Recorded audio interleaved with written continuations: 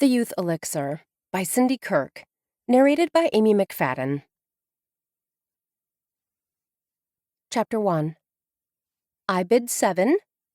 Matilda Till Bemis glanced at the cards in her hand and hid a smile. Her luck had finally turned. Even though 7 was a stretch, with only an ace and a queen, if she got the tray, she'd be more than halfway to her bid. She and her friends had gathered for lunch, cards, and conversation. Today the game was pitch. They'd decided to play the version Call for Your Partner, a favorite of Till's. Geraldine Walker shook her head.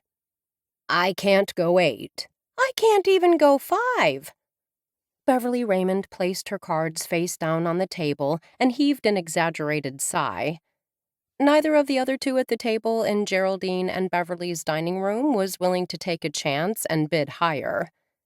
Till's lips curved in satisfaction. Though she wasn't positive she could get 7, she decided to embrace the mindset, go bold or go home. The bid is yours, Till. What are you looking for? Lisa Rogan, the youngest of the 5 friends, shot a quick glance at the cards in her hands, no doubt wondering if she'd be Till's partner for this hand. Although Lisa was only 50, decades younger than the other 4 women, Lisa had an old soul and fit in perfectly. Spades. Till laid down her ace. I'm calling for the 3. Directly across the table, Rosemary Woodson grimaced. When it came her turn to lay down her card, she placed the 3 of spades on the pile. I'm afraid that's the only help I can give. Till might have groaned on the inside, but she shot Rosemary a reassuring smile. No worries. The truth was, Till had counted on her partner helping her reach 7. Now she was going to have to make it on her own. At least she was in familiar territory. She'd been on her own most of her life. Unfortunately, this time if she failed, she wouldn't be the only one who went down in flames. She would take Lisa down with her. Think positive, Till told herself. But when Geraldine's lips curved, Till knew even a positive attitude wasn't going to save her. Or Lisa. After cards, the women moved outside for cookies and lemonade. It had been only 2 hours since they'd each enjoyed a red velvet cupcake with thick cream cheese topping for dessert. No one appeared bothered by that, especially when Beverly announced she'd stopped by the bakery that morning and picked up a dozen burger cookies. The soft, cake-like cookies with a mound of rich fudge frosting were irresistible and had been a Maryland favorite for nearly 200 years. Talk on the porch quickly turned to a favorite topic, Rosemary's upcoming wedding. Love had come late in life to the handsome woman with the long gray braid down her back. Not long after arriving in town, Rosemary had met Barry Whitehead and fallen head over heels. You two make such a cute couple, Beverly gushed.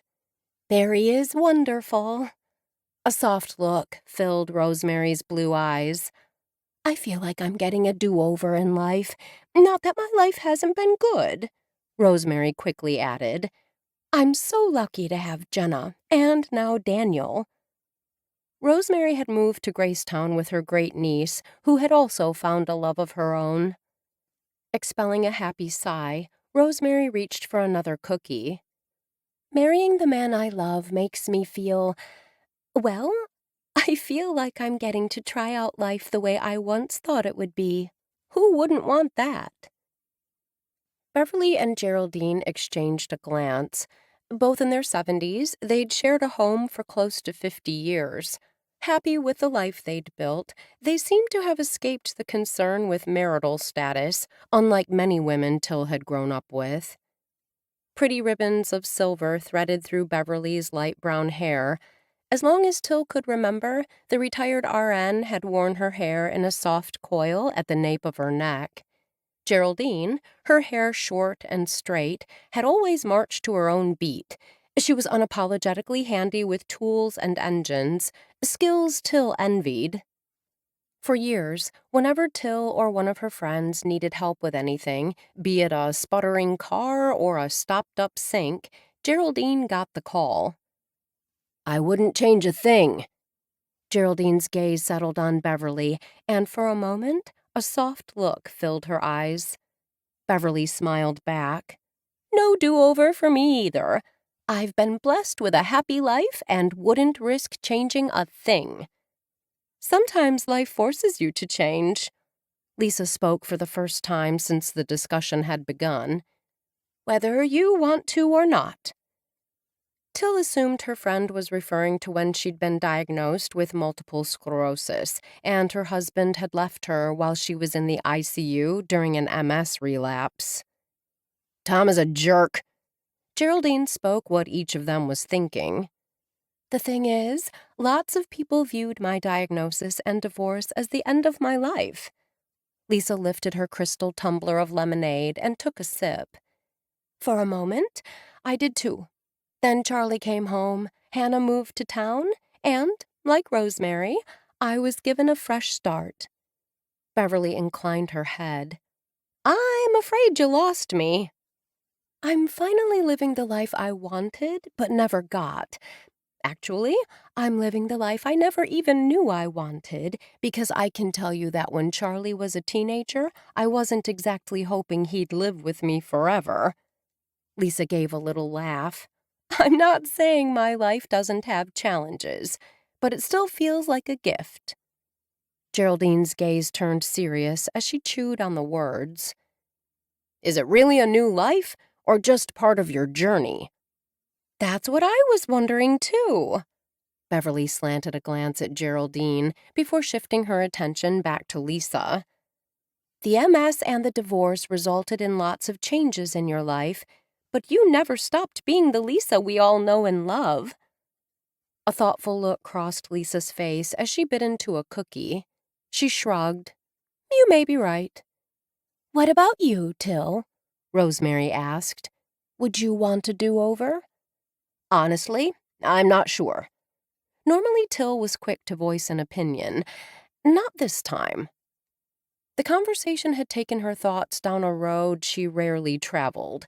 She'd never contemplated a life in which her parents didn't die young, or her fiancé didn't leave her, because what would be the point? Dreaming of something different wouldn't change anything. Besides, she had good friends and a sense of purpose in life. That was more than most people had. Yet, at the same time, hearing her friends talk about the idea of a do-over stirred something inside Till. It would be nice to know there was still plenty of time to discover new people and experiences, rather than to feel like all those opportunities were in the rear view. Till wondered if who she was now had been forged by the challenges she'd encountered over the past 9 decades. Would she be different if she'd been presented with different experiences and opportunities? Come on, Till, Beverly teased when the silence lengthened. You have to have an opinion. You always do. Till offered a rueful smile. The thing is, when you're north of 90, like me, while you might have the desire for the new, there's no point in pretending you've got the time. Instead of driving to the card party, Till had walked. When it came time to leave, she turned down Rosemary's offer to drive her home and saw herself out. Holding on to the rail, she carefully navigated the porch steps, then paused on the sidewalk outside the stately Victorian. Till found herself in no hurry to head home to an empty house. Alone. Why did that single word have her mood suddenly plummeting? She'd lived alone for most of her life and regarded her bungalow in the Maplewood Village area of GraceTown as her sanctuary. Till sighed. This melancholy wasn't like her. Neither was her current indecision about where to go and what to do now that the card party had ended, especially on a lovely summer day when the sun shone bright in a cloudless sky of brilliant blue. She thought of the recently released novel that she'd eagerly anticipated reading for months. She didn't have the slightest doubt that sitting on her porch glider with that book would have her mood sunny in no time. The book nestled in her handbag had Till quickening her steps in the direction of home. Halfway there, she changed course. Instead of turning right, which would have taken her to her front door, she impulsively turned left, in the direction of Maplewood Park. Though eager to start reading, Till deliberately slowed her pace and reminded herself that life was a journey to be savored, not gulped. A middle-aged woman with hair turning to silver straightened from the mulch she was adding around a large maple and flashed a smile. "You've got the right idea. It's a perfect afternoon for a walk." Till knew Sally Hardy from the tutoring program for inmates at the local detention center. Like Till, Sally was a former teacher who believed strongly in the importance of literacy. Gesturing with one hand to Sally's yard, Till smiled. "It's also a gorgeous day for yard work." "Yes, it is," the woman laughed, "though not nearly as much fun as a stroll." After a few minutes of conversation, Till continued on her way. Over the years, she'd watched the home that Sally and her husband had purchased go from dilapidated to show-stopping gorgeous. The two-bedroom bungalow boasted a fresh coat of paint, new shutters, and a yard that was the envy of the neighborhood. The Maplewood Village area had experienced a resurgence in recent years when affordable housing in GraceTown had become nearly out of reach for most working-class families. Long-neglected homes in the area had been purchased by those who weren't intimidated by fixer-uppers, as Till had heard the pretty lady on TV call them. The park came into view, and Till quickened her steps, eager to take a seat on her favorite bench and crack open the book.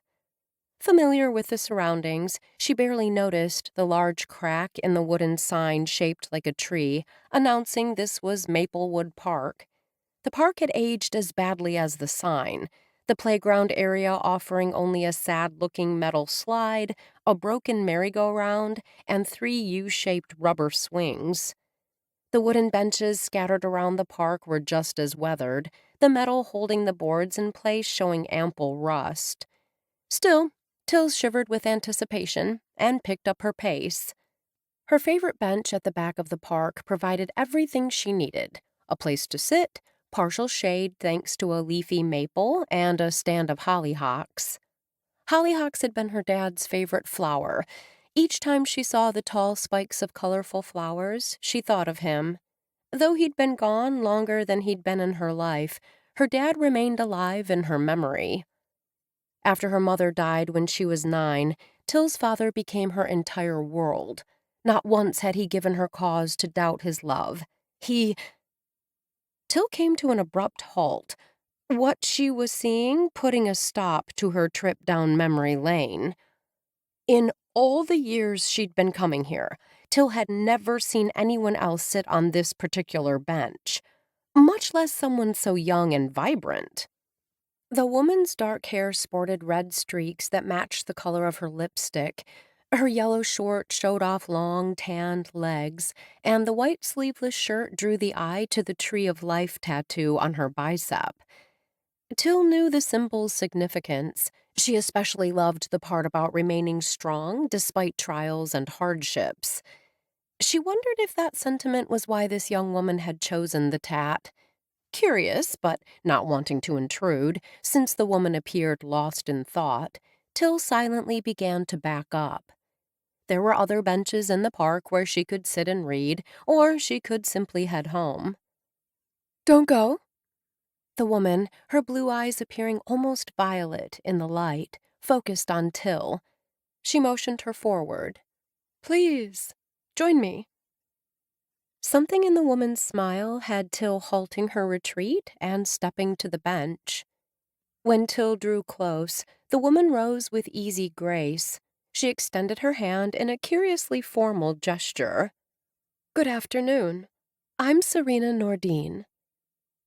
Till took the hand with its shiny gold nails and gave it a firm shake. "Matilda Bemis. Everyone calls me Till."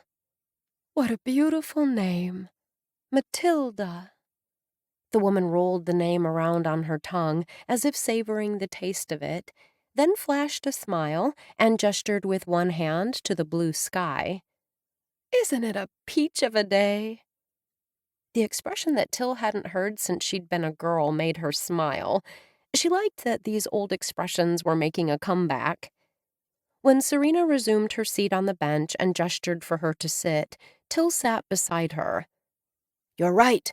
The day is absolutely gorgeous." Till studied the young woman. "Do you live around here?" "I've lived a lot of places." A woman of few words. Till understood. Her friends had told her that nowadays you had to be careful about how much information you shared with strangers.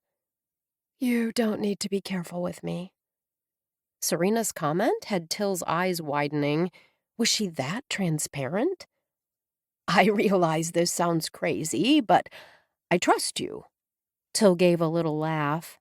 "Something about you is familiar."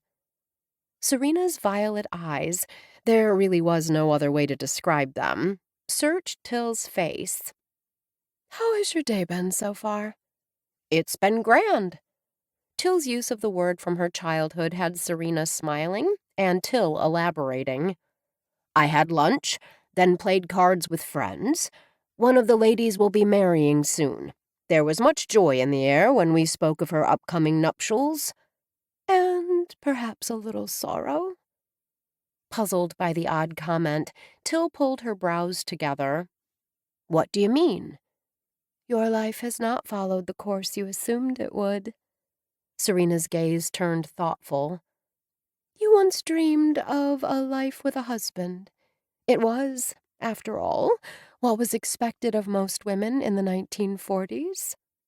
Though it had to be simply a good guess, Serena spoke the truth. While marriage and children were no longer the course in life that all modern women dreamed of, when Till had been in her 20s, marriage followed by children had been every young girl's dream. When Vince had returned from World War II and they'd met and fallen in love, Till's future had seemed to be headed down the traditional path. Not meant to be, Till reminded herself. After all these years, thoughts of Vince no longer brought an ache to her heart. Perhaps a bit of wistfulness for what might have been, but that was all. She glanced down at her wrinkled hands, then farther to her serviceable shoes, and smiled ruefully. Okay, she could admit, but only to herself, that she sometimes experienced a pang of envy when seeing a couple in love or a young woman with her whole life spread out before her like a pretty quilt. Still, she'd never been one to dwell on what couldn't be changed. At the grand old age of 92, she wasn't about to start now. She'd made the most of the life she'd been given. When life had given her lemons, she'd made lemonade. Serena's steady gaze had Till realizing the young woman was waiting for a response. "Yes, I've remained single.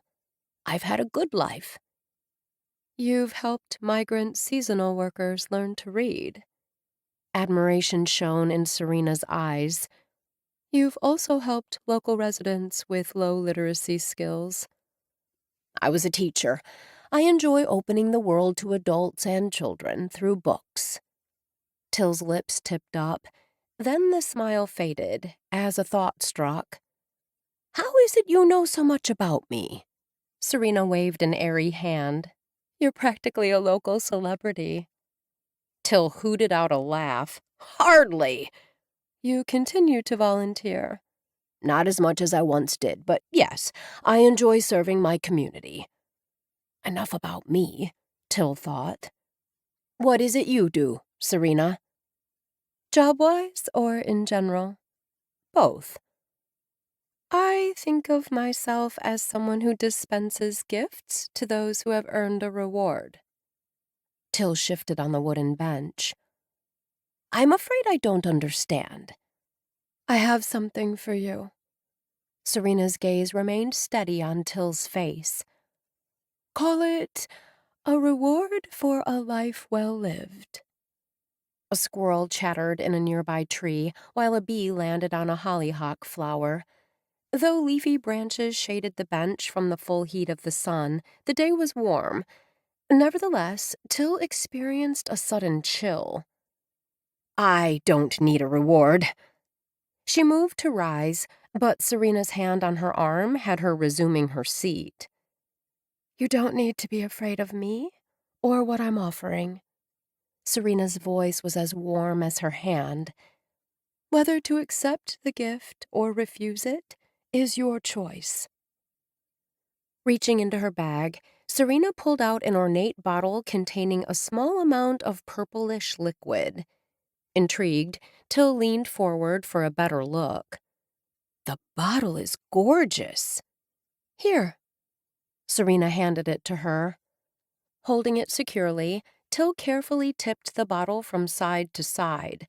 There wasn't as much liquid in it as she'd first thought, no more than 2 ounces.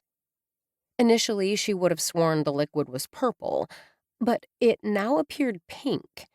As she continued to stare, the color changed again, this time to a pretty blue. The bottle is lovely, and the way the liquid changes color is fascinating. Till glanced at Serena and asked, "What's in it?"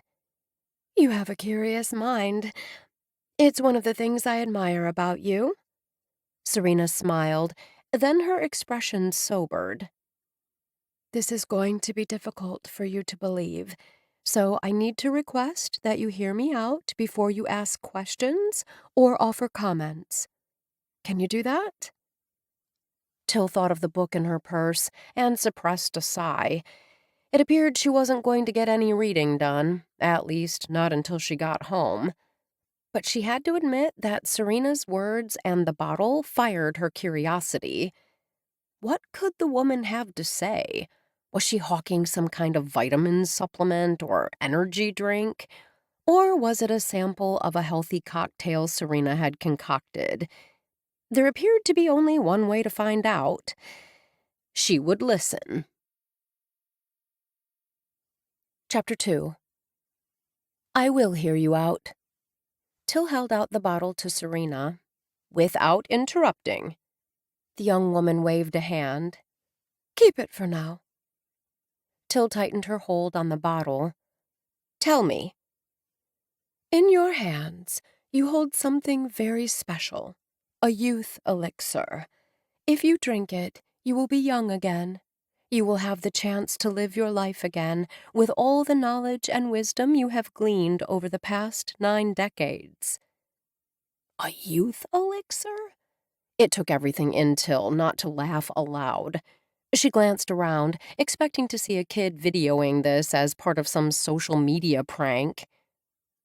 Who put you up to this? It's not what you think. Serena spoke in the same matter-of-fact tone. You need to understand that your aged body will die. You will lose access to your current worldly possessions and will start over completely on your own. You can choose a new name, and you will be given a new identity with a new background and papers to prove who you are. What you choose to do with this new life will be entirely up to you. Till knew her hearing wasn't what it once was, but she had been paying attention. She searched Serena's face. Are you serious? Very. A light glimmered in Serena's eyes. You have spent your life caring for others, Matilda. This is a reward, a chance for you to, well, begin again. I don't know what to say.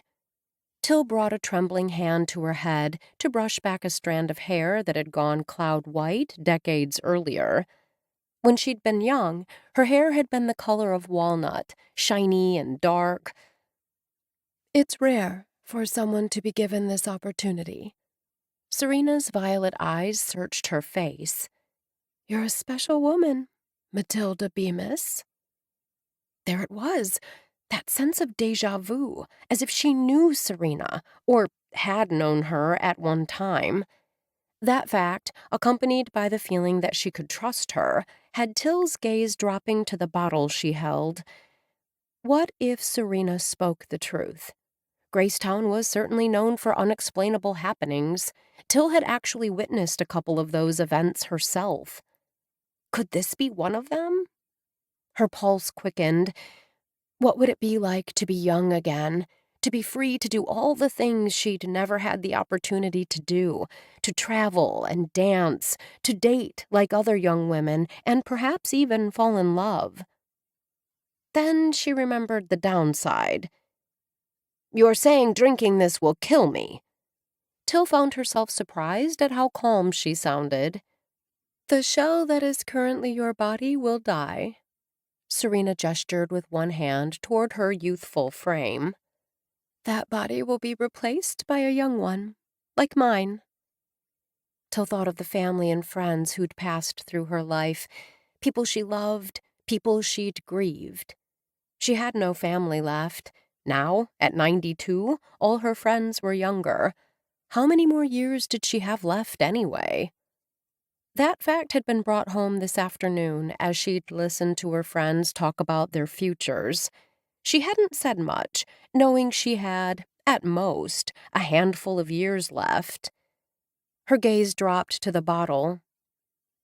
"You mentioned I'll only have the clothes on my back." Ever the pragmatist, Till considered the profound difficulty of starting over with absolutely nothing. "That will make it nearly impossible for me to function and survive." Serena's lips curved up in a slight smile. "I believe you know in your heart where to find what you need." Well, that was hardly helpful. "What name would you like?" Serena asked. Till blinked. "Name?" "You can no longer be Matilda Bemis," Serena gently reminded her. "I need a new name for the papers." Another reminder that Matilda Bemis would cease to exist.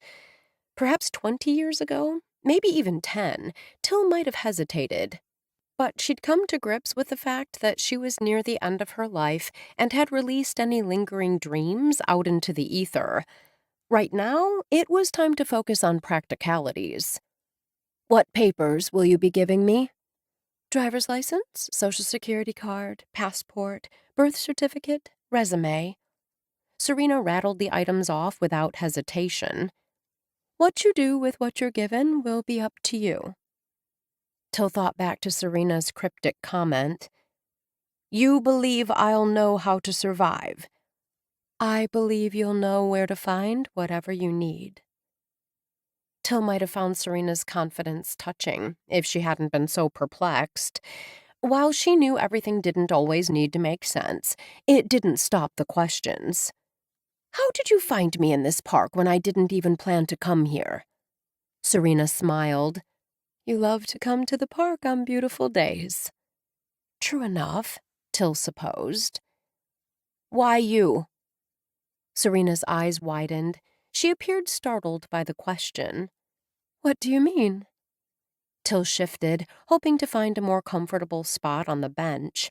She didn't have much meat on her bones, and for some reason, the bench seemed more unforgiving than usual this afternoon. "Why are you the one offering me this? Is that what you do? Go around dispensing do-overs?" Serena shook her head. "Awarding this type of gift is rare. I'm here because you're special." Till nearly snorted out a laugh, something her father would have dubbed very unladylike. An ache lanced her heart. Even after all these years, she missed her papa. He'd been such a good man, such an amazing father. "I'm not special. I mean..." Till thought back over her life. Her mother dying when she was 9, Papa stepping up to be both father and mother, working side by side with him at the hotel he owned, caring for him when he became ill, going to college, working and volunteering. "I didn't have a family, so I had the time to help others." Serena leaned forward, her expression earnest. "You might think that, but we all have choices in how we live our life. You have built a remarkable legacy that will be remembered long after you're gone." "That's kind of you to say." "Not just kind. True.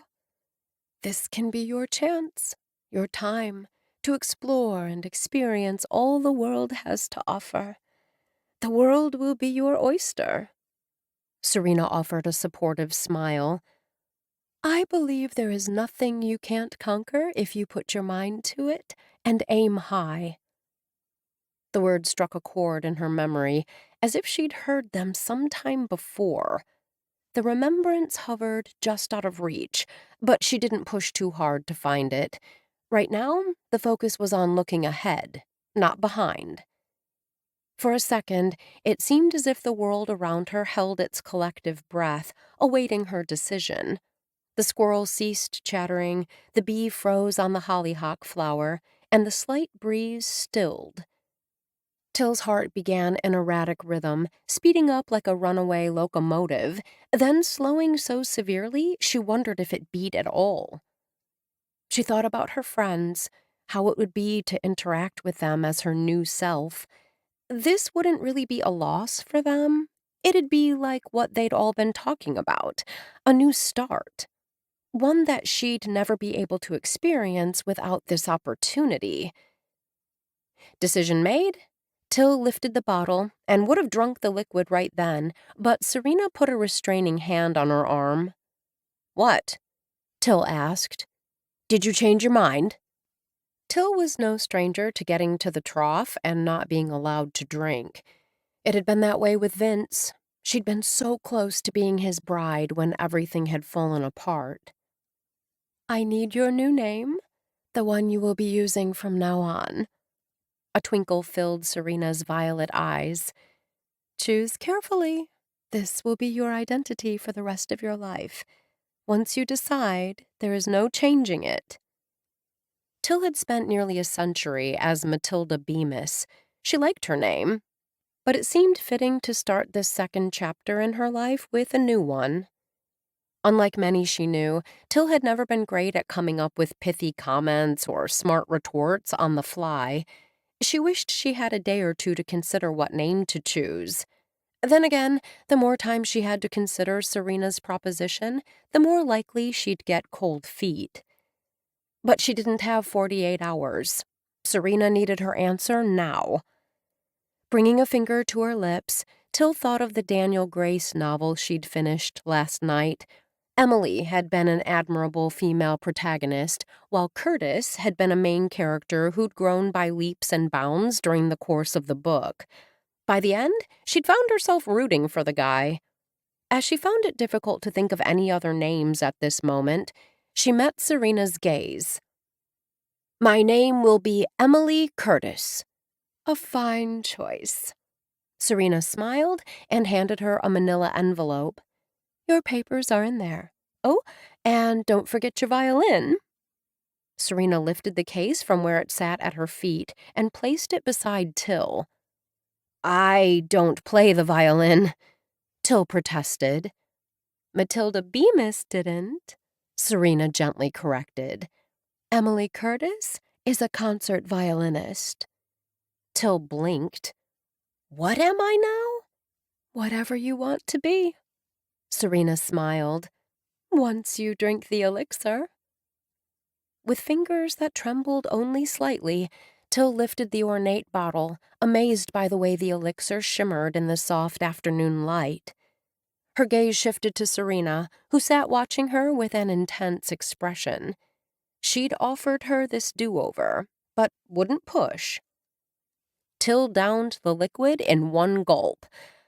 The taste reminded her of the mulberries that had once grown wild in the backyard when she'd been a child. That was her last thought, before everything went black. Chapter 3. Opening her eyes, Till blinked against the brightness of the sun. Though uncertain how much time had passed, she realized that she was no longer in Maplewood Park, but sitting at the base of the Angel of GraceTown statue. Though the angel was a popular tourist attraction, today no one else was in this area of the town square. Instead of the floral dress and serviceable shoes Till had worn to the card party, she now wore sneakers, a stretchy kind of jean fabric for pants, and a sleeveless top in an eye-popping blue. Till reached up to touch the strand of hair that the wind blew in her face. The color was no longer cloud white, nor the dark brown of her youth, but a pretty honey blonde. Her heart gave a solid thump against her chest. Was she hallucinating? Was this some kind of drug trip? Scrambling to her feet, she moved her shoulders and legs and realized the aches and pains that had become her constant companion the last few years were gone. She stretched and extended her fingers, noticing the age spots and wrinkles were gone. No, this felt too real to be a hallucination. On the outside, and at the core, she was different. Eager to see if she looked as young as she felt, Till glanced down, expecting to see her pocketbook, which had a tiny mirror nestled in one of the side pockets. Instead, there was only the manila envelope and violin case that Serena had given her. Ignoring the violin, Till opened the envelope and pulled out the contents. Along with her book, the official documents that Serena had promised were there.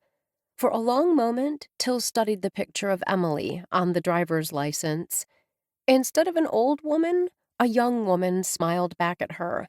So pretty, so incredibly young, so different.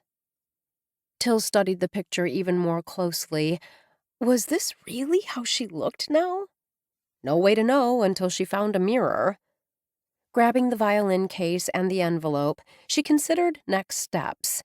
Having identification was all well and good, but that wouldn't get her a place to stay or fill a belly that would soon want food. What had Serena said to her? Something about her knowing how to find what she would need? The bank was clearly out. She didn't have the necessary identification. If she attempted to withdraw money from an old woman's account, a bank where she had done business for half a century, she would likely be arrested. Heck, if they'd already found her body in the park, that would make her attempt to withdraw funds even more suspicious. Her lips quirked up in a wry smile. In a way, she did have something to do with it. She had, after all, drunk the liquid that had ended Matilda Bemis and birthed Emily Curtis. Enough silliness. The sky overhead had turned dark, and she had enough experience with the weather in this part of the country to know when a storm was moving in. First things first. Money for food and a place to stay. One raindrop plopped on the ground before her, then another. From the time she'd been a little girl, Papa had stressed the importance of setting aside money for a rainy day. Not in a bank, because banks could fail. He'd been a young man when the stock market had crashed in 1929. That was why he'd always had cash set aside in a coffee can hidden in the house. Till had not experienced a bank failure, but she'd followed his lead and kept a healthy sum of cash in the same coffee can he'd once used. She stored it in the lean-to at the back of her house, in the area where she kept her gardening supplies. Unless a person knew where it was, they'd never find it. Taking it wouldn't be stealing. It was her money, hard-earned and set aside for a rainy day. As Till glanced up at the once blue sky now gone dark, thunder rumbled. If this wasn't a rainy day, she didn't know what would qualify. Glancing up at the sky one more time, Till took off running. Even as the rain began to fall, joy filled her, as she realized she was actually able to run. Not wanting to draw the attention of neighbors who might wonder about a stranger standing on Matilda Bemis's front porch, Till entered the property from the back alley. The key was right where she'd hidden it, on the underside of the kitchen window, held in place by a thin wire. Opening the back door, she stepped inside and stood there, breathing in the familiar scent of rosemary, thyme, and mint emanating from the herb garden in the pots on the shelves in this utility area. This was her house, the place she'd loved and made a home. For a moment, the realization of all that had changed had tears springing to her eyes. With one sip of the youth elixir, her days of puttering in her garden, of clipping herbs for a special dish or to add flavor to a salad, had ended. That had been Till's life. She was Emily now. Had she made a mistake? Even as she crouched down and pushed aside clay pots and gardening tools, she felt a pang of, well, something. Not regret, but sadness over the friends and things, like this house, that she would leave behind. Her searching fingers found the coffee can, the bills covered by dozens of rags, some holding the faint smell of peat moss. She pulled out the can and set it on a drop-leaf table that had seen better days. She was glancing around for a canvas bag where she could place the cash and the important papers when she remembered the letters. Those she would not leave behind. Inside the quiet home where the scent of cinnamon lingered from the monkey bread she'd baked yesterday, Till found not only the canvas tote, but the letters bound with a pretty lavender ribbon. She also found a mirror.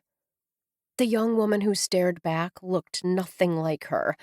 Her dark hair was now the honey blonde that her favorite movie star had once sported, a color she'd envied. Even her eye color had changed.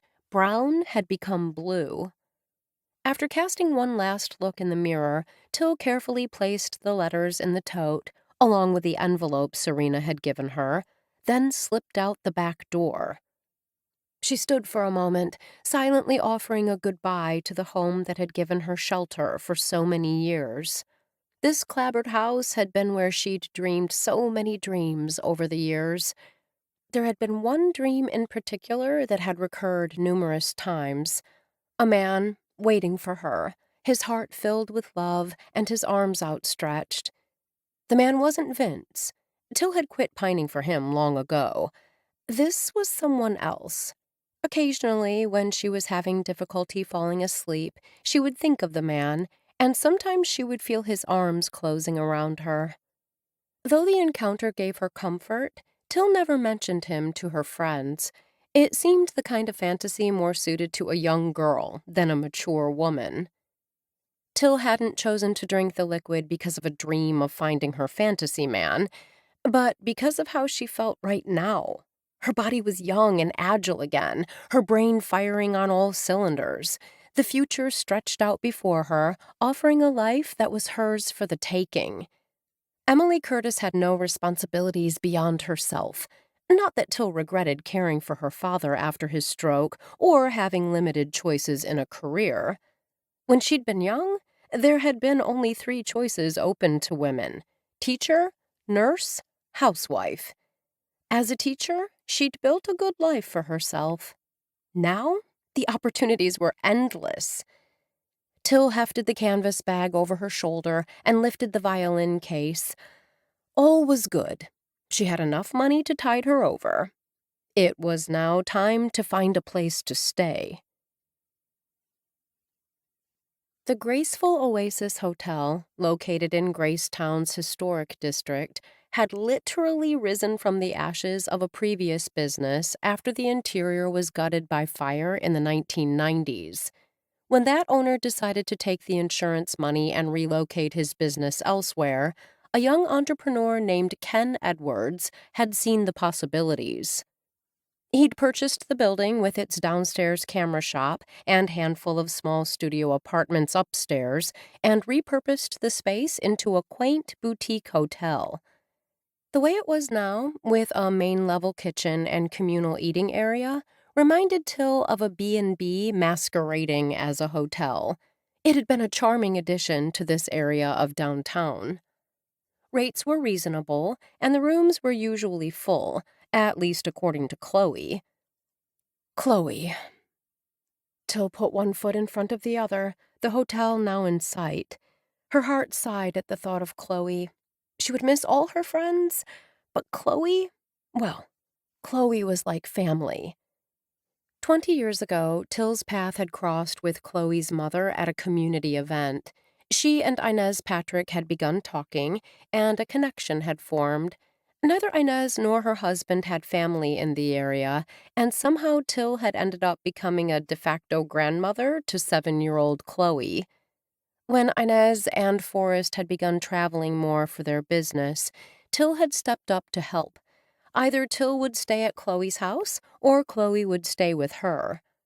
The day Chloe left for college had been a sad one for Till. Then her parents had moved to Paris, which meant that Chloe hadn't come back to GraceTown as often.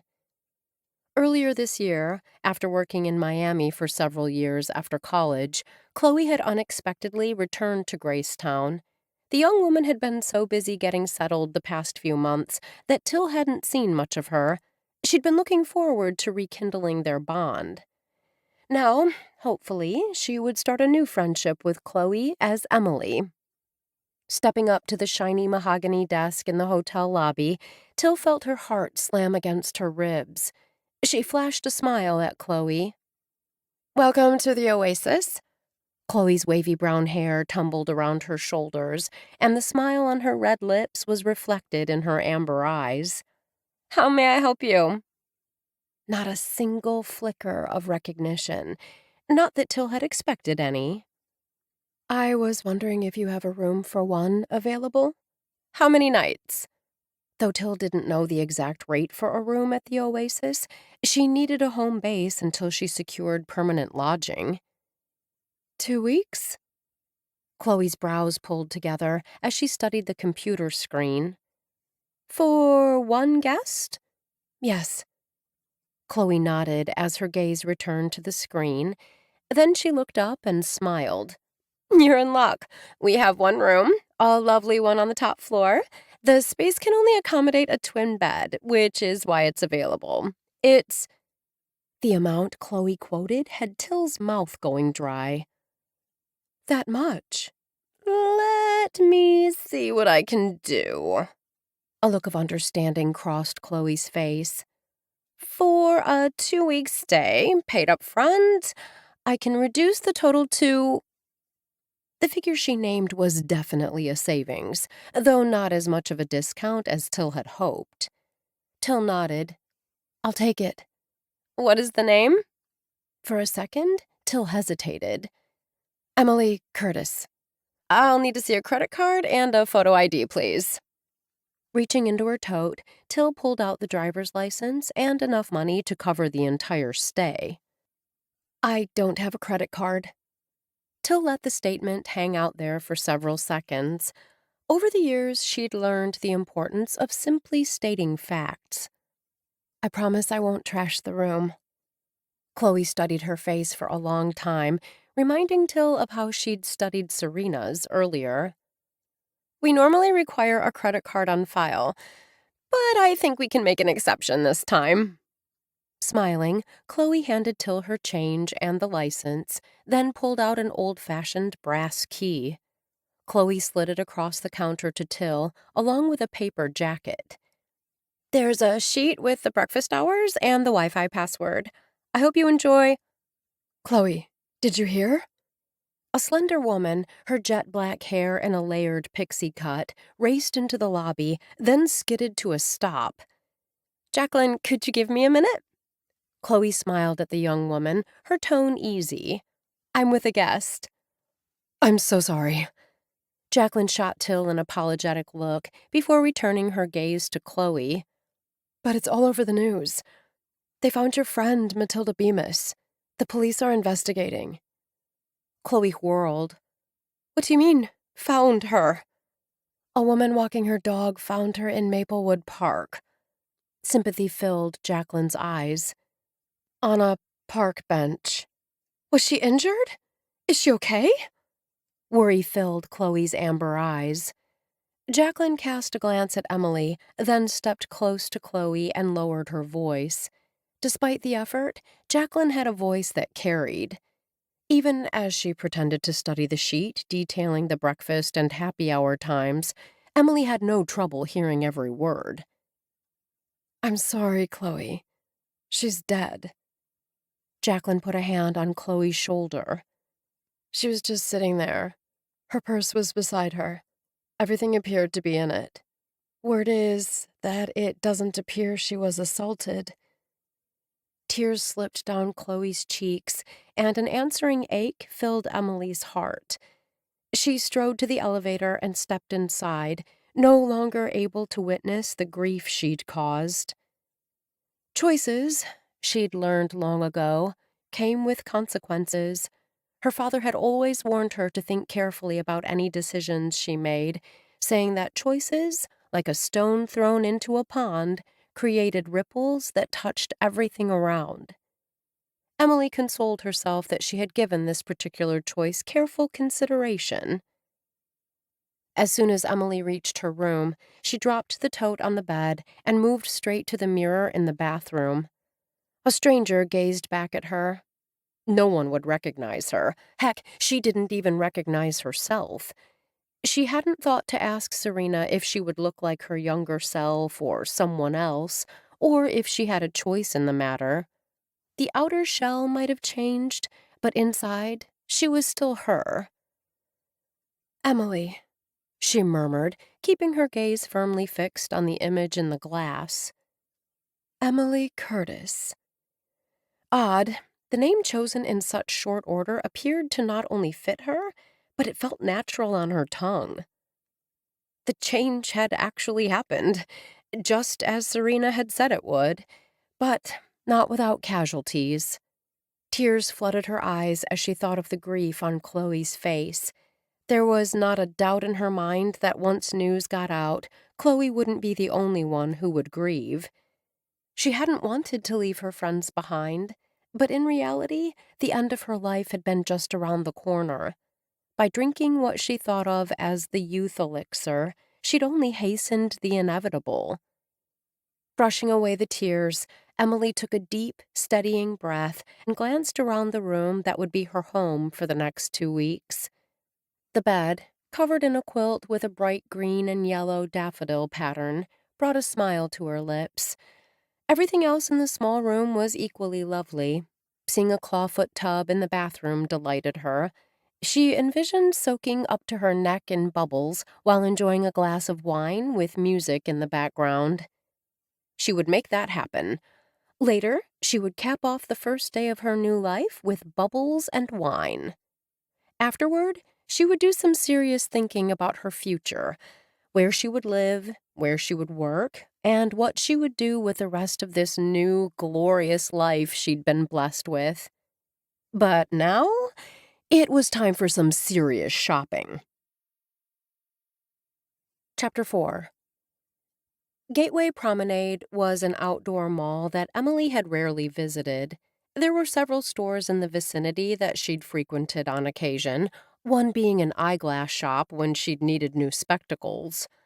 Most of the women she knew agreed that the majority of stores at this particular mall catered more to teens and young men and women in their 20s and 30s. Emily decided that made it her perfect destination. When she reached for her purse to call an Uber, it struck her that not only didn't she have a handbag, she didn't have a phone. A purse, along with a wallet, rose to the top of her must-buy list. Then a prepaid phone that would get her by until she had money coming in. And finally, and this was what she was most excited about, new clothes and shoes. Though determined not to squander her money, neither would she deny herself the pleasure of the shopping experience. When she'd been young, there'd been no money for frivolous purchases. The hotel her father had owned had been struggling, and each dime had been precious. Thankfully, the dark skies had passed with no more than a heavy sprinkle. The day was beautiful, and it wasn't much of a walk to the mall. On the way, Emily reveled in her youthful legs, strong and sturdy, with no aches or pains. The promenade, designed with businesses clustered around a central courtyard, boasted not only leafy trees and an abundance of colorful flowers, but a fountain that doubled as a wishing well. The fun of perusing the purses in the first store she entered kept Emily busy for a full 30 minutes. She finally settled on what the sales clerk called a hobo bag in a very impractical apricot color. "This is one of my faves." The girl, who looked about 12 but was undoubtedly older, smiled as she scanned both the purse and matching wallet. "The color is dope." Thankfully, Emily knew that dope meant lovely. She smiled and pulled a couple of bills from her tote, laying them on the counter.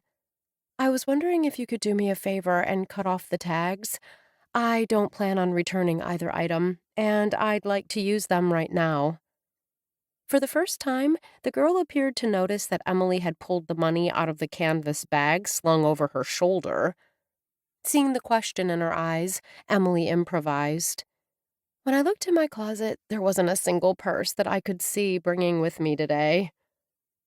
All true, Emily thought, only because there hadn't been a single purse in the room. I hear ya, the girl chuckled. I'm like that too. With quick, precise movements, the clerk cut off the tags, put the purse and wallet in a handled sack, and handed it to Emily, along with her change. Thanks for your help, she told the girl. No problem. Emily was still smiling at the reply that had somehow replaced "you're welcome" as she strode out of the shop and into a big box anchor store where she picked up a prepaid smartphone and an Apple Watch. The directions for activating the phone with 3 months of talk and text appeared straightforward. Still, since she had no one to call, Emily decided she'd wait until she was back in her room to do the setup. In time, she would have friends she would want to contact and who would need a way to contact her. But for now, she appreciated the anonymity. It gave her time to get her ducks in a row. A brief stop at a table in the courtyard gave her the chance to put her money and driver's license into the wallet, which she then placed into the purse. The canvas tote went into the handled shopping bag, along with her new phone. She smiled to herself. Now she was ready for some serious shopping. 2 hours later, Emily returned to the hotel, flushed with the knowledge of a job well done. She dropped her new purchases off in her room and changed into one of her new outfits. After taking a moment to admire the beauty makeover that she'd had done at a cosmetics counter, she ran her new brush through her hair and headed down the stairs. Though she could have eaten at the mall, she was in the mood to celebrate the first day of her new life with something different. Today's early luncheon felt like it had happened eons ago. While the excitement had sustained Emily through her shopping endeavors, all the walking and shopping had stirred her appetite. Thankfully, the Riverwalk, with its plethora of restaurants, was only a hop, skip, and a jump away. Emily felt a shiver of excitement as she strolled in the early evening air. Music from a band farther down Cripple Creek added to the festive atmosphere. Emily loved the lights, both white and colored, that businesses strung across outdoor seating areas and around windows. Even though it wasn't dark yet, thank you, summer, the ornate lampposts along the Riverwalk had already clicked on. Flags advertising the upcoming Blues, Brews, and Barbecue Fest fluttered from the posts, the bright orange and yellow colors drawing the eye. Emily knew all about the annual craft beer festival, or rather, she'd heard about it, but had never attended. Though it was open to any adult 21 and over, in her mind the event was geared toward the young. She glanced down at her puff-sleeve tee, wide-leg trousers in a plant pattern, and new strappy sandals. She recalled the image in her hotel room mirror and smiled. Emily had the feeling a Blues, Brews, and Barbecue Fest was in her future.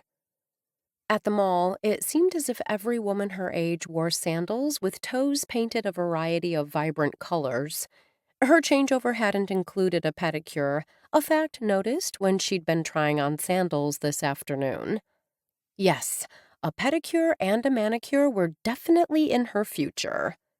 She felt a surge of anticipation, then was struck by how odd it was to be planning a trip to a nail salon and deciding which of the many restaurants would get her business tonight when she no longer existed. For a brief second, the thought had her sobering, until she remembered she was still very much alive. The body that had been her home for the past 92 years had simply been replaced with a newer, sportier model. The only thing she regretted was bringing pain to those she'd left behind. Once again, she reassured herself that her body had been wearing out, and her time would have been up soon enough. Right now, she was alive and had been given this amazing opportunity. She wasn't going to waste a single moment of it on regret. After studying the posted menus of several restaurants along the Riverwalk, Emily went with the tasting menu at the Black Apron Bistro. The chef's choices included an appetizer of scallop crudo and a main course of grilled octopus. The carefully selected wine pairings to complement each course only enhanced the dining experience. Emily found the octopus surprisingly tasty, and the Vermentino, a light-bodied white wine, an excellent choice. When she'd asked the server what was for dessert, Clark, who'd been subtly flirting, winked and told her she was going to love the mignardises. Unfamiliar with the word, she'd had to ask, and he'd told her they were bite-sized sweet treats. She would receive a plate containing a macaron, a truffle, a petit four, and a fruit tartlet. She was offered a digestif or coffee. As Emily had already consumed enough alcohol throughout the meal, albeit in small portions, she chose the coffee. Clark's constant attention, despite his other tables filling up, had made her dining experience all the more pleasurable. When he wasn't seeing to the needs of his other customers, he stood tableside, visiting with her. It was almost, Emily thought, like having a very enjoyable dinner companion. Unfortunately, as business picked up, Clark's visits to her table became less frequent. While waiting for him to bring her dessert and coffee, she spotted Chloe and Jacqueline approaching the hostess stand. Emily's heart twisted, knowing that the grief she saw on Chloe's face was for her. Since Emily had arrived before the rush and all the single tables had been occupied, the hostess had sat her at a foretop in the outdoor dining area. "I'd be happy to take your name." The hostess's voice carried easily on the still evening air. "Right now, we're looking at a 40-minute wait." Jacqueline and Chloe exchanged a look. Chloe gave her head a little shake. "Thanks anyway." Jacqueline offered the hostess a polite smile. "We'll try another time." As the two strode by, Emily gestured to the empty chairs at her table and said, "You may join me, if you'd like." Emily had been taught proper manners from a young age. Calling out to virtual strangers and inviting them to join you at your table simply was not done. The two women moved to the waist-high ornate fence surrounding the outdoor seating. As they stepped closer, Emily saw recognition dawn on Chloe's face. "You're Emily. Emily Curtis." "That's right." Emily's heart gave a little lurch. After all those years of closeness, she and Chloe were now strangers. Chloe turned to Jacqueline. "Emily was the guest I was checking in this afternoon." Chloe performed a quick introduction, and Emily learned Jacqueline's last name was Edwards and that her father owned the Oasis. The sadness on Chloe's face had Emily yearning to spring to her feet and enfold the young woman in her arms, the way she had when Chloe had been a child. Good sense had her remaining seated. Jacqueline shot Emily a look of apology. "Sorry for interrupting your check-in. It was sort of an emergency." "Chloe and I had finished our business," Emily assured her. "How do you like your room?" Jacqueline asked, sounding more polite than truly interested. "It's lovely." "I'm glad." Jacqueline shifted her gaze to Chloe. "What do you want to do?" "This works for me," Chloe told her friend, then offered Emily a tentative smile. "We'd love to join you if you're sure we wouldn't be intruding." "I'd love the company." The warmth in Emily's voice appeared to seal the deal, at least for Chloe. Jacqueline hesitated for only a second more. "I'll grab menus from the hostess." The two women were just getting seated when Clark appeared with Emily's dessert plate and coffee. Chloe's amber eyes widened. "Those look amazing." "Have one, or two." Emily nudged the plate in Chloe's direction, then turned to Jacqueline. "Please, help yourself." "None for me." Jacqueline lifted a staying hand, then added as more of an afterthought, "Thanks, though." "They look incredible." Chloe heaved a sigh filled with regret. I should probably eat some real food first. Jacqueline turned to Chloe. Are you going with the blueberry bison burger with roasted vegetables? Chloe chuckled. You know me so well. Make that too. Jacqueline smiled up at Clark. Clark inclined his head. Anything to drink? Once he'd taken their drink orders, Clark swept up the menus, his gaze lingering on Emily. It shouldn't be long. The kitchen is on fire tonight. Hopefully he means that figuratively, Emily quipped. Jacqueline's brows pulled together. Chloe laughed. You both already knew what you wanted, Emily observed, glancing from one woman to the other. You really didn't need menus. Jacqueline shrugged. We thought we might. When the blueberry bison burgers are on the menu, that's what we usually get. Chloe glanced at Emily. What did you have? I went with the tasting menu. Emily gave them a quick course-by-course rundown. Chloe wrinkled her nose. I tried octopus once. Now, it may have been how it was prepared, but it seemed rubbery, and I didn't care for the taste. But you liked yours, right? It was incredible. Emily gave a little laugh. I was tempted to go with the seared scallops, a personal favorite, but that would have been the safe choice. I was feeling adventurous tonight.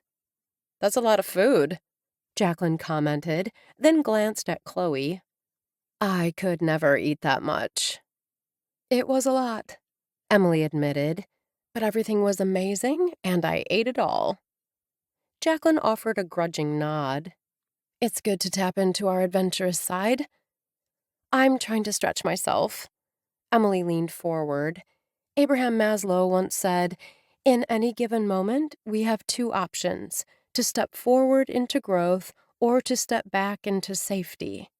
I've gone the safe route one too many times. Emily hadn't even finished speaking when tears filled Chloe's eyes and slipped down her cheeks. Emily resisted the urge to reach out and ask what was wrong, the way she had when Chloe had been young. Blinking rapidly and appearing embarrassed by the show of emotion, Chloe hurriedly brushed away the tears. Sorry, I had a friend who loved that quote. It's okay, Chloe. Jacqueline's voice was as soft as the hand she placed on her friend's arm. She turned to Emily and explained. She lost someone very close to her today. Till, that was her name. Well, actually it was Matilda, but she went by Till. Chloe sniffled, then pulled a tissue from her purse. She was found dead in a park this afternoon. Oh, no. Emily forced surprise into her voice. What happened? She was really old, Jacqueline pointed out. Like, ancient. Chloe shot Jacqueline a glinting glance before refocusing on Emily. She was 92, but a young 92, if you know what I mean. I do. Emily offered a sympathetic smile. Was this woman a relative? Chloe shook her head and appeared to steady. She took a sip of her cola. Not by blood, but she was like a grandma to me. My parents traveled a lot for their business when I was young. They hired Till to watch me when they were gone. It felt as if I was with her more than with my parents growing up. I loved her. Emily's heart twisted. The thing I regret the most, Chloe continued without any prompting, not appearing to notice when the server placed the plate of burger and vegetables before her, is that I didn't spend more time with her when I first got back to GraceTown. Now it's too late. I'm sure she understood. Again, Emily had to resist the urge to reach over and give Chloe's hand a squeeze. I don't know. Maybe. I hope. Chloe expelled a heavy sigh and picked up her fork. You've only been back a few months, Jacqueline reminded her. You were busy getting settled. I should have made time for what was important, Chloe insisted. Think of your own grandmother. She won't be around forever. Jacqueline rolled her eyes. Don't get going on her. Sensing a sore subject, Emily steered the conversation back to Chloe. Where were you before you returned to GraceTown? Emily took a sip of coffee and nibbled on a petit four. She, of course, already knew the answer, but the more Chloe spoke, the more she appeared to steady. I went away to college. First to get my bachelor's, then I picked up a master's, because hey, why not? Chloe gave a laugh. You always were an overachiever? Jacqueline's tone held a teasing edge. Chloe laughed. I guess. What did you get your degrees in? Emily asked, wanting to keep the conversation going. Liberal arts and hospitality management. Chloe shook her head. Not exactly the most marketable of concentrations, but it's what I like. After graduation, I worked in the hospitality industry in Miami. Then, well, things went south, and I came back here. Jacqueline and I were roommates at Cornell and kept in touch. Thanks to her recommendation, her father offered me a job managing the Oasis. You'd have gotten the job without me, Jacqueline insisted. Your resume speaks for itself. He was lucky to get someone with your qualifications. Emily agreed. Any employer would be lucky to have Chloe. What about you, Jacqueline? Do you also work at the Oasis? I don't. Jacqueline stabbed a roasted carrot. I love my dad and all, but us working together, well, there is such a thing as being too close. I'm the assistant catering manager at the Grand Manse. The Grand Manse had once been a private residence. Located on 20 acres, it now housed the former owner's extensive art collection. The house and land had been bequeathed to the city with the stipulation that the home and gardens be used for special events that would enrich the lives of GraceTown residents. Emily had known Bertie Hollowell, the former owner. Though they hadn't been close, she admired Bertie's philanthropic nature and all she'd done for the town they both loved. I didn't realize the manse did outside catering. The words slipped out before Emily could remind herself that she was supposed to be new to GraceTown. Until recently, we only catered on-site events, but it made sense to take on outside events to bolster revenue. The first genuine smile that Emily had seen since Jacqueline had sat down lifted her lips. I'm jazzed about the changes. Jacqueline is the one dealing with the outside venues and clients. Chloe beamed at her friend. You're the perfect person for the job. Thanks, Chloe. Jacqueline shifted her focus to Emily. What is it you do, Emily? Emily's hand stilled on the cup she'd just brought to her lips. She lowered it back to the saucer without taking a drink. Her mind raced as she fought to recall what she'd read on the resume Serena had provided, the resume she had only skimmed. Concert violinist. Dear God, couldn't Serena have picked something more normal? Then Emily reminded herself there was nothing normal about any of this. I received a Bachelor of Music degree from Juilliard. My instrument of choice is the violin. Under the table, Emily wiped suddenly sweaty hands against her napkin. Juilliard! Admiration shone in Chloe's amber depths. That's cool. Jacqueline took a bite of her bison burger, her gaze turning sharp and assessing. Emily hoped the questioning would end there. She opened her mouth, ready to steer the conversation in another direction, but she didn't get the chance when Jacqueline spoke first. What have you done since graduation? Most recently, I played for the Baltimore Symphony Orchestra. That had been the last position on the resume. Emily was almost sure of it. For over a century, the Baltimore Symphony Orchestra had been recognized as one of the leading organizations in the country. She wondered if its close proximity to GraceTown was why Serena had made the orchestra part of her history. Emily's plan was to go through the paperwork Serena had included once she returned to her hotel room later tonight. If Emily had done it earlier, she'd have been prepared for these types of questions. Why did you leave? Chloe asked the question that Emily had hoped neither of them would raise. I was ready for a change. Though Emily had no idea why a concert violinist was the background she'd been given, drinking the youth elixir had been about change. Though I have to wonder if that was a smart move.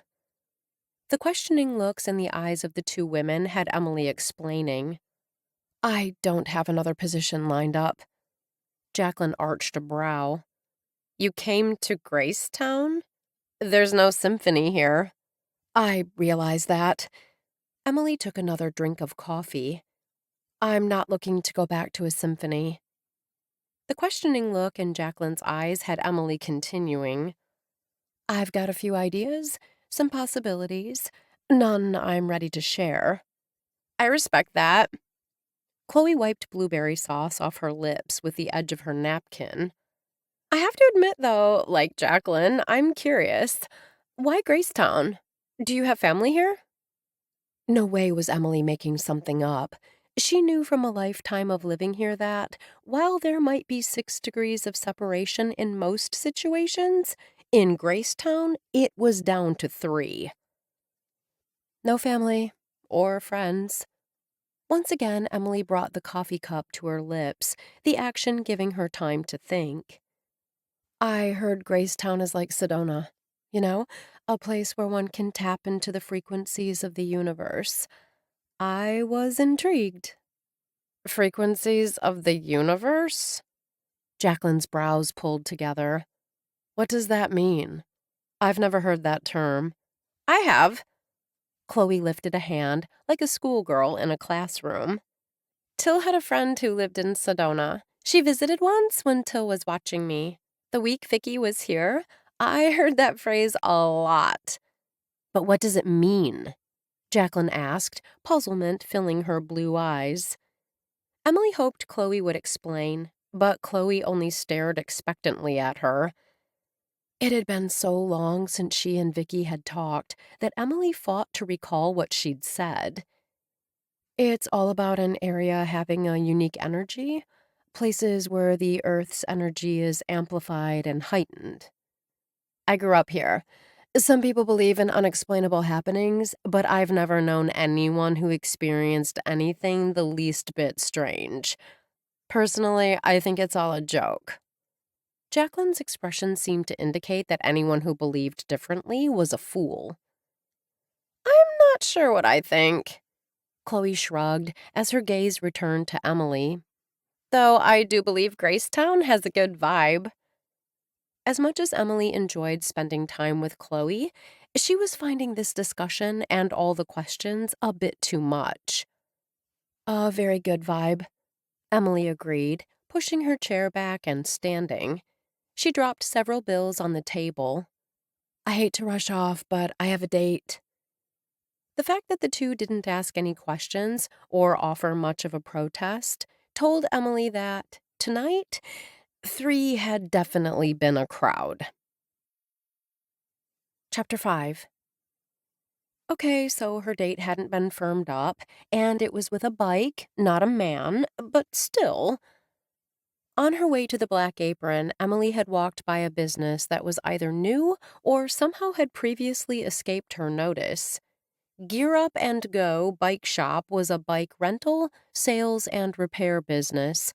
From the number of riders inside, it appeared to do a brisk business. Decades ago, Till had ridden her bike daily all over Gracetown.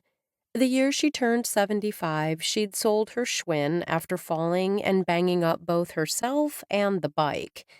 Though she hadn't broken anything on that long-ago day when she'd hit a rock with her front tire and lost control, she had been badly bruised. Worse, her confidence had been shattered. Excitement now tripped through her veins. This pretty silver bicycle was all hers, at least for the next 2 hours. That should give her more than enough time for a leisurely ride to the Dairy Suite across town and back. While Emily might have been full when she'd left the bistro, to her way of thinking, there was always room for ice cream. She walked the trek to the bike lane. Holding her breath, Emily got on and began to pedal. Her breath came out in a joyous whoosh as she discovered that riding a bike really was something you never forgot. Reveling in the feel of the bike smoothly gliding over the path, the wind caressing her cheeks, Emily was filled with a sense of wonder. How long had it been since she'd ridden so effortlessly? By the time she reached the ice cream shop known for its peach soft serve, she wasn't even out of breath. The sun shone warm on her face as she stood in line with families, couples, and other singles. Once Emily had her cone, she took a seat on one of the white lacquered benches and savored the creamy peach taste. Closing her eyes for a second, she embraced the moment. "Is it that good?" Emily opened her eyes to find a man with hair as blonde as hers standing by the bench. She smiled. "It really is.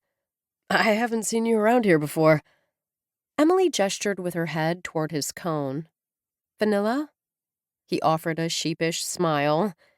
"Boring and predictable. What can I say?" Chuckling, Emily smiled. "I sincerely doubt that." The man not only looked hot in his shorts and shirt, he possessed a confidence that had him approaching her, a woman he didn't know. He gestured. "Mind if I sit?" Emily glanced down and realized she sat smack dab in the middle of the bench. She scooted over. "Not at all." He returned her smile as he dropped down beside her. "Josh Farrell." "Emily Curtis." He studied her as he licked his cone, then nodded. "The name suits you." Her lips curved as her tongue swirled around the ice cream. "It was a good choice." "Sometimes parents really do know best," Josh agreed. They finished off their cones as the sun began to dip. Emily had to remind herself only once to temper her words, lest she give away her true age. Josh, who she learned was in mortgage lending at First GraceTown Bank, brought up the recession of the late 1970s, early 1980s. Emily nearly mentioned she had a friend who'd gotten a mortgage in 1981 with an interest rate of 18%. Thankfully, she'd been smart enough to keep the memory to herself. Besides, there was plenty else to talk about. She found herself enjoying the conversation so much, she didn't pay attention to the alarm sounding.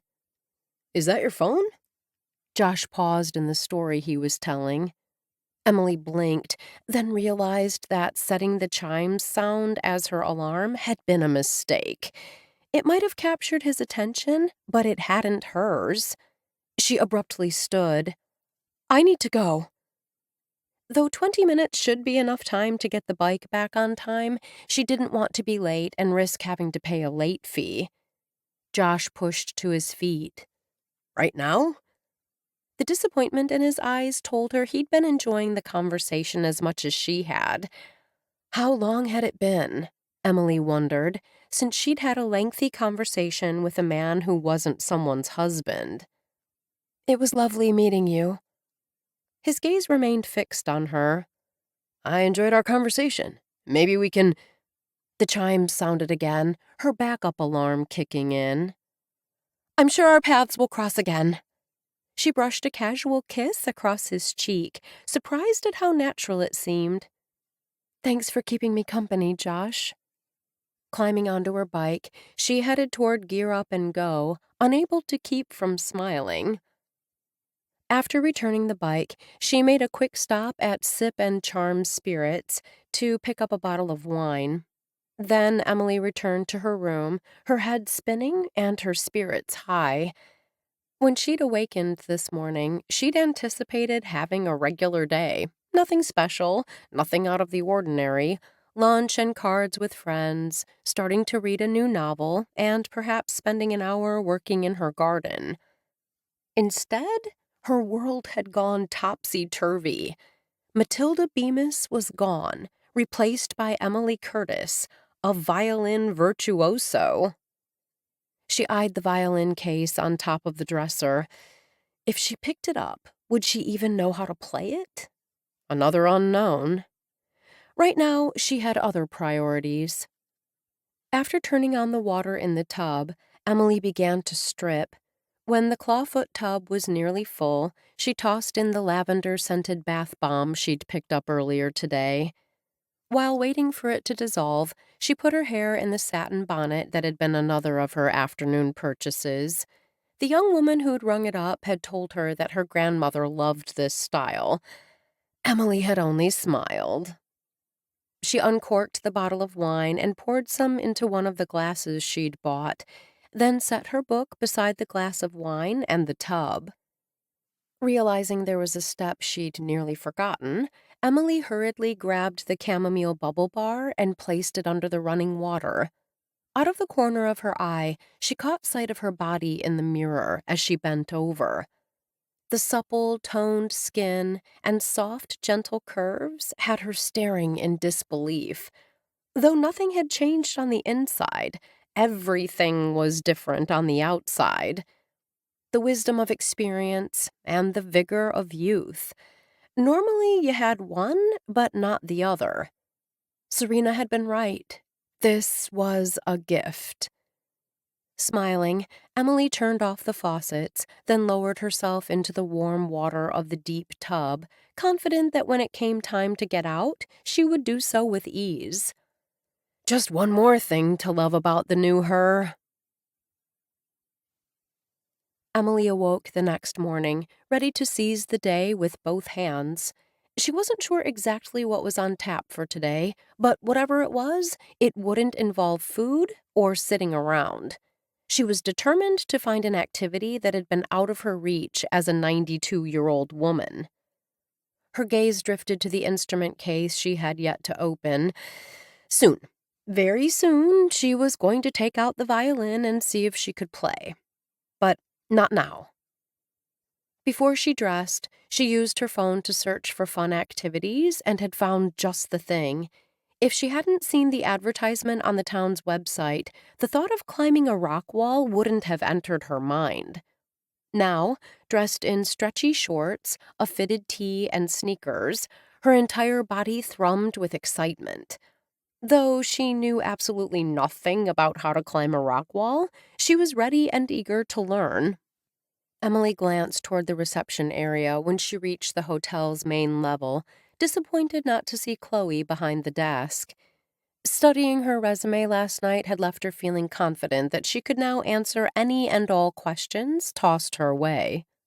Emily had hoped that if Chloe were working, there would be time for them to chat for a few.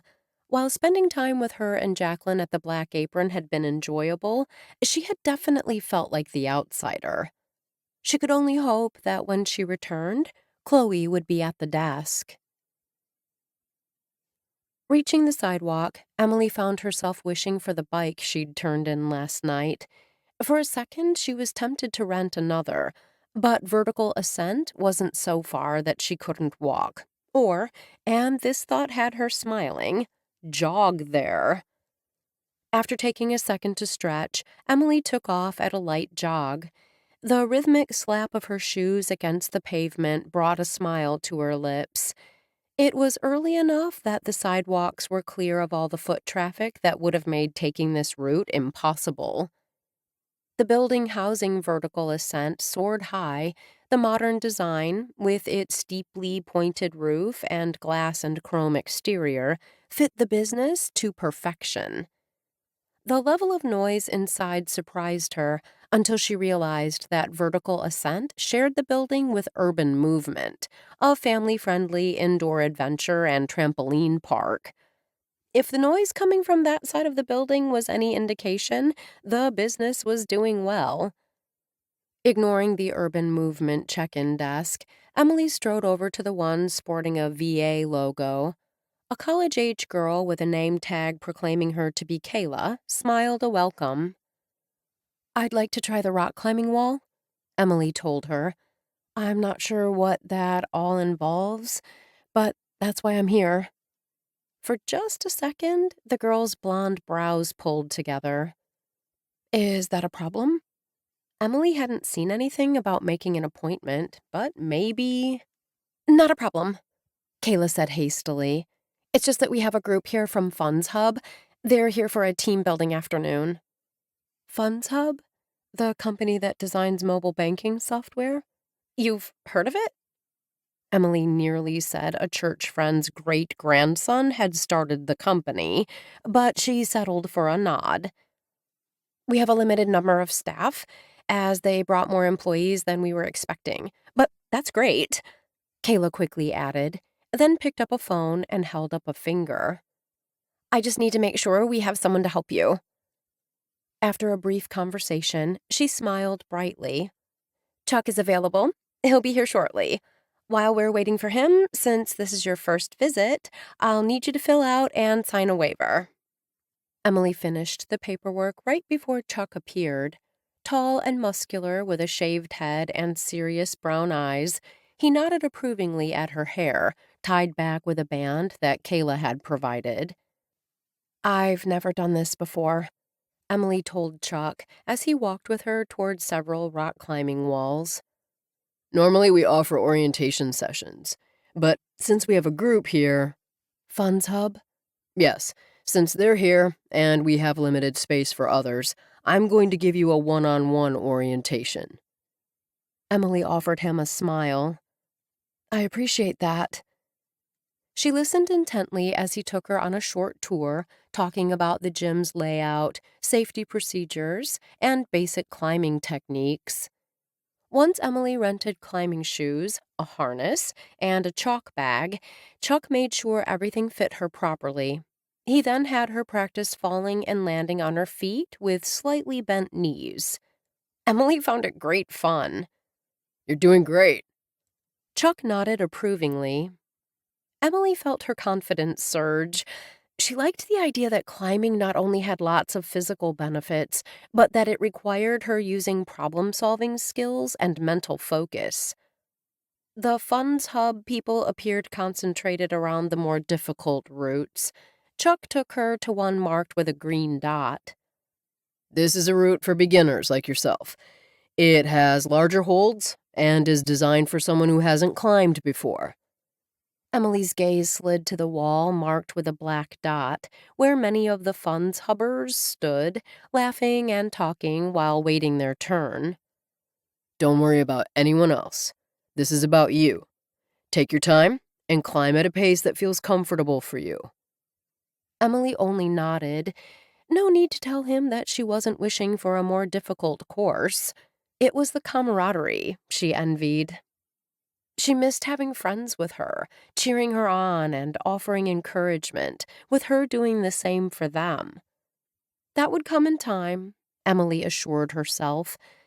Right now, she had a wall to conquer. Chapter 6. On the way back to the hotel, flushed from several successful climbs, Emily decided she might as well add a yoga class to her day's accomplishments. Soon after moving back to GraceTown, Chloe had raved about discovering Vital Yoga. Emily recalled thinking at the time that the recently opened business must be pretty special to provoke such accolades. Emily had never set foot in a yoga class. Though yoga had been around for thousands of years, she didn't recall it being a thing until the 1960s. While enjoying a protein smoothie at GraceTown Juice, Emily pulled up the studio's website on her phone and found the class times. It still surprised her how easy it had been to set up her phone and watch. She had considered herself to be relatively computer savvy for a 92-year-old, but her new body appeared to have been blessed with mad tech skills. Finishing off the smoothie, she glanced at her new watch and smiled. If she hurried, she'd have just enough time to make the next class. When Emily stepped into Vital Yoga 30 minutes later, the studio's welcoming feel began with the tall woman at the door. The woman, her body lean and muscular, wore a midriff-bearing tank top and yoga pants. Curly dark hair, styled in what Emily recognized as double Dutch box braids, suited her strikingly beautiful face. Welcome to Vital Yoga. I'm Tibby Washington. She offered a friendly smile. How may I help you? Hi, I'm Emily Curtis. Emily glanced around this outer area of the studio that appeared to sell everything from vitamins and supplements to cute pants and tops. I thought I'd take in a class. Though I have to warn you, I've never done yoga before and don't have a clue what to do. No worries. The classes here are for all levels. I'm the instructor today. I'll be offering guidance throughout the practice to you and the other students. Any feedback will be appreciated. Emily wondered if she would find the poses easy or difficult. She had so much to learn about her new body. If you have any questions, don't hesitate to ask. I do have a quick one. Who do I pay for the class? This first one is free. Tibby stepped back from the door, allowing other students to enter. After that, it's up to you. Some prefer to pay class by class, although buying 10 sessions or paying by the month ends up being the most cost-effective options. I don't know. Emily tapped 2 fingers against her lips. Take the class. See what you think. No need to decide now. Tibby gestured. There's a sheet on the table over there detailing the various pricing options. The information is also on the website. Thanks. As students continued to stream through the door, Emily noticed most had mats tucked under their arms. She turned back to Tibby. I didn't bring a mat. The instructor offered a reassuring smile. We have some at the back of the studio. While some students prefer to bring their own, it isn't necessary. Great. Also, Tibby gestured to the tiny purse Emily had brought with her, and then to her shoes. We have shoe trays and shelves at the back of the room where you can store your bag and shoes. I encourage you to bring only essentials into the practice area. We like to maintain a clutter-free and calming environment. So much to learn, Emily murmured. She wasn't complaining, simply thinking of all she was now free to experience. Class will start in a few minutes. Tibby smiled and greeted several students, then turned back to Emily. As I said, you'll find mats at the back of the studio. Grab one and set it wherever you feel comfortable. Thanks. Miss Washington, please, call me Tibby. The woman smiled. We're not overly formal here. Well, Tibby, Emily smiled. I think this is going to be quite an adventure. Seriously, any questions? Let me know. Emily nodded, but knew she wouldn't disrupt the session with a bunch of newbie questions. Inside the studio, she noticed most seemed to prefer the front or the middle of the room. Settling the mat in what she hoped was the back row, Emily felt her heart rate quicken. She could do this. She had youth and vigor and desire. If she liked it, she would come back and learn more. If she didn't, she'd find another new activity to explore. The thought of the endless possibilities had blood racing through her veins. 3 minutes before the class was scheduled to start, 2 men strolled in. Both wore athletic shorts and t-shirts. The blond one appeared to know what to do, grabbing a mat, then motioning to his friend to do the same. It took Emily a second to make the connection. The blond man was Joe Wexman, folklore studies professor at Collister, married to Sophie, great-granddaughter of Beulah Jessup, now deceased, a classmate of Till's. In high school, long, long ago, her closest friends had been Beulah and Irene Anderson. After Irene's passing, she and Beulah had grown even closer. All her classmates were gone now.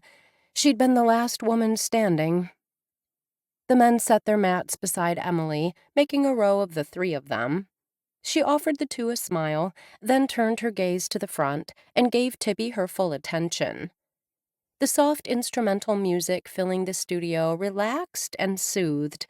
When Tibby began speaking, Emily found her voice as calming as the music. Namaste, everyone. Tibby glanced around the class. I'm very glad to see all of you. I invite you to set an intention for your practice today. During this session, focus on something specific you wish to bring into your life. This could be peace, gratitude, or anything personally meaningful. Emily considered what should be her focus. Gratitude. she decided, for being given this opportunity to experience life in a new and different way. We'll begin with a brief centering exercise. The dark-haired guy, the one closest to her, murmured something to his friend that Emily couldn't make out. Joe kept his attention firmly fixed on Tibby, even as his lips quirked upward. Please find a comfortable seated position on your mat, either cross-legged, kneeling, or sitting on a bolster or block for support. Tibby's soft tone was as smooth as melted butter. Emily chose the cross-legged pose. Out of the corner of her eye, she noticed both men following her lead. Now, gently, close your eyes. Everything around Emily faded, except for Tibby and her voice. As the session progressed, Emily continued to follow Tibby's directions to the best of her ability. Sometimes she hit the mark and found the pose relatively easy to master. Other times, she fell far short. May I show you how to deepen that stretch ever so slightly? Startled, Emily looked up into Tibby's dark eyes. Please. Proper alignment is essential. Since you have that, this is a way to deepen the stretch. Emily followed Tibby's instructions and immediately felt the difference. She glanced at Tibby and smiled. Thank you. You're very welcome. Tibby moved on to Joe. Joe, for Warrior 2, you need to ensure your front knee is directly above your ankle, and it tracks in line with your second toe. Tibby then turned her attention to the dark-haired guy. Keep your arms parallel to the ground. Good. That's good. Now, find stability in your stance by pressing the outer edge of your back foot firmly into the mat. Yes, just like that. As if satisfied, Tibby moved on. The hour went by quickly, concluding with Tibby leading the class through a series of cool-down poses, culminating with a corpse pose. Emily thought this one especially appropriate, considering what had recently happened to her. As she lay on the mat, her arms and legs comfortably apart, palms facing up, and eyes closed, Emily found herself letting go of any remaining tension. The final breathing exercise, involving deep inhales and exhales, brought the class to a close. Thank you for your practice and dedication. I encourage you to carry the benefits of your practice with you into your daily life. Tibby brought her palms together and bowed her head. Namaste. Namaste, the class echoed. Reaching down to pick up her mat, Emily couldn't help but smile. Yoga definitely had a place in her new life. How did you enjoy the class? Emily already had her shoes on and bag over her shoulder when Tibby approached her. I loved it. I would have told you, but you were busy with other students. Emily glanced at her watch. I don't have time now, but I'll definitely be looking to purchase a package of 10 sessions to start. Fabulous. Keep in mind, we also have monthly rates that are even more affordable. While Emily knew that she wanted to return and knew she could come again next week, after that, she didn't know what she'd be doing. Endless possibilities. The world was, as her good friend Irene Anderson used to say, her oyster. I'm always available to answer any questions you might have. The warmth in Tibby's eyes was reflected in her voice. I hope to see you back very soon. Emily had turned toward the door when she heard Tibby greet Joe Wexman. Joe, it's good to see you again. And you brought a friend. I lost a bet. Emily recognized that voice as belonging to the dark-haired guy. Tibby laughed. Well, I hope you enjoyed yourself anyway. Joe tells me I need to chill. The man chuckled. He's probably right. Emily was out the door before she could hear Tibby's response. Once on the sidewalk, she turned in the direction of the river walk. Near the entrance, a 20-something woman played a keyboard and sang. A portable amplification system did a nice job of projecting her voice while a video setup recorded. An emotional song, with its powerful melody and heartfelt lyrics, clearly captivated the small audience that stood nearby. Emily understood. The lyrics, about being true to yourself, were something everyone could relate to. In her head, Emily imagined how a violin would add to the listener's enjoyment. As the last note of the song ended, Emily not only clapped with the rest of the crowd, she reached into her bag, pulled out a $10 bill, and dropped it into the hat. For a second, her eyes met those of the girl with the mass of curly brown hair, and something passed between them, musician to musician. Musician? Seriously? Where'd that thought even come from? Yet, as Emily stood there, her fingers itched to pick up the violin and give life to the sweet music running through her head. She suddenly wanted nothing more than to go to her hotel room, take the violin out of its case, and play. Something, maybe it was that stirring deep inside her soul, said it was time. Turning on her heel, Emily headed in the direction of the hotel and her instrument. Once in her room, Emily focused on the case atop the dresser. Ready to embrace possibilities, she opened it. Her breath caught at the luxurious velvet interior and the glossy instrument nestled in the purple softness.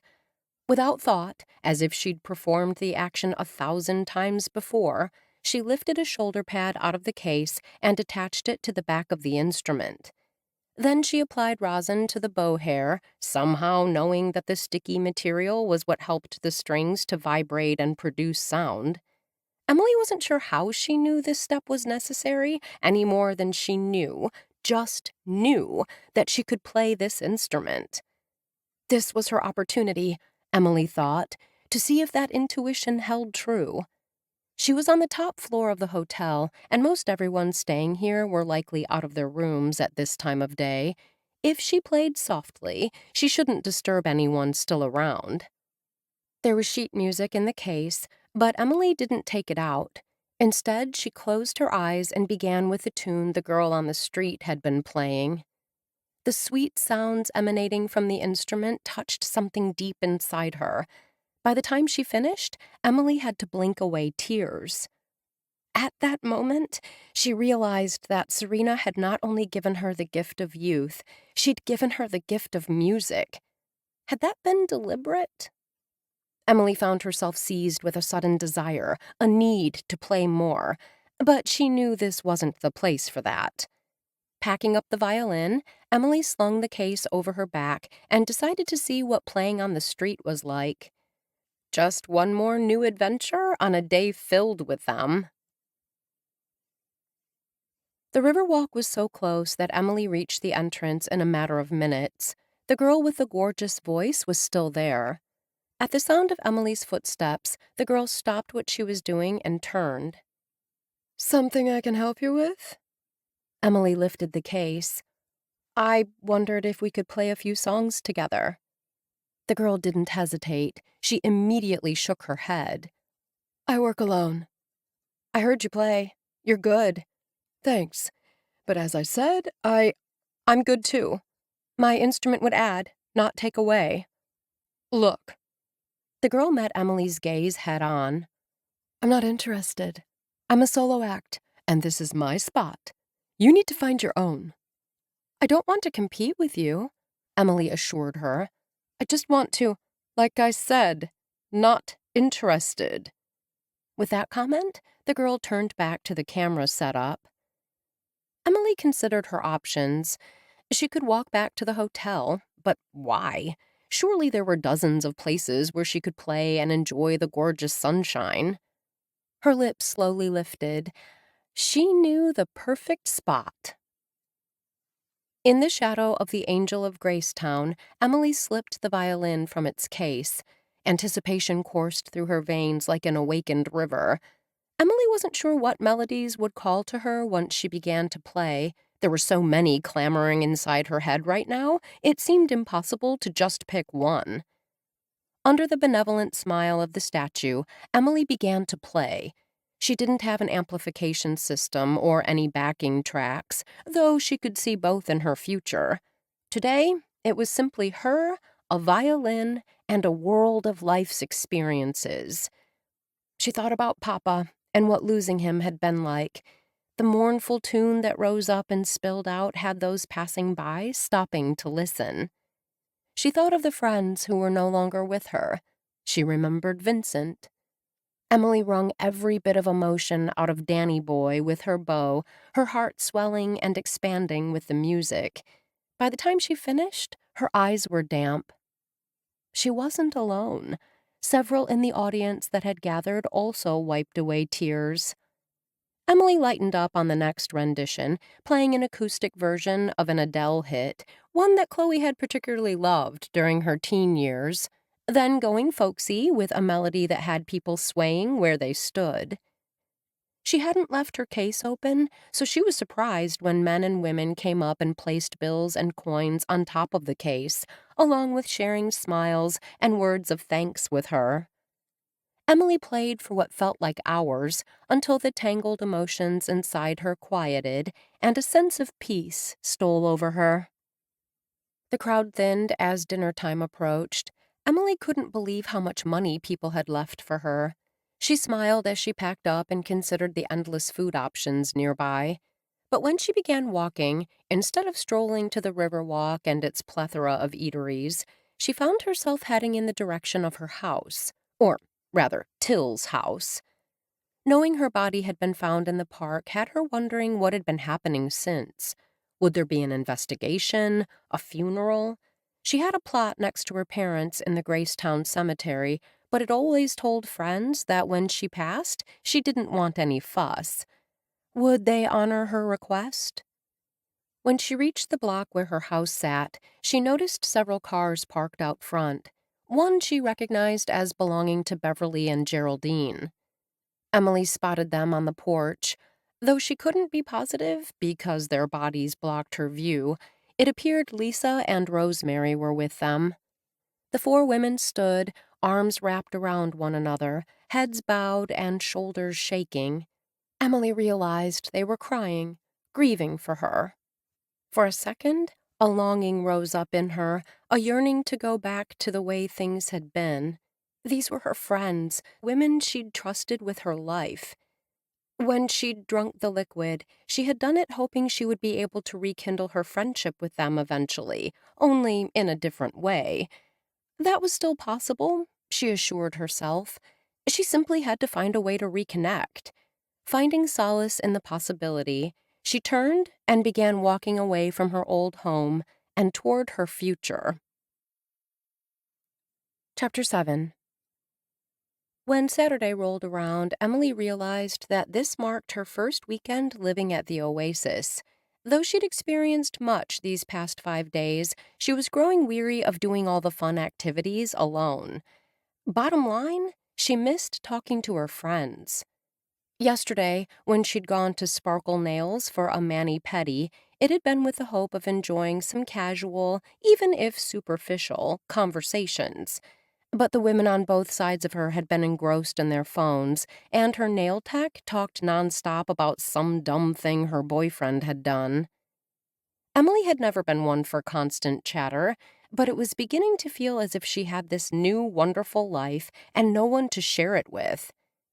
Give it time, she told herself as she biked to Color Lake for what was billed as Lakeside Surge Splash, a full day of fun in the sun.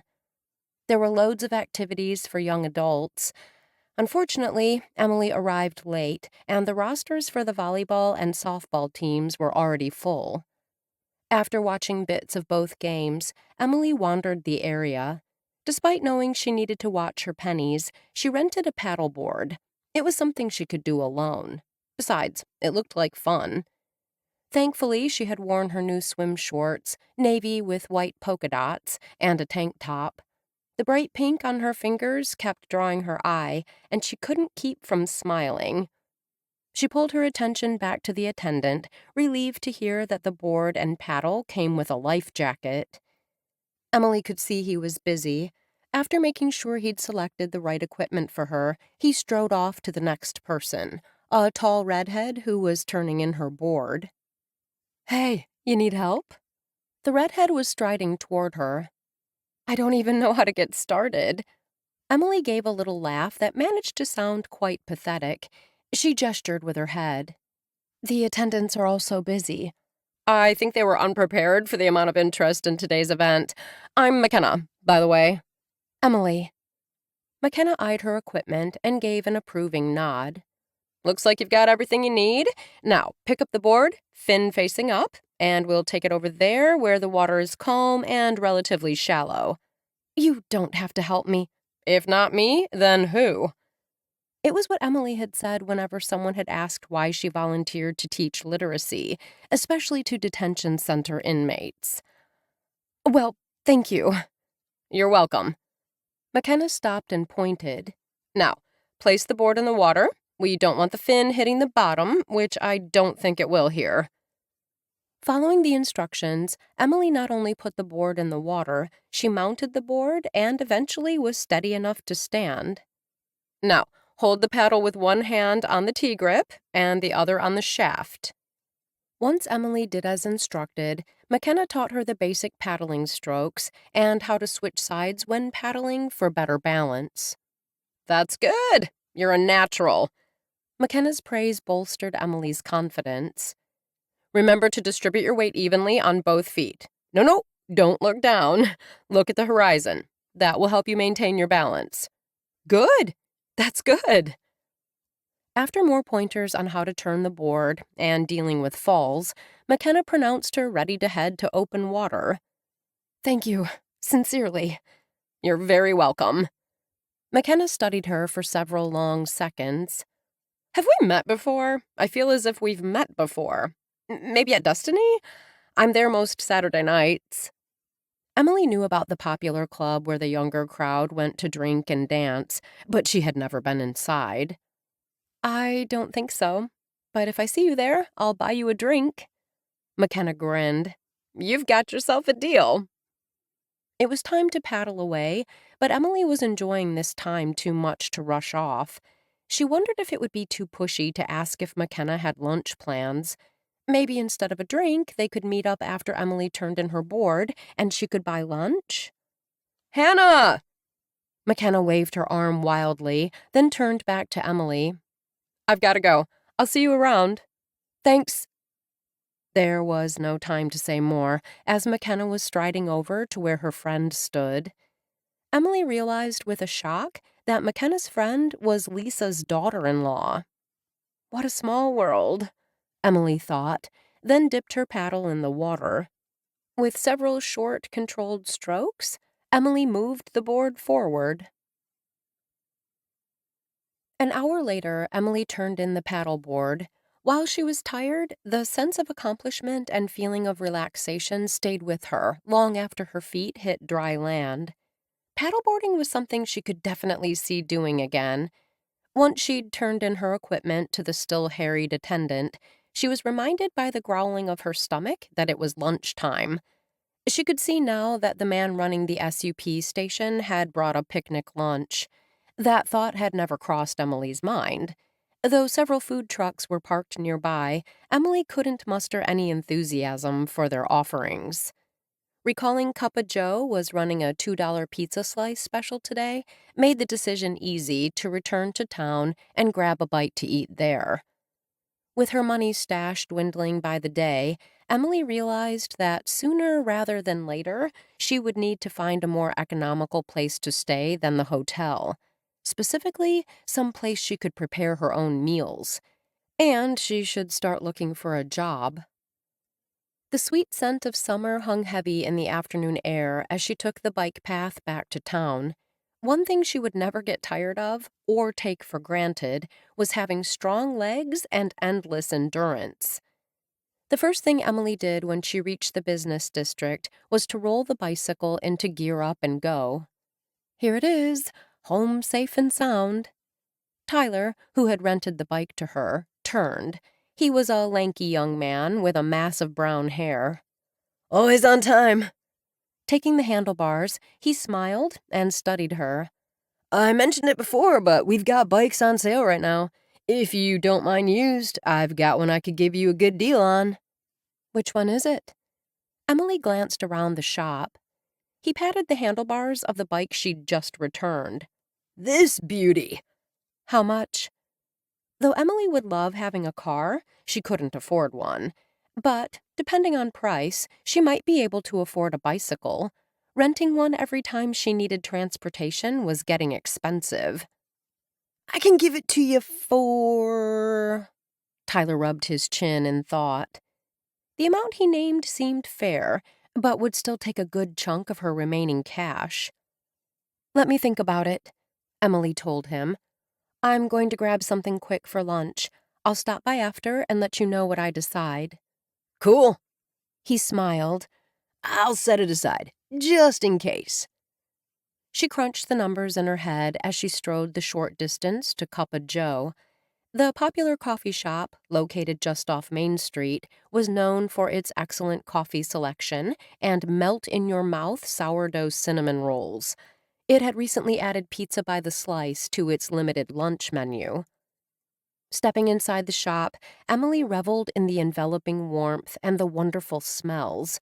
Yeast and cinnamon, rich roasted coffee, and the enticing scent of sugar had her smiling as she approached the counter.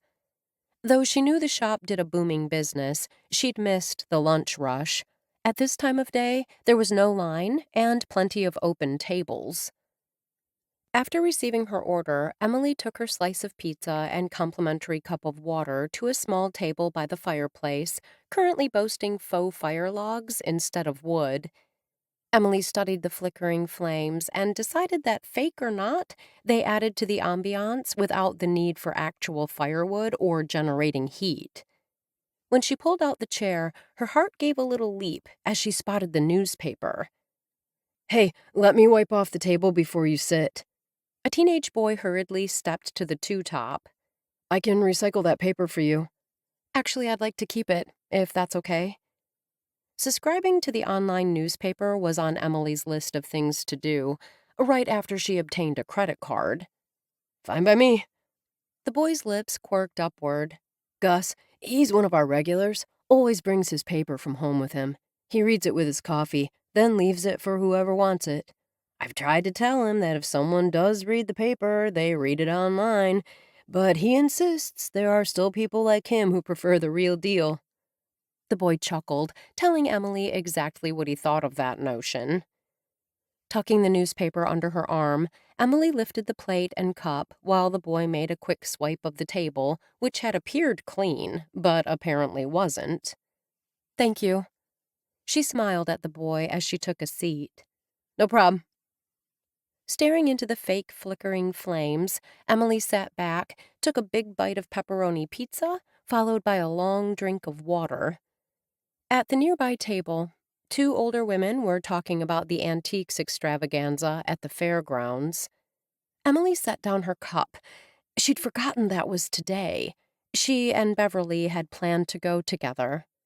She could see it now, the two of them laughing and talking as they strolled up one aisle and down the other. Geraldine would have stayed home.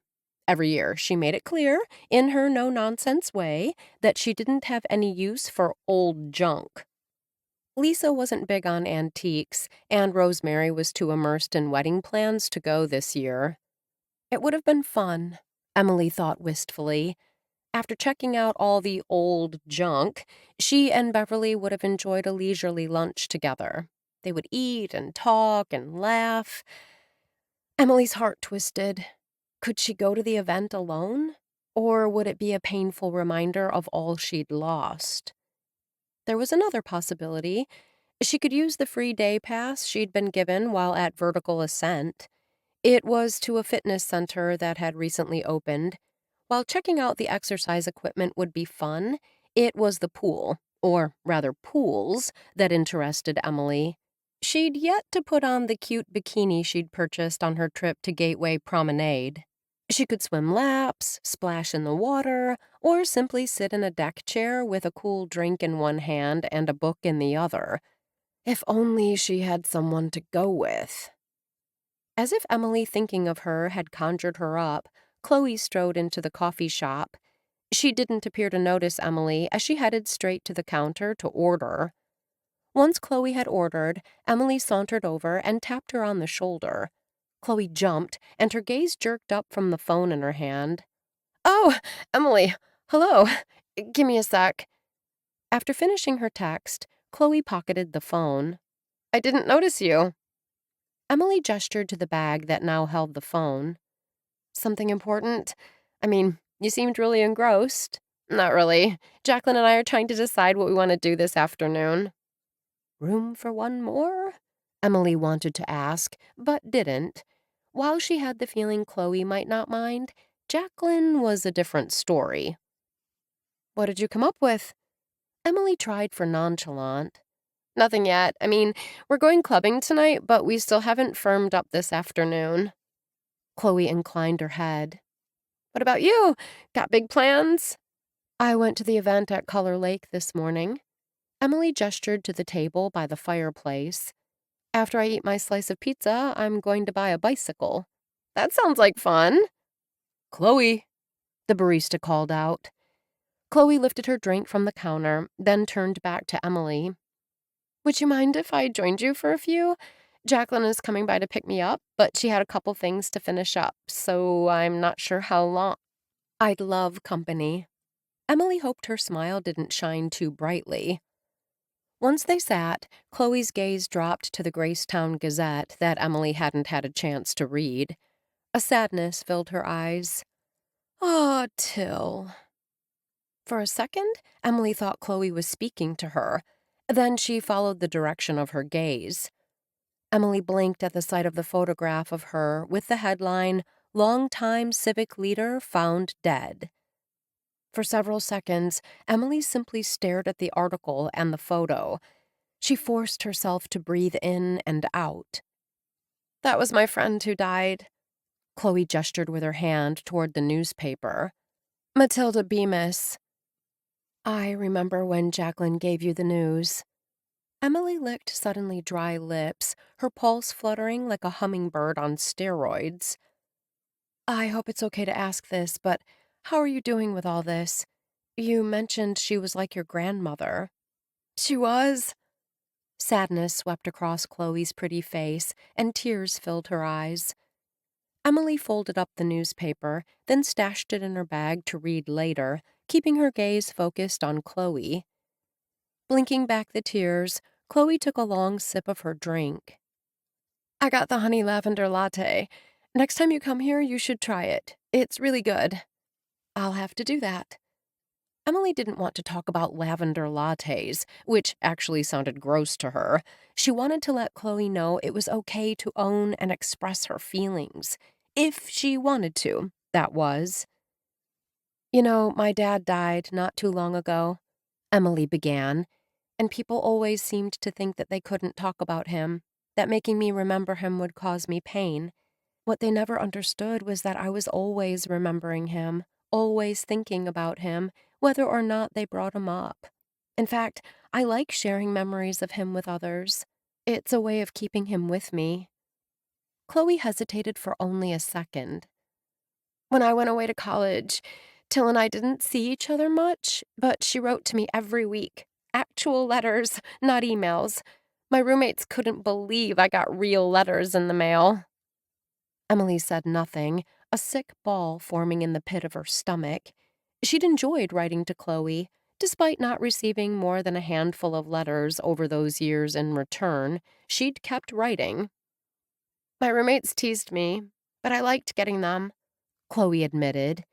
"Till was active and interested in so many things, not like a lot of older people." Hearing the love and admiration in her voice had Emily taking a long drink of water, her throat suddenly parched. Chloe's smile turned rueful. "I wasn't good about getting back to her. When I graduated and started my job in Miami, I was even worse. But whenever I visited Gracetown and we got together, it was as if I'd never left. Till never ragged on me about not staying in touch. Not like my parents." "You were busy." I was, and I got involved with a guy in Miami. I thought he was the one. Chloe gave a humorless chuckle. Wasn't. Emily straightened in her chair, 1,000 questions crowding on the tip of her tongue. How was it that she hadn't known Chloe had been involved with someone in Miami? Is that why you moved back here? Because that relationship ended? She hoped that wasn't too personal a question for a casual acquaintance to ask. Partially. After a moment of silence, Chloe admitted, mostly. When I returned to GraceTown, I wanted to hang with Till. But you know how it is. Getting a place and starting a new job kept me busy. I thought we'd have time. Chloe looked away, her expression suddenly bleak. She probably died thinking I didn't care. I know you cared. The words nearly made it past her lips when Emily pulled them back. I'm betting she knew. Chloe's gaze returned to her. Why do you think that? Mostly because I believe that when we love someone, deep down, they sense it. The same way we know how they feel. Chloe expelled a breath. I hope that's true. No doubts. You remind me of her, you know? I do?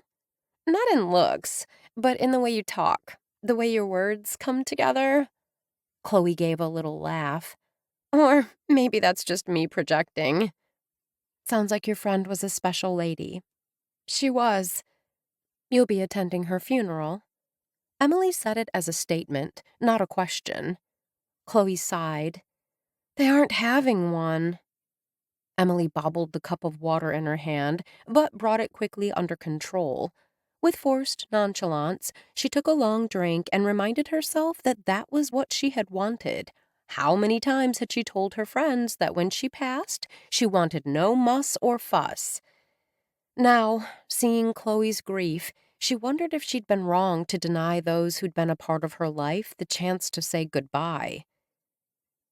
Till didn't want one. Chloe absently shredded a napkin. Though I've heard her friends are organizing a celebration of life to be held later this summer. A warmth flowed through Emily's veins. That sounds nice. There's also talk about renovating Maplewood Park in her memory.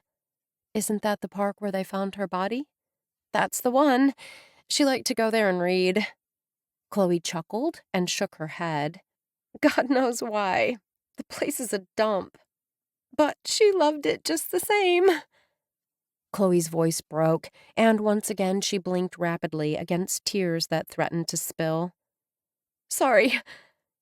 In that moment, Emily wanted nothing more than to take Chloe in her arms and hold her close, like she had when Chloe was young.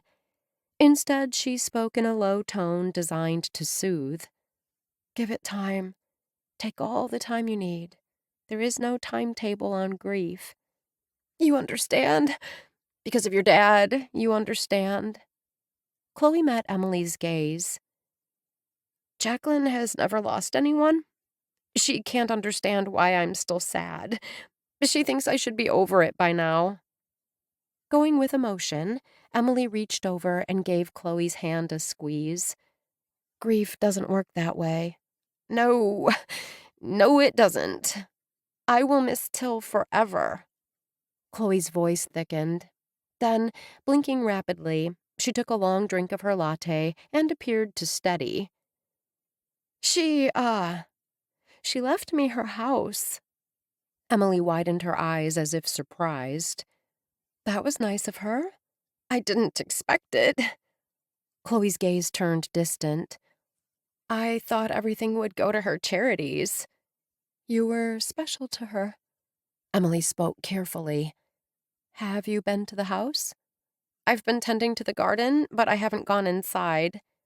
Chloe hesitated. I don't want to go alone. Not the first time. Maybe you could take Jacqueline with you. I asked. Chloe shook her head. She's not interested. Not even for a friend? Emily nearly spoke the question aloud, but stopped herself just in time. If you'd like me to go with you sometime, I will. Thank you. Chloe's smile arrowed straight to Emily's heart. I'll take you up. There you are. Jacqueline's voice had them both jumping. Her gaze shifted from Emily to Chloe. I thought you'd be waiting outside. Chloe rose. I craved a latte and ran into Emily. She kept me company while I waited. How nice. Jacqueline's smile didn't quite reach her eyes. I'm parked in the loading zone. What fun activity do you two have planned for this afternoon? Emily asked. Jacqueline shrugged. We haven't decided.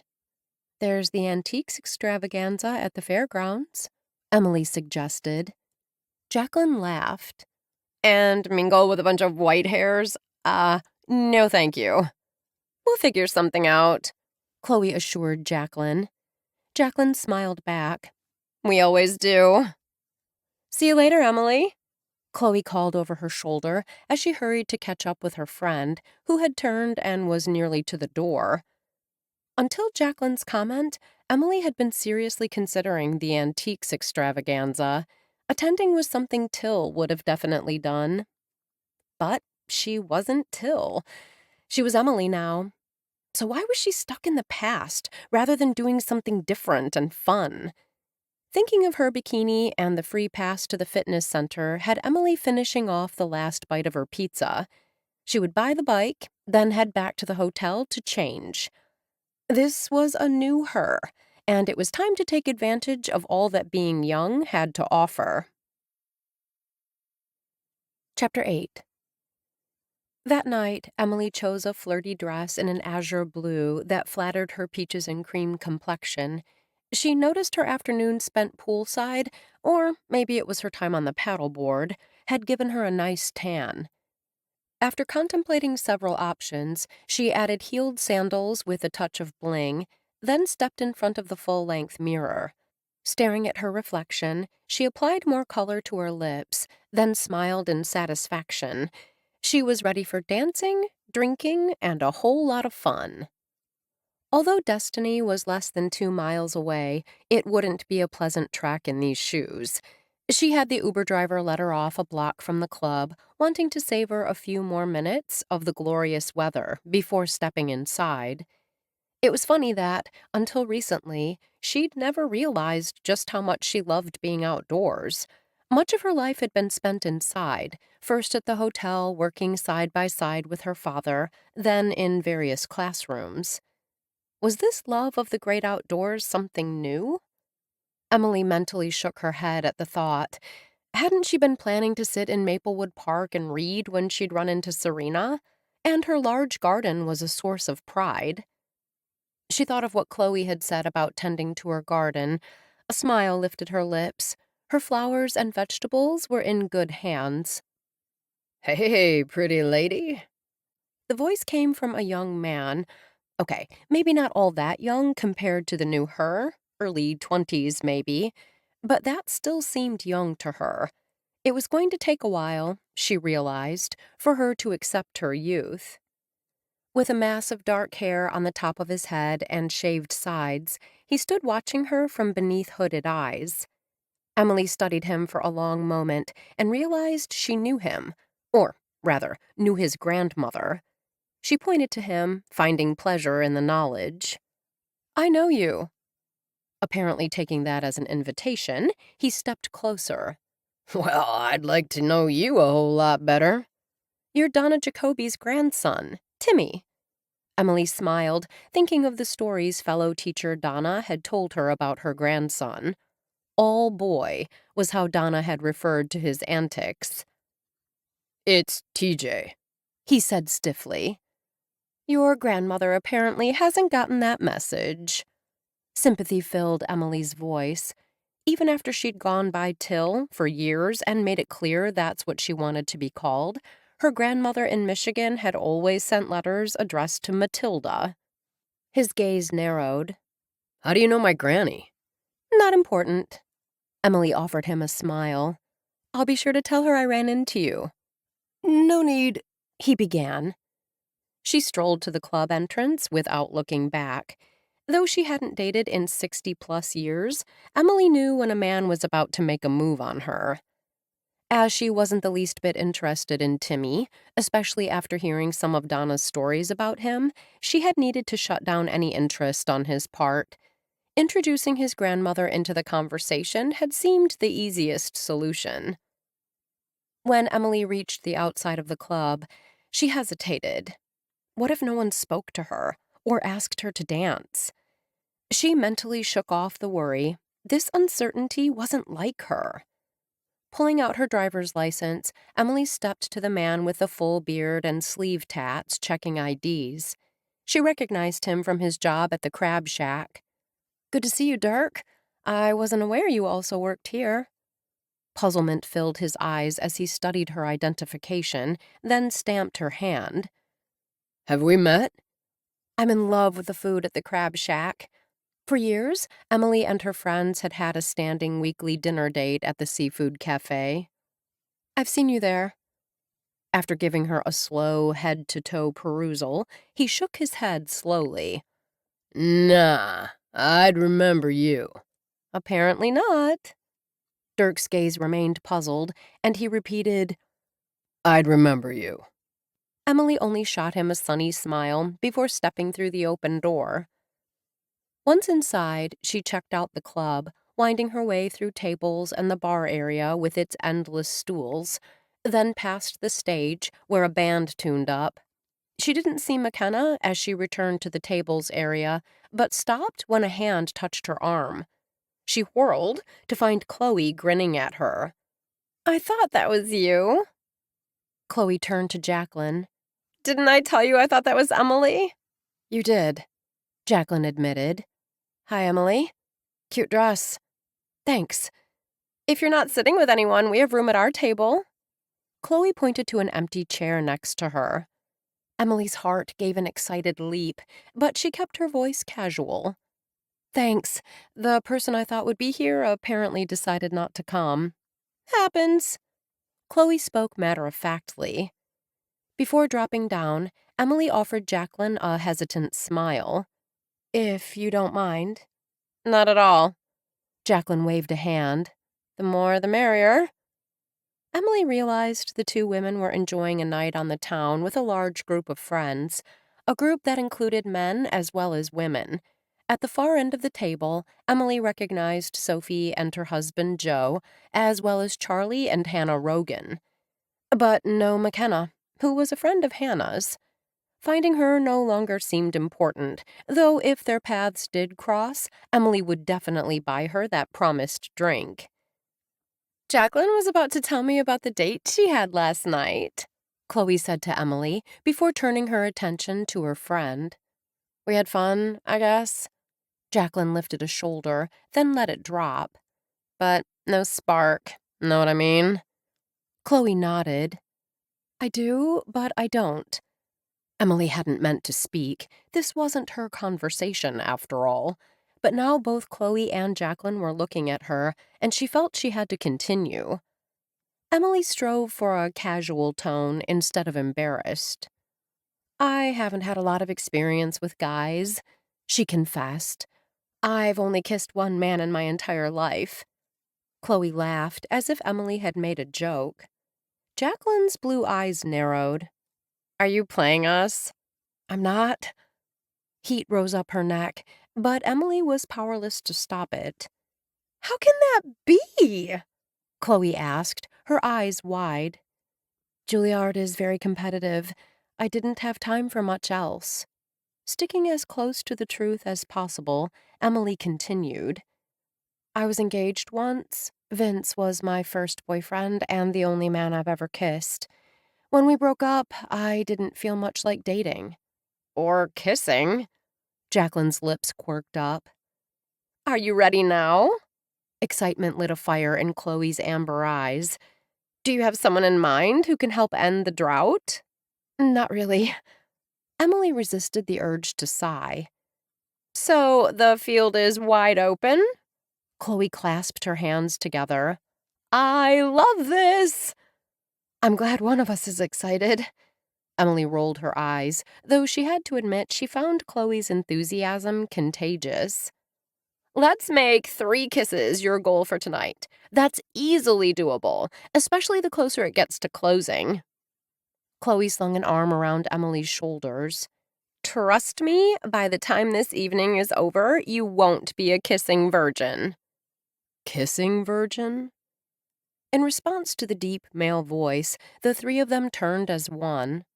Dalton! A startled look crossed Chloe's face, then she smiled. Jacqueline didn't mention you were coming tonight. The sister is always the last to know. Jacqueline spoke in a droll tone before gesturing to Emily with an airy hand. Emily Curtis, this eavesdropper is my brother, Dalton. It was easy to see the family resemblance, as both siblings had dark as midnight hair and vivid blue eyes. It's nice to meet you, Emily. Dalton's gaze slid back to his sister. My sister is a kissing virgin? Jacqueline laughed. Not me. Emily. I've kissed a man before. Emily's cheeks burned. Not that it's any of... Whoa! Hold up, Emily. Chloe's expression brightened. Dalton may be able to help you out. Sure. His gaze shifted from one to the other. Happy to help. What do I need to do? Kiss Emily. Chloe spoke at the same instant Emily said, Nothing. She's only kissed one guy. Disbelief rang in Chloe's voice. Jacqueline and I will put an end to that tonight. We're going to find 3 men for her to kiss before closing. 3? Seriously? Dalton asked. It's not that many. Chloe arched a brow. What part are you finding difficult to understand, Dalton? That someone this beautiful has only kissed one man. Dalton shook his head, then refocused on Emily. What kind of guys have you been spending time with? I haven't. Emily was not going to go into detail. She didn't owe him, or any other stranger, an explanation.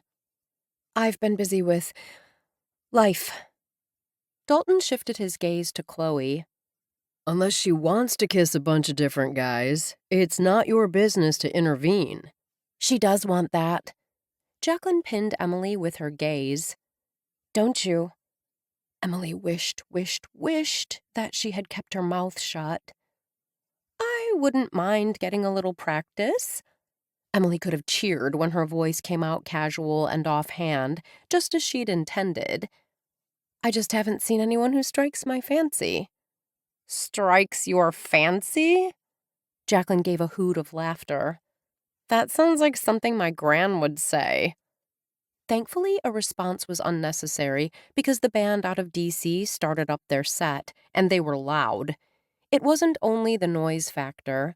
Emily quickly discovered that this group was much more interested in dancing and drinking than talking. So, Emily danced, flitting from one partner to another. She'd just returned to her seat after dancing with several guys when Andrew Doman, a graduate student who worked part-time at Timeless Treasures, approached her. Whenever she'd stopped by the antique store as Till, she had always enjoyed her conversations with the serious young man, whose dark glasses had a habit of sliding down his nose. After clearing his throat loudly, he asked her to dance. As Emily could tell he was nervous, she offered him her brightest smile. I'd love to. A startled look crossed his face. Only then did she realize he'd been braced for rejection. She took his arm and leaned close so he could hear her. You work at Timeless Treasures. I do, but I've never seen you there. I would have remembered. His hazel eyes held an earnestness that tugged at her heart. I don't stop in often, she assured him, and it wasn't any time recent. That was it for talking now, since they'd reached the dance floor and were enveloped by the pounding beat. Emily found herself scattering smiles like confetti as she let the music take over. Emily loved the way the music and the lyrics reached inside her body to wrap around her heart. She enjoyed moving to the beat, but found she missed being twirled around the floor in a man's arms. She was nearly back to her seat when the band began a slow set. Emily's heart gave a little leap. Perhaps she and Chloe would now have a chance to say more than one or two words to each other. A brown-haired man with a full goatee reached the table right before Emily. He held out a hand to Chloe. "They're playing our song, babe." Rising, Chloe took his hand, then wrapped her arms around his neck and kissed him passionately. Emily's eyes widened at the bold gesture, even as she fought a pang of envy. Jacqueline soon joined her friend on the floor with a tall guy who had a messy mop of blonde hair. Emily had noticed the two sharing other dances together. "Care to dance?" Emily looked up, and there was Josh from the Dairy Suite. "I suppose if I can't have a peach ice cream cone, I'll settle for a dance." "Always second choice." Josh gave an exaggerated sigh as they made their way through the crowd. When they reached the dance floor and he held out his hand, she took it and placed her left hand on top of his right shoulder. Josh was an excellent dancer. Instead of simply swaying to the music, like Jacqueline and Chloe were doing with their partners, his feet and hers moved in well-synchronized movements. It had been so long since she'd danced in this manner that having her hand clasped in his felt oddly intimate. Emily soon lost herself in the music, in the sensation of his skin against hers, in the intoxicating scent of a citrusy cologne and a warm body only inches from hers. "Kiss him!" Jacqueline hissed. Emily turned her head to see Jacqueline and her date dance off. "What did she say?" Josh asked, though his eyes shining with amusement told her he'd understood the directive. "My friends have this game where they've challenged me to kiss 3 guys before the end of the evening." "How's that going?" "Big fat 0, she told him. "I'm happy to get you closer to the end zone." "You'd do that for me?" "And for myself." He tucked a stray strand of hair behind her ear. "Interested?" "Sure." She smiled. She didn't have time to finish what she was about to say when his lips closed over hers in a soft, sweet kiss. "Thank you," she told him when he pulled back. "Is it 3 kisses with 3 different guys or 3 kisses from the same guy?" His eyes twinkled. "Because if it's 3 by the same guy, I'm your man." The song ended, and it would have been so easy to stay in those arms and dance to another song, but she didn't want to give Josh the wrong impression. She liked Josh, enjoyed talking to him, but like Jacqueline's date last night, there was no spark. "Thanks for the dance." She stepped back. "And the kiss." "I'm totally serious when I say it was my pleasure." Emily crossed the goal line by garnering 2 more kisses before the end of the evening, one with a young guy who'd just graduated from Collister College and was planning on moving to New York, the other with a man who looked a decade older than most of the guys in the club. Earlier in the evening, she'd considered kissing Andrew, but worried he might read something into it, so the guy with the mustache had gotten the nod instead. The last thing she wanted to do was to lead anyone on. She caught Jacqueline's brother watching her, but he didn't approach. "Probably afraid I'll jump him," Emily thought with a smile. "Last call," Jacqueline announced, her gaze shifting from Emily to Chloe. "Either of you want anything?" "I'm fine." Emily stood. "I need to call an Uber." "Don't do that." Chloe rose and put a restraining hand on Emily's arm before turning to Jacqueline. "We can give her a ride home, right?" The question in Chloe's voice told Emily that Jacqueline was the one who'd driven tonight. "Sure." Jacqueline stood and smiled. "Anyone who crosses the goal line deserves better than an Uber." Chapter 9. Tuesday afternoon, Emily received a text from Chloe asking if she was available to go with her to Till's house. Excitement surged, and her fingers trembled as she quickly texted her reply. Chloe arrived at 4, pulling to the curb in front of the hotel and slanting Emily a sideways glance as she slid into the passenger seat. "I hope this works for you."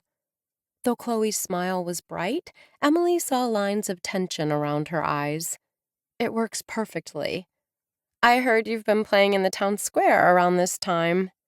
Obviously, Chloe wanted to keep the discussion off the house, which was okay with Emily. I've tried different times and days, but I've discovered that over the lunch hour works best. I've been thinking of setting a specific time and day of the week so those who like to listen will know I'll be there. Chloe's fingers, holding the steering wheel in a death grip, relaxed. That's smart. Emily's lips twisted into a wry smile. Of course, a job will put an end to busking, at least during the day. The stop at a traffic light had Chloe shifting to face Emily. Job? You got a job? Where? Not yet, but I put in an application with the school system. While I don't have a teaching certificate, I do have a BFA and lots of music experience. I bet they'll hire you. Chloe offered a supportive smile. You'll make a wonderful teacher. They'd be lucky to have you. Thank you for that. The light changing to green had Chloe shifting her eyes straight ahead. But school doesn't start until August. Can you make it that long without a job? If I have to. Besides, August isn't that far off. I mean, it's nearly July, and teachers usually start a couple weeks before the students. You seem to know a lot about teaching already. I did my research. What if you don't get the job? Chloe then rushed to add, though I'm sure you will. I don't know. The not knowing had caused Emily a moment of panic. Private lessons, both in person and online, are a possibility. I'm sure there are other options I haven't thought of yet. The truth was, Emily had been having too much fun for the past week to consider what she was going to do with the rest of her life. But as the money she'd rescued from the coffee can grew smaller, the need to find something, anything, grew more urgent. I also need to find somewhere other than the hotel to live. Emily kept her tone casual, knowing that Chloe and Jacqueline had a roommate who'd recently moved out. You don't know of anyone looking for a roommate, do you? Chloe appeared to consider, then shook her head. Tia, she was our roommate, recently moved in with her boyfriend, but Jacqueline doesn't want to replace her. In fact, I think she'll go solo when I move into Till's house. You're moving into Till's house? Why had Emily not considered that? Why had she thought Chloe would sell the home and buy something more modern? I'm thinking about it. The lines of tension had returned to bracket Chloe's mouth and eyes. It didn't surprise Emily that Arthur Loudon, the attorney handling the estate, had given Chloe the key. Till had put the house in a trust to go to Chloe upon her death, bypassing the need for probate. Chloe pulled into the driveway and cut the engine. Neither of them made a move to get out of the vehicle. Emily studied the bungalow that had been her home for decades. That's a nice house. A soft look filled Chloe's amber eyes. Till took such good care of it.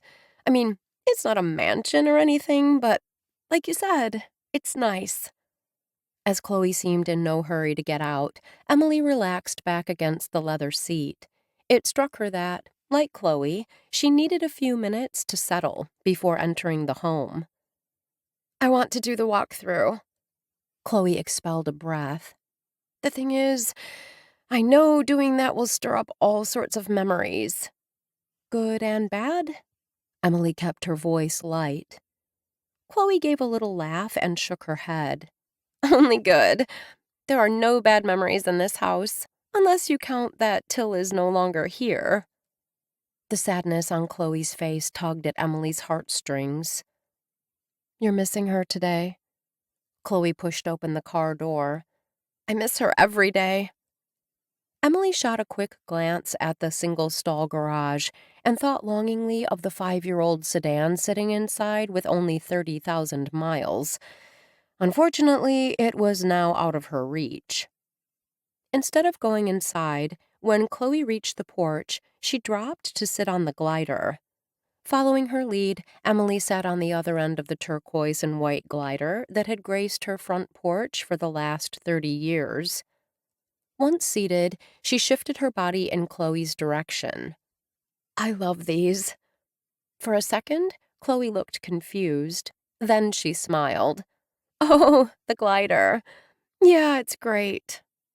Chloe gave a little push with her foot, and thanks to the WD-40 that Emily had used only days before she'd met Serena in the park, the glider slid silently back and forth. "Before I texted you, I asked Jacqueline again if she wanted to come with me this afternoon." Chloe spoke almost to herself, her attention now focused on a hanging basket of red geraniums that appeared to have been watered recently. "I had the afternoon off, and so did she." Emily said nothing. Chloe's gaze abruptly shifted back, her eyes meeting Emily's. "I know Jacqueline can come across as unlikable, but she's protective of her friends and a really good person deep down." When Emily gave only a non-committal smile, Chloe continued. "I think the real reason she didn't want to come with me is because she knew I'd get emotional." Tears filled Chloe's eyes. "Looks like she was right." Emily laid a hand on Chloe's shoulder. "You can cry all you want around me. When my father had his first stroke, anytime anyone asked how he was doing, I'd dissolve in a puddle of tears." "You don't seem like the puddle of tears type." Chloe's lips quirked upward. "I loved him," Emily said simply. "Seeing him hurt me." Chloe nodded, and Emily saw understanding in the amber depths. Then her gaze shifted to the front door. She stood. "It's time." "It's strange to walk into your own house," Emily thought, trying to see it through the eyes of a stranger. She was glad she had tidied up before leaving for the card party that final day. The print she'd purchased so long ago at Artistry in the park, an archival quality print of Andrew Wyeth's Christina's World, hung on the wall. Emily had been drawn to the image that many saw as depicting the strength of Andrew's neighbor in Maine, who was unable to walk. Chloe didn't even glance at the print as she walked through the living room, her hand brushing the multicolored crocheted throw lying across the back of the sofa. Emily wondered, but didn't ask, if Chloe remembered that time when they'd sat on the sofa and crocheted the little squares when she was 11, how proud they'd both been when they'd put the squares together. She'd wanted Chloe to take the Afghan home with her. Chloe had refused, saying it didn't fit her mother's decor and would likely end up getting tossed out. Chloe moved to the sideboard, her lips lifting in a soft smile as she studied the framed photograph of her and Till holding up the certificates that they'd received for their volunteer efforts one long ago summer. Though Chloe, at 14, hadn't really been old enough to volunteer, that was the year she'd spent the entire summer with Till. There were only so many leisure activities one could do. As volunteerism was a big part of Till's life, she'd wanted to share that experience with Chloe, and, in the process, hopefully instill that same love in the young girl. "What are those certificates you're holding?" Emily asked, by way of bringing up the topic. "Volunteer appreciation." Chloe's smile had the sadness leaving her eyes. Till would work with the families of newly arrived seasonal workers on building their language skills. While she was with the mom or dad, I would be on the other side of the room having a conversation in English with the children. "How did you like it?" "I had a blast. Often at the beginning, I could tell the kids worried I was going to be mean and critical, but they quickly discovered I was there to applaud their efforts and bolster their confidence." Emily hid a smile, recognizing the words she'd said to the younger Chloe. "Do you do any volunteering now?" Emily tossed out the comment, much as a fisherman would toss a hook into the water. Then she waited. "I haven't. When I was in school, well, I was too busy. In Miami, it never happened." A thoughtful look crossed Chloe's face. "I could make it work now." "There's always a need."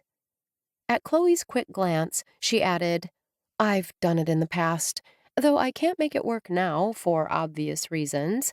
I found that giving back feels good." Does that sound weird? The first natural smile she'd seen on Chloe's lips since they'd entered the house blossomed. Not weird at all. In fact, it sounds like something Till would say. Emily followed Chloe into the kitchen, a cheery room with wallpaper sporting a bright yellow floral print with green and yellow flowers. "Wow!" Emily forced a surprised tone. "Get a load of the wallpaper." "I know." Chloe's eyes softened with remembrance. "Definitely retro."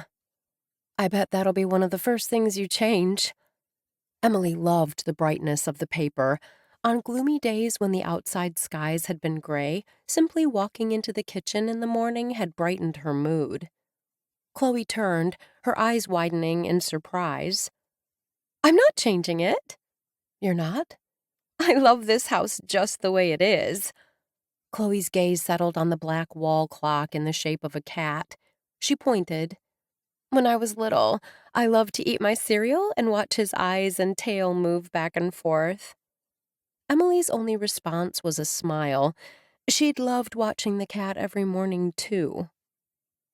"Each room in this house holds many wonderful memories." Chloe's gaze shifted to her. "Why would I want to make changes?" "I just thought you'd want to, I don't know, maybe put your own mark on the house." While the knowledge that Chloe wasn't planning to gut her home pleased her, Emily also wanted Chloe to enjoy her new home. "Maybe in time, but I'm in no hurry."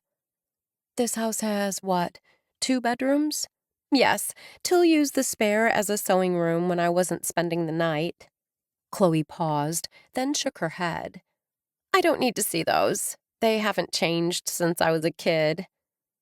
Pushing the back door open, Chloe stepped into the attached lean-to, scooping up a pair of gardening gloves on top of the shelves. "Do you have another pair?" Chloe whirled. "What did you say?" I I was just wondering if there's another pair of gloves." Emily shifted uncertainly from one foot to the other, not understanding the look on Chloe's face. "If you're going to do some gardening, I'd like to help." Expelling a ragged breath, Chloe bent over. Pulling open a drawer in the cabinet where Till kept extra supplies, she grabbed a pair of gloves and tossed them to her. "Did I say something wrong?"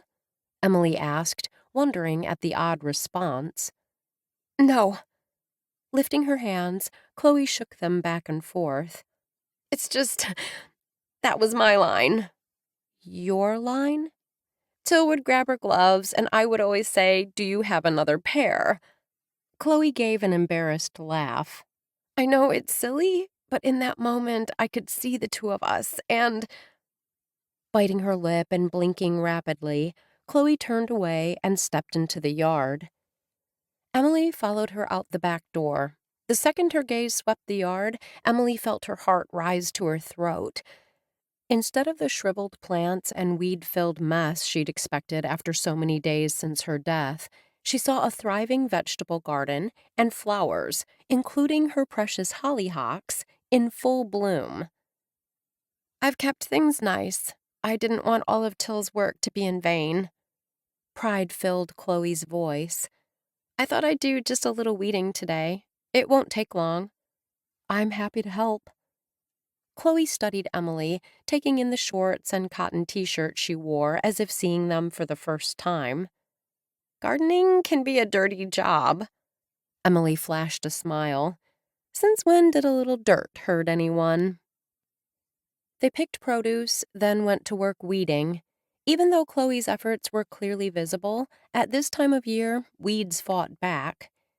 As it had for decades, working in the dirt settled and soothed Emily. She and Chloe worked side by side in companionable silence. "Till was my inspiration, you know." Chloe's unexpected comment had Emily's hand freezing on the spade. "For?"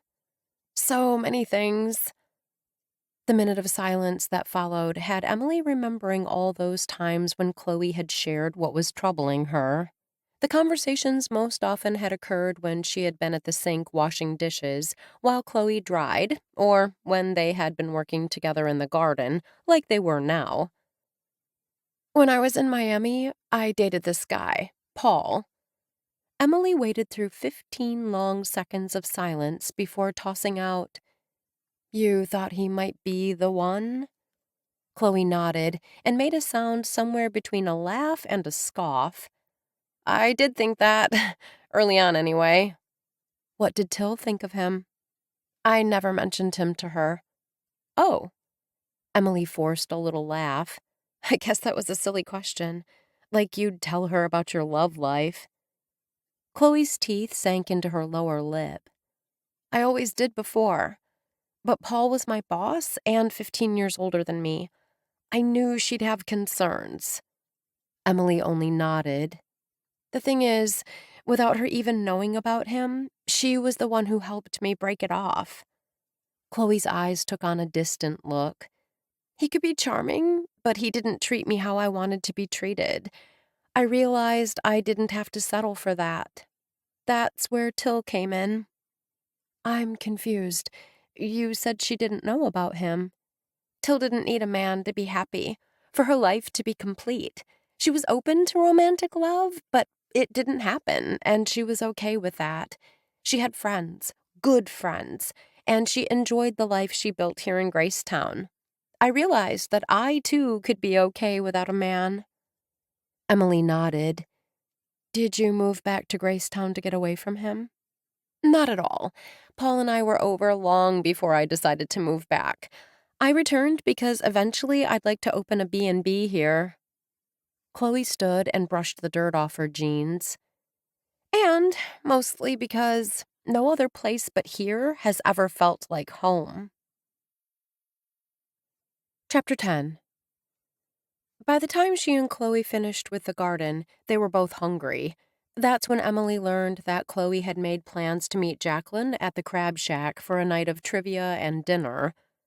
"I know it sounds kind of lame," Chloe said when broaching the subject, "but the trivia is fun and the food is awesome.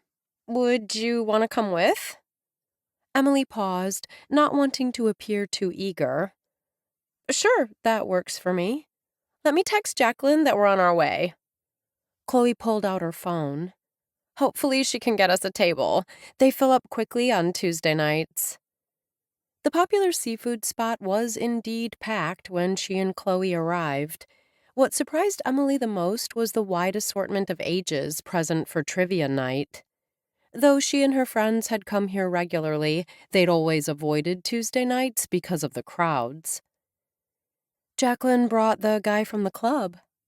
Emily's gaze slid from the blonde man to the one with the goatee. "And the one you were dancing with." "Garrett and Bradley," Chloe said, supplying the names. "Looks like Dalton is here, too. He must have invited himself." Emily was glad Dalton was here, if only so she wouldn't feel so much like a third wheel. While the other guys had dressed casually, Dalton looked like he'd jumped out of a Fortune 500 board meeting. "What's with the suit and tie?" Chloe asked in lieu of a greeting when they reached the table and took a seat. "All the department heads met with the provost today." Dalton loosened his tie. "The meeting went late." "Provost?" Emily asked. "Dalton is head of the economics department at Collister," Jacqueline answered before he could. "Think big fish, small pond." "Thanks, dear sister." If Dalton was disturbed by her comment, it didn't show. "Anytime." Jacqueline smiled at Emily. "My job as a sister is to keep him humble." They moved on to introductions, and Emily learned Garrett worked for a local outfitter, and Bradley was in pharmaceutical sales. They ordered, and their food arrived quickly, giving them 30 minutes to eat before the trivia began. As Jacqueline and Chloe were giving the guys their full attention, that left Emily with Dalton. "How's life at the Oasis Hotel?" Dalton picked up a fry and took a bite. "I'm ready to find something more permanent." Emily forked off a bite of her catfish, fried just the way she liked it, the flavor of Old Bay seasoning adding to the taste of the crispy batter. "You don't happen to know of any places for rent? I'd really like something I could move into right away."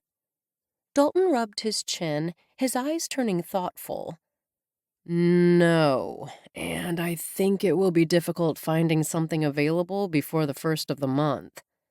"I have no doubt that's true, but I'm holding on to hope something will turn up." "What are you looking for?" "Studio or one bedroom." Emily gave a little laugh. "Heck, at this point I'd settle for a room and a shared bathroom." "You are desperate." "Not desperate." Emily kept her tone light. "But I can't afford to stay much longer at the Oasis. I need something cheaper." "What is it you do for work?" Dalton asked. "I don't believe anyone has said." "I was the concertmaster with the Baltimore Symphony Orchestra." Emily sipped her Coke. "Right now, I'm unemployed, but I'm looking, and I'm sure something will turn up." "I applaud your confidence." Even as she basked in the warmth of his smile, they both knew that a positive attitude didn't always ensure success. Achieving success took hard work and determination. Other than applying with the school system, she hadn't been doing the work. "That ends today," she told herself. Tomorrow she would make a list of possibilities and start working that list. "Ladies and gentlemen," Dirk announced, "thank you for joining us tonight. It's that time again. Time to add a bit of fun and challenge your brains with Tuesday night trivia." He waited for the applause to wind down before he continued. "It's now time to pull out your phones and follow the directions on your screens." Dirk pointed to the large display on one wall. "Then get ready to put your thinking caps on. We have a number of tough but exciting questions for you to answer this evening. For those new to the party, each week the focus is different. For tonight, the questions will center around 20th century events. We've come up with ones that will not only test your knowledge, but hopefully keep you entertained. And the winner will have their meal and drink tab comped." More cheers. Across the table from her, Garrett groaned. "I sucked at history." Emily experienced a rush of excitement. 20th century events? Right up her alley. "Before we dive in, I want to make sure everyone is ready. Are you up to the challenge?" Hoots of yes and "let's get this party started" filled the room. Dirk grinned. "That's just what I want to hear. Let the trivia begin." 30 minutes later, Emily sat back in her chair and smiled in satisfaction. "You really know your 20th century history." Admiration shone in Dalton's blue eyes. Emily waved a hand, admiring again the candy pink of her nails. "It's a specialty of mine." She'd won the trivia contest by a wide margin. The win had resulted in her fish meal and drink being free. "Are you a history teacher?" Garrett asked, taking a sip of his beer. "I'm a musician. I'll be busking in the town square during the lunch hour tomorrow, right by the angel statue. You and Jacqueline should stop by." Garrett exchanged a look with Jacqueline. "We have jobs." "Your loss. I'm amazing, if I do say so myself." She shot him a cocky smile as she finished off her soda. "Busking is your job? Your only job?" The look Bradley shot her was incredulous. Emily wanted to say, "just like pushing pills is your job," but she refrained, knowing he had a point. It would be difficult to live off the money tossed into her violin case. "Lay off her, Brad," Chloe told him. "You can support yourself doing that?" Like a dog with a bone, Bradley couldn't seem to let it go. The bartender showing up tableside with their bills saved Emily from having to respond. At the sight of Dirk, Emily pretended to pout.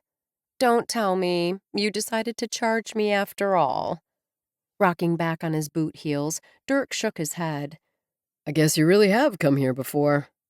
Dirk's comment had Dalton frowning in puzzlement. "What do you mean by that?" Dalton asked. I ran into this guy last Saturday at Destiny. Emily offered Dirk a smile.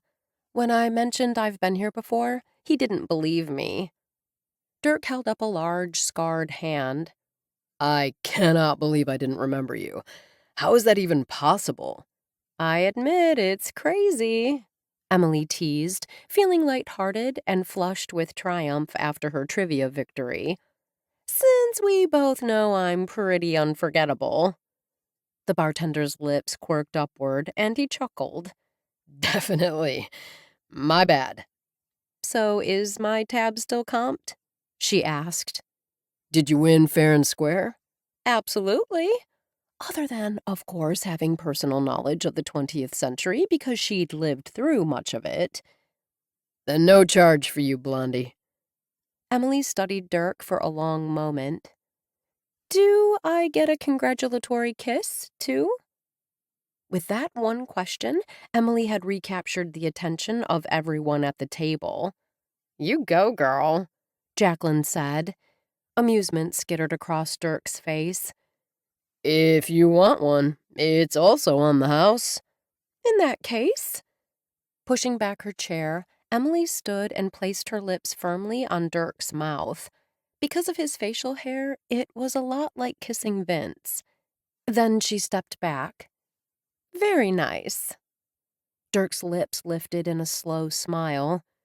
If you want a repeat, I'm good. She flashed a brilliant smile. Thanks. No, thank you. Dirk chuckled and, after making sure no additional drinks were needed, laid down the individual checks and strolled off. How was it? Jacqueline asked, her eyes as merry as Emily had ever seen them. Nice enough. Though her lips couldn't keep from curving, Emily shrugged. Why did you kiss him? Garrett's expression was clearly puzzled. Because I felt like it. We challenged Emily to kiss 3 different guys at Destiny on Saturday, Jacqueline explained. It appears she decided to continue the challenge tonight. Then, after looking around the table and realizing there were 3 men there whom Emily hadn't kissed, one who was with her, Jacqueline continued. But just one guy tonight, right, Emily? That's right, Emily concurred, seeing the warning in Jacqueline's eyes. Just one tonight. On Friday, when Chloe asked if she'd like to go to the county fair with her and Jacqueline that night, the offer came at exactly the right time. Less than an hour earlier, Emily had received a letter from GraceTown Public Schools that she hadn't gotten the job. To her way of thinking, the fact that it was obviously a form letter only added insult to injury. Emily had the feeling if Chloe hadn't texted, she might have spent the evening feeling sorry for herself, which would have been a waste of a perfectly awesome summer day. Tonight, she would cast aside any worries and simply have fun. Though the fair was always a little dusty when it wasn't muddy, and most attendees went ultra-casual, Emily decided to go festive. She chose a short halter dress in mossy green and twisted her hair back into a kind of messy knot. When Jacqueline's SUV pulled up in front of the Oasis, Emily practically skipped to the vehicle. She stopped abruptly when she spotted McKenna sitting in the back seat. Hey, I know you. McKenna pointed. Jacqueline said we were picking up someone named Emily, but I didn't realize it was you. Jacqueline's gaze shifted from McKenna to her. You know each other? McKenna was nice enough to give me a private paddleboard lesson last weekend, Emily explained. She didn't need much instructing, McKenna told Jacqueline. She's a natural. The conversation on the drive to the fairgrounds had Emily learning that McKenna's last name was Lee. She worked at Collister College in marketing and student recruitment, and she had been friends with Jacqueline since high school. Emily got the impression that while McKenna and Jacqueline were friends, they weren't tight, not like Jacqueline and Chloe. Once they reached the fairgrounds, Emily and her 3 companions headed for the midway. Though Emily wouldn't have minded meandering through the ag exhibits or swinging by the animal pens filled with 4-H prize-winning stock, It was clear the others weren't interested. She'd seen that the second she'd asked if there was anything in the ag buildings or exhibits that anyone wanted to check out. "Are you kidding me?" Jacqueline had made a face. "I have 2 words for you. Dirty, smelly." McKenna hadn't bothered to respond, but she was wearing a white dress that looked as if the dirt from the barns would leap on it like fleas off a mangy dog. "Do you want to see the animals, Emily?" Chloe asked when they were nearly past the barns. "Not really." Emily waved a dismissive hand. "I just didn't want to walk on by if anyone was interested." "We only like the Midway." Jacqueline tossed the words over her shoulder. "That's where everyone will be tonight." "Everyone who we want to see anyway," Chloe quipped, and the other two laughed. "Who are you hoping to see?" Emily asked, but Chloe had already turned back and was responding to something Jacqueline had said. As they strolled by booths selling everything from turkey legs to fried pickles, the distance between her and the three began to feel as wide as the Grand Canyon. She felt like an afterthought as they spoke about people Emily didn't know and laughed over shared memories. Emily listened, hoping to gain a better grasp of their interests, but the noise of the fair made hearing their conversation difficult. She thought she heard Chloe mention something about unique foods. "I tried chocolate-covered bacon one time." Emily had tasted the unique food item just last year at Geraldine's urging. She must have been close enough for the three to hear her, because as one, they turned back. "You ate what?" Jacqueline asked, her voice rising. "Chocolate-covered bacon?" Emily smiled, recalling that the nearly perfect sweet and salty blend had left her wanting more. "It's really good." "Sounds yummy," Chloe admitted. Jacqueline wrinkled her nose. "Oh, please, Chloe. You and I both know it sounds gross." Before McKenna could weigh in with her opinion, Jacqueline brought up a party she'd attended in Baltimore last year where bacon had been an ingredient in cheese gougere, an appetizer that only Emily had never tasted. Just like that, Emily found herself once again relegated to the nosebleed section. Emily told herself to be patient. Building connections took time. The process couldn't be rushed. The trouble was, she wanted friends, and that feeling of connection now. The entrance to the Midway was in sight when they bumped into Garrett, Bradley, and a guy McKenna introduced as Wes. While Wes was new to Emily, it appeared by the way he slung an arm around McKenna's shoulders that the two knew each other very well. Emily wondered if the three women had been hoping to meet up with these guys this evening. "We came to check out the Midway," Jacqueline explained. "Can we join you?" Garrett asked. Jacqueline's arms wrapped around his neck, and she kissed him, giving him his answer without saying a word. For Emily, nothing changed with the addition of the three guys, except instead of trailing after three women, she now trailed after three couples. Then, quite unexpectedly, Dalton appeared and fell into step beside her. "What are you doing here?" she asked, unable to keep from smiling. "Same as you? Enjoying the fair?" He gazed at the three couples who were so busy laughing and talking they hadn't once glanced back at her. Or him. "Or are you?" Emily fought to remain positive. "The night is still young." "Why did you come with three couples? Seems like tagging along wouldn't be much fun." "I didn't tag along." Heat flooded her cheeks. "I came with Jacqueline, Chloe, and McKenna. We ran into the guys a few minutes ago. I don't think it was planned, but I don't know for sure." They'd reached the edge of the Midway when Chloe turned back, as if suddenly remembering Emily. Her eyes widened at the sight of Dalton. "Hey, where did you come from?" Dalton waved a hand. "I spotted Emily and came over to say hello. The rest of you were too busy talking to notice." Everyone had turned by this time. Jacqueline gave a little laugh. "I almost forgot Emily was with us." "That was pretty obvious." Dalton shot his sister a pointed look. "Emily doesn't need a keeper," Jacqueline began. Your sister is right. I don't need a keeper. In fact, I was thinking of doing a little exploring on my own." When Chloe opened her mouth as if to protest, Emily lifted a hand. "I want to see what's out there." Chloe's expression brightened. "You're going on a manhunt." For only a second, Emily was as confused as everyone else. Then she laughed.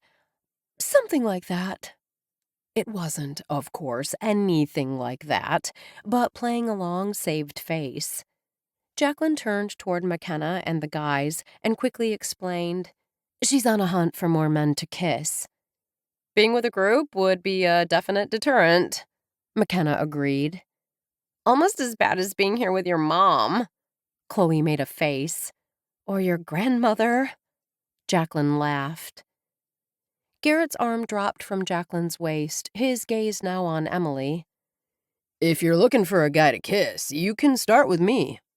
The back of Jacqueline's hand slapping his midsection had him emitting a loud oof. "I was just kidding," Garrett protested. "It didn't sound that way to me." Jacqueline's eyes flashed a warning. To him? To Emily? Emily didn't want to wait around to find out. "You guys have fun. I'll grab an Uber home. We'll catch up this weekend." Emily didn't wait for anyone to urge her to stay, which was good because even as she strolled off, she didn't hear any protests. She'd gone a good 10 feet before Dalton caught up to her. "If you want to be alone, I'll leave. But if you'd like company, I'm available." Emily hesitated, not wanting his pity. "Unless you really are on a hunt for guys to kiss and are worried that I'll be in the way." She looked at him, searching for what? She wasn't sure. "You don't approve?" "It's not my decision. I support you doing whatever you want. Your body, your life. I've just never been big on kissing strangers." Dalton offered a sheepish smile. "I'm a romantic. Old-fashioned, you might say. I like to take my time so that when I kiss someone, it means something. I don't want to be the guy a girl can kiss and forget. I want to be the guy she always thinks about." "I've had enough with the kissing stuff." Emily waved an airy hand. "Kissing strangers can be fun, but like you said, it's not all that satisfying." They walked in silence for several more feet. "I was supposed to meet a group from my department tonight at the beer garden," Dalton said, breaking the silence. "Well, don't let me keep you—" "You're not." He spoke quickly. "I already swung by and glanced in before I spotted you. Wall-to-wall people. Not what I was looking for this evening." "And the midway is?" He laughed. "That kid who loved all the sights and sounds must still be in there, because I found myself drawn in this direction. I told myself that I'd walk around, maybe grab some chocolate-covered bacon, and—" "You overheard." "Overheard what?" The puzzlement in his eyes was too real to be faked. "You actually like chocolate-covered bacon?" "Who wouldn't? I get it every year." He chuckled. "I know it sounds gross, but it's really yummy." Emily couldn't keep from smiling as she glanced around and breathed in the atmosphere. "What's on your agenda for the evening?" he asked. "I'm looking to simply enjoy the fair." She inclined her head. "What about you?" "What sounds good to me is—" His head tipped back as his gaze lifted skyward. "A ride on a Ferris wheel with a pretty woman." Then his vivid blue eyes were back on her. "Interested?" Chapter 11. The lights from the giant wheel illuminated the night sky. Emily fought a shiver of excitement as she waited beside Dalton. Thankfully, the line moved swiftly, and it wasn't long until Emily sat beside him in a red cart. The attendant, an older man with bad teeth, clicked the bar into place, then motioned to his coworker. The cart immediately gave a lurch and started its journey upward. "I haven't been on one of these in ages." Emily sat back and breathed a happy sigh. "My friend Irene loved Ferris wheels. Whenever the fair came to town, it was the one ride we had to go on. Irene. Dalton rolled the name around on his tongue. It's a beautiful name, but one you don't hear often. Haven't you heard? Emily kept her tone light.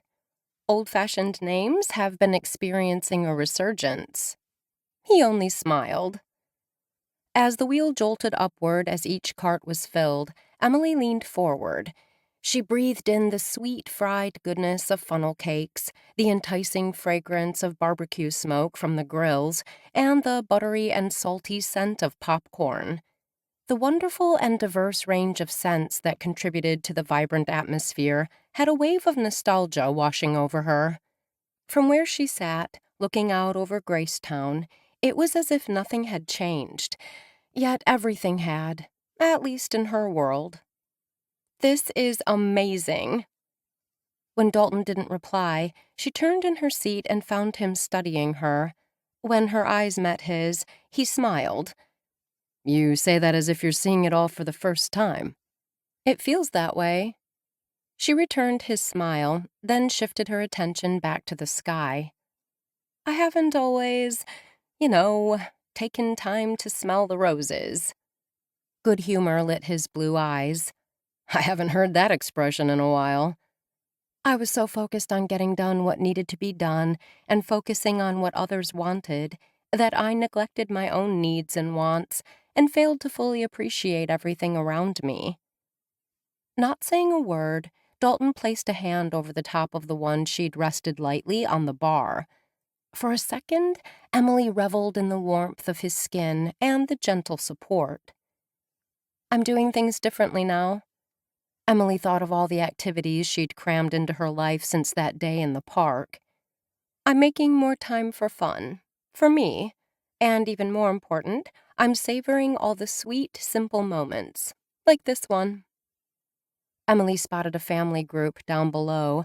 The littlest girl wore a crown and held a balloon sporting the image of a birthday cake. The memories flooding back forced Emily to blink back sudden tears. What's wrong? Dalton asked. Nothing. I was just thinking of my father and all the ways he showed me he cared. He wasn't one for parties, but each year on my birthday, he made sure we celebrated. She took a breath and let it out slowly. I took so much for granted. Dalton gave her hand a squeeze. I think we're all guilty of that. I'm doing better at embracing moments now, Emily told him. My grandfather died last year. Dalton's eyes took on a distant look. He was a great guy, the rock of our family. Though he wasn't the most demonstrative man, he showed his love to all of us in so many ways. Ways I took for granted. I read somewhere that we should consider mistakes stepping stones to wisdom. It's a good thought. Dalton nodded. And, thankfully, we both have lots of time to learn those life lessons. Emily nodded. The youth elixir had given her that time. Dalton's arm slipped to rest lightly around her shoulders. As the wheel made a second and third rotation, she wondered what it would be like to kiss him. How's the job search coming? The question jerked her from her reverie. I ran into Chloe yesterday, and she mentioned you had a hot lead on a new job. The hot lead fizzled. Emily's lips quirked up in a wry smile. There was an opening at one of the high schools for a music teacher. I thought I had a real chance, but I got the rejection letter this afternoon. That's tough. His gaze turned thoughtful. Have you looked at any of the private schools in the area? I bet they'd love to have someone with your credentials on staff. I haven't, but you're right. They may be more open to someone without a teaching certificate. Do you ever regret leaving the symphony? For a second, Emily wondered how he knew. Then she realized that his sister must have mentioned it to him. I was honored to play in BSO and to have a leadership role, but being a concertmaster is demanding. Not only are you expected to attend all rehearsals, both full and sectional, there would be solo passages to prepare for. In addition, there are administrative responsibilities and community engagement duties. When Emily paused to take a breath, she realized she'd told him far more than necessary. She'd been showing off her knowledge after diving deep into what being a concertmaster meant. She gave a little laugh. That's the long answer. The short one is, no, I don't regret leaving. Though she could see he didn't fully understand the why of it, he nodded, then changed the subject again. So the job hunt hit a snag, but what about moving out of the oasis? Let's just say if you see me sleeping on a park bench soon, be sure to stop and say hello. His eyes widened. Surely your situation isn't as dire as all that. Emily's phone buzzed, a jarring sound that she'd meant to change, but hadn't yet taken the time. Pulling the phone from her bag, she quickly scanned the text, replied, then slipped the phone back into her purse. Seeing the curiosity in Dalton's eyes, Emily answered his question without making him ask. Chloe just wanted to make sure I'm really okay with taking an Uber home. What did you tell her? I told her I really am fine with it. Would you be okay with me driving you back to the hotel? That would be nice, but I'm not ready to leave yet, so if you are, I'm not ready to go either. After grabbing a quick bite to eat at an open-air hut serving a variety of seafood dishes, they went straight for the games of chance. Despite knowing the games were rigged, they had fun trying to pop balloons with darts, tossing rings onto bottles, and even playing a version of whack-a-mole. I'm glad we didn't win, Emily laughed when they came up short again on the last game. There's no space in my hotel room for a teddy bear that's taller than me, and I'm definitely not sharing my park bench with a bear. By the time they left the fair, Emily was in high spirits, and Dalton appeared content to let her do most of the talking on the drive back to the hotel. Instead of pulling into the loading zone, he snagged a spot on the street. When she reached for the door handle, his hand on her arm had her turning back, her heart leaping to her throat. Was he going to kiss her? She licked her lips. What is it? His gaze searched hers. Answer me honestly. Are you really close to being homeless? I have options, Emily began, but Dalton's direct gaze had her hesitating. Okay, nothing firm, but I did respond to an ad from a girl who said she'll have a room coming up soon, a share in a house with 5 other girls. The downside is it's kind of far away with no place to park, but I don't have a car anyway.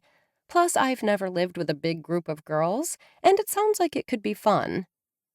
I think I may have an alternative for you to consider. Tell me. Emily didn't bother to hide her eagerness. I know someone who would be a fantastic roommate. There are a few particular rules to follow, but the house is big and beautiful. Best of all, you wouldn't have to pay a dime in rent. Emily rested her head back against the settee. Ignoring the glass of red wine she'd poured when she'd reached her room, she closed her eyes and let her mind drift to Dalton's offer. Startled, and not knowing what to say even after he'd explained the situation, she had simply said she needed to think about it and had deferred giving him a firm answer. Waiting didn't appear to be an issue, as he'd clarified he needed to check with his father to make sure he would be on board with the offer. Which gave Emily tonight to get her thoughts together.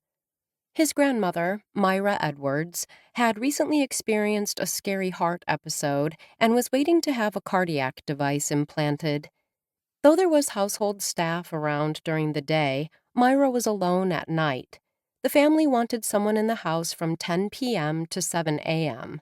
When Dalton had mentioned that the person could sleep in the adjacent room, they just needed to be available if Myra needed assistance, Emily had nearly asked why one of the family simply didn't stay at the house until the surgery.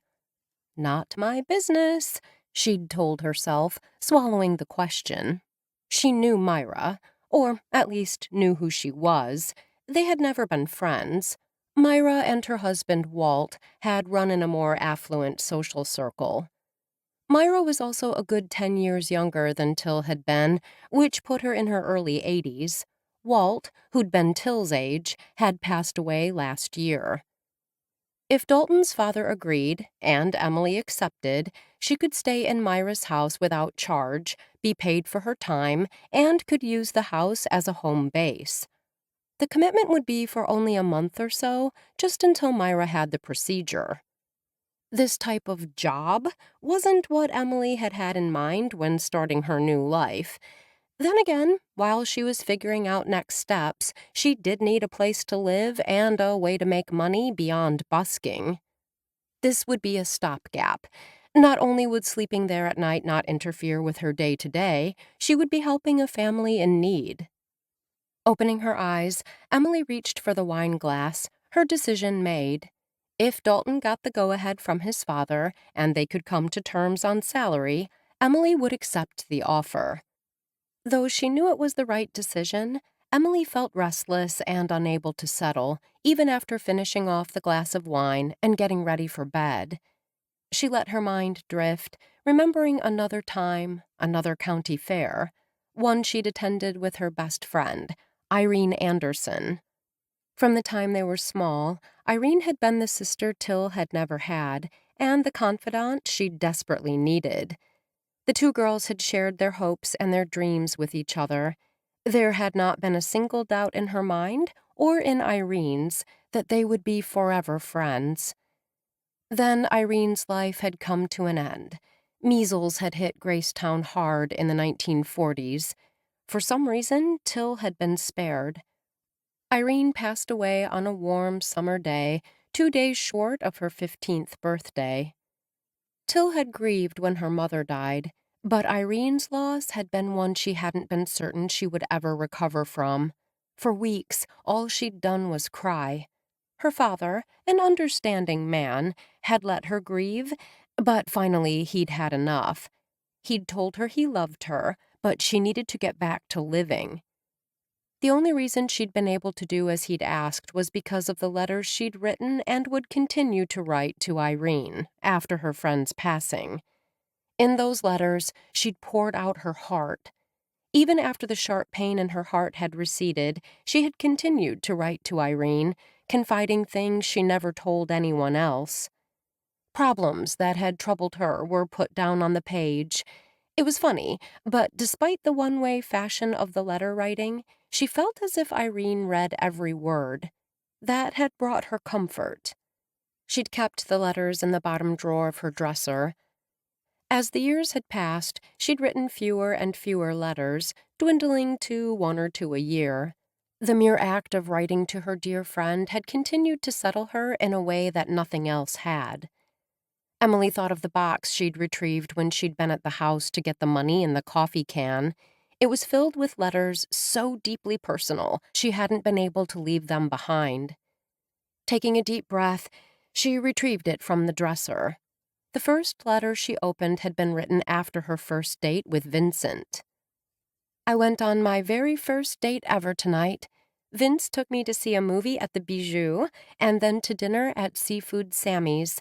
I felt awkward at the beginning of the evening, but Vince was so kind. Reading the details of the date had Emily's lips curving as the night came flooding back.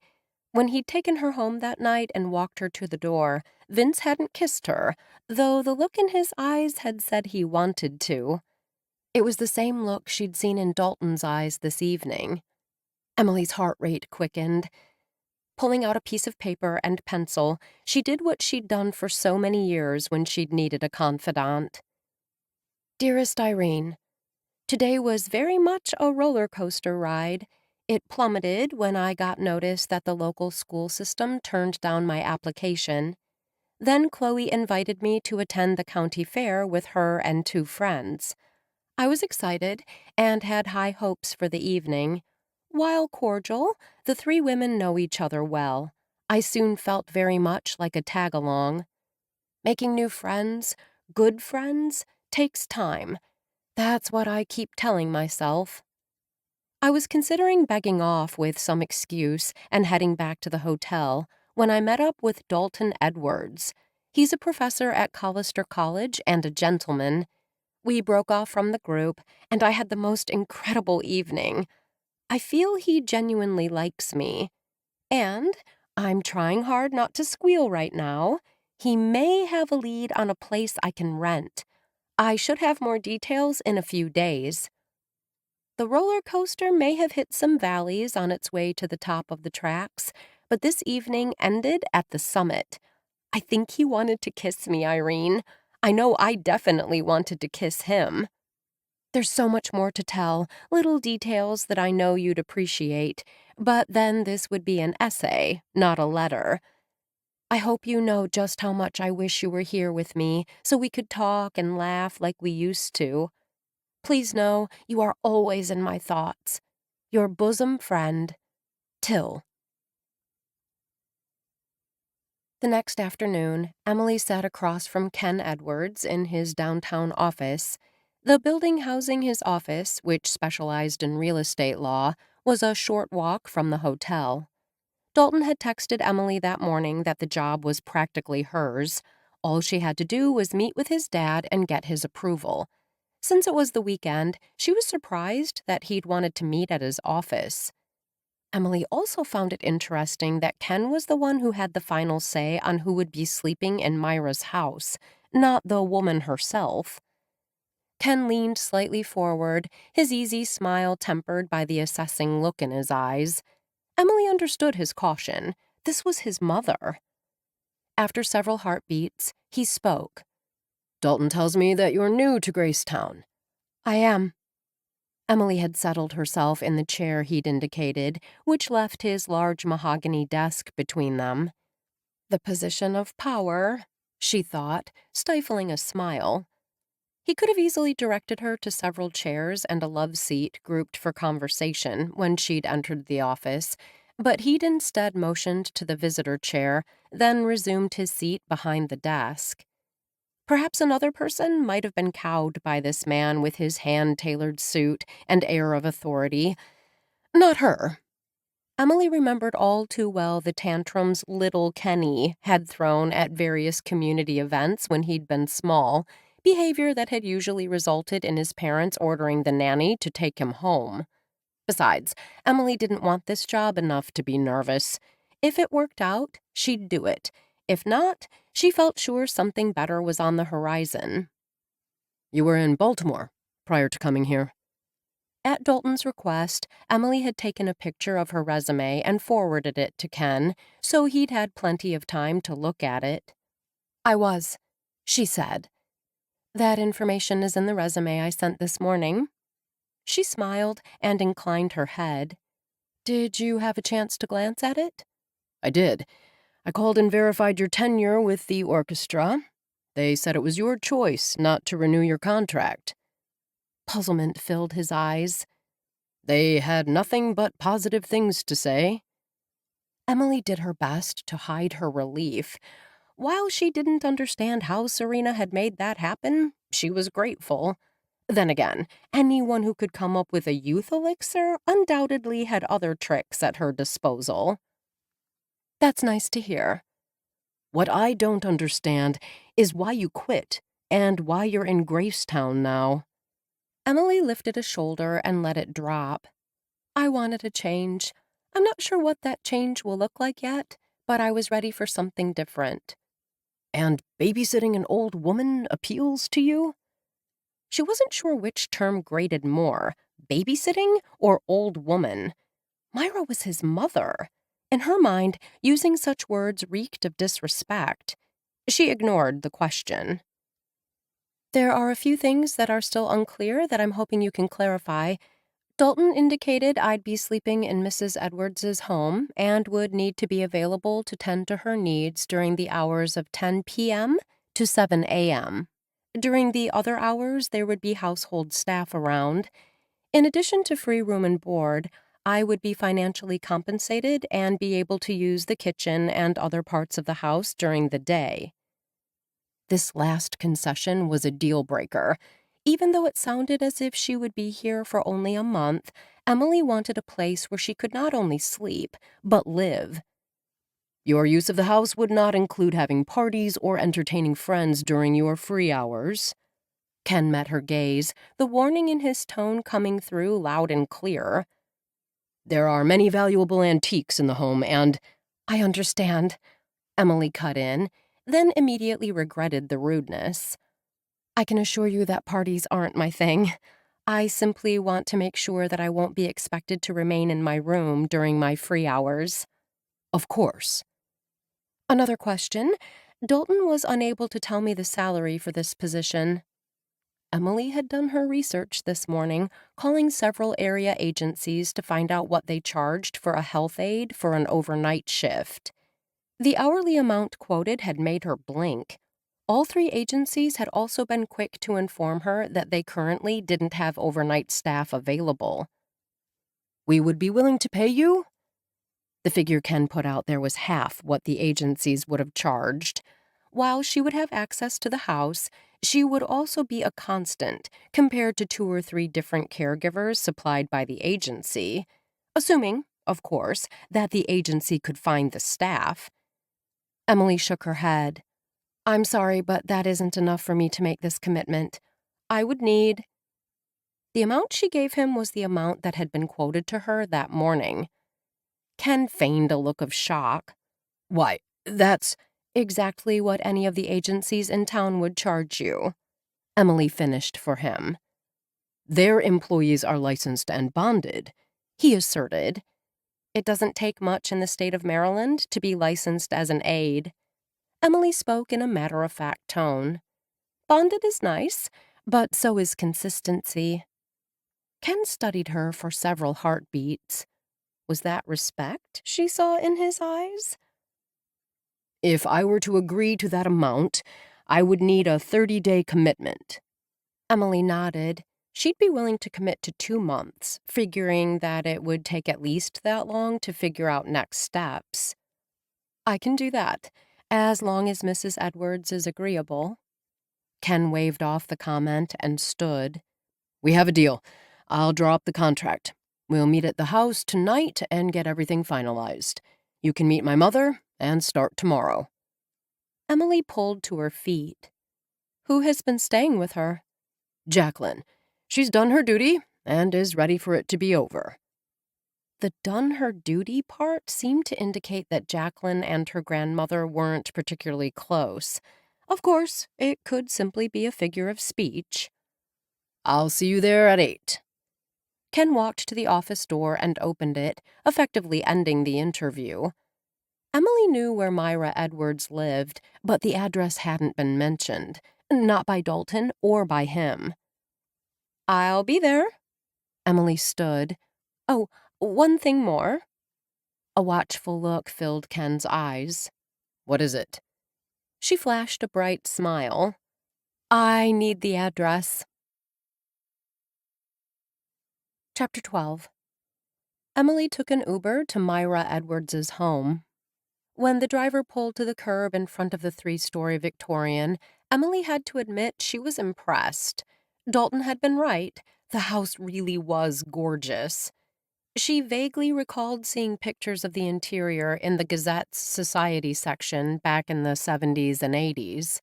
Myra, Heritage League president, and her husband, Walt, GraceTown City Council member and Country Club Golf Committee chair, had always been hosting or attending society events.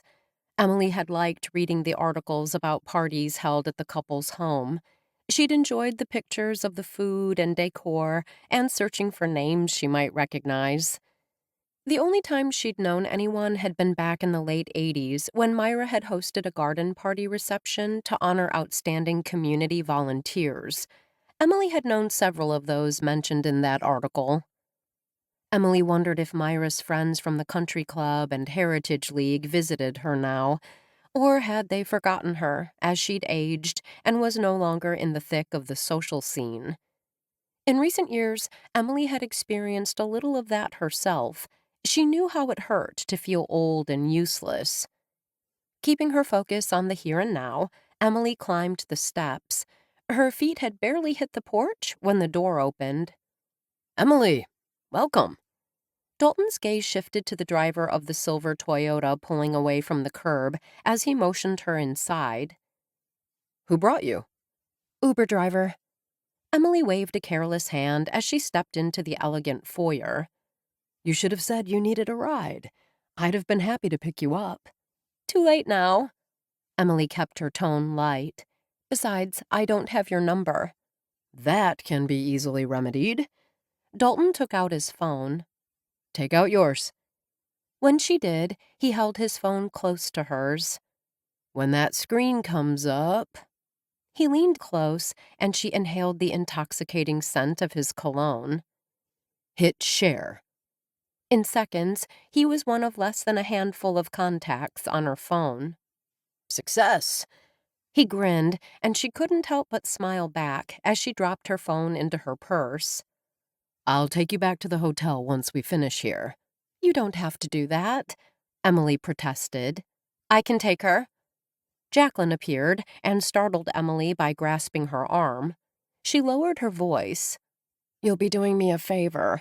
Otherwise, I'll get stuck hanging with Gran for the rest of the evening. I already have to come back and spend the night. I'll let Dad and Gran know you're here. Dalton disappeared down the hall. Your father mentioned you've been staying with your grandmother, Emily said to Jacqueline. Jacqueline made a face. I drew the short straw. But once you start, I'm free. You and your grandmother don't get along? Emily chose her words carefully, feeling as if she were picking her way barefoot down a garden path strewn with thorns. We get along okay, but let's face it, Gran is old as dirt. We have 0 in common. As soon as they reached the front parlor, Jacqueline became all smiles.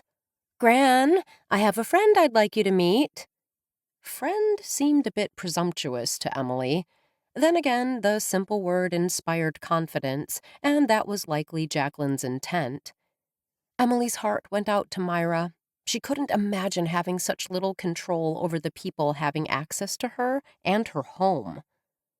Myra sat in a floral wingback chair in the parlor, dressed in a gorgeous pink silk pantsuit. Her dark hair, which had always reminded Emily of polished walnut, was now liberally peppered with gray. The gaze Myra fixed on Emily was curious. So, you are the young woman who is being foisted upon me in my own home. Emily met the woman's curious blue eyes. I would never foist myself on anyone. Whether I stay in your home is up to you. Please. Myra waved a hand, reminding Emily of a queen. Everyone, sit. Jacqueline took the love seat, while Emily chose one of the chairs. Dalton's phone buzzed before he could sit. He glanced at the display. I'm sorry, I need to take this. He left the room, the phone pressed to his ear.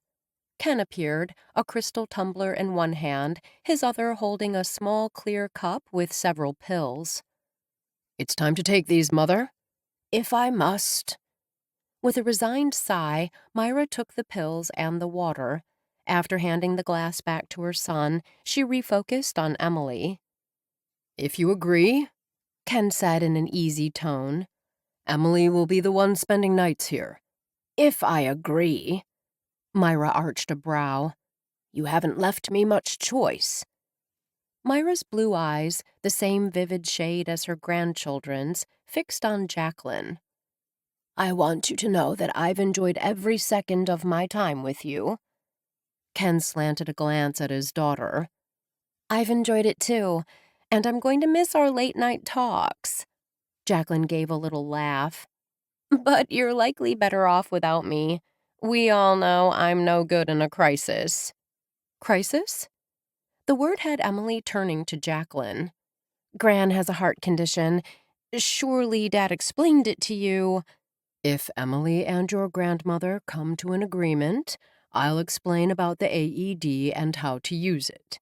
Ken tossed the acronym out there with a dismissive wave of his hand. Though I'm sure using it won't be necessary. Emily knew all about automated external defibrillators, or AEDs. When she'd tutored at the detention center, she'd helped fundraise for one after an incarcerated young man had gone into sudden cardiac arrest and died. She shifted her focus to Myra. "Your heart condition is serious."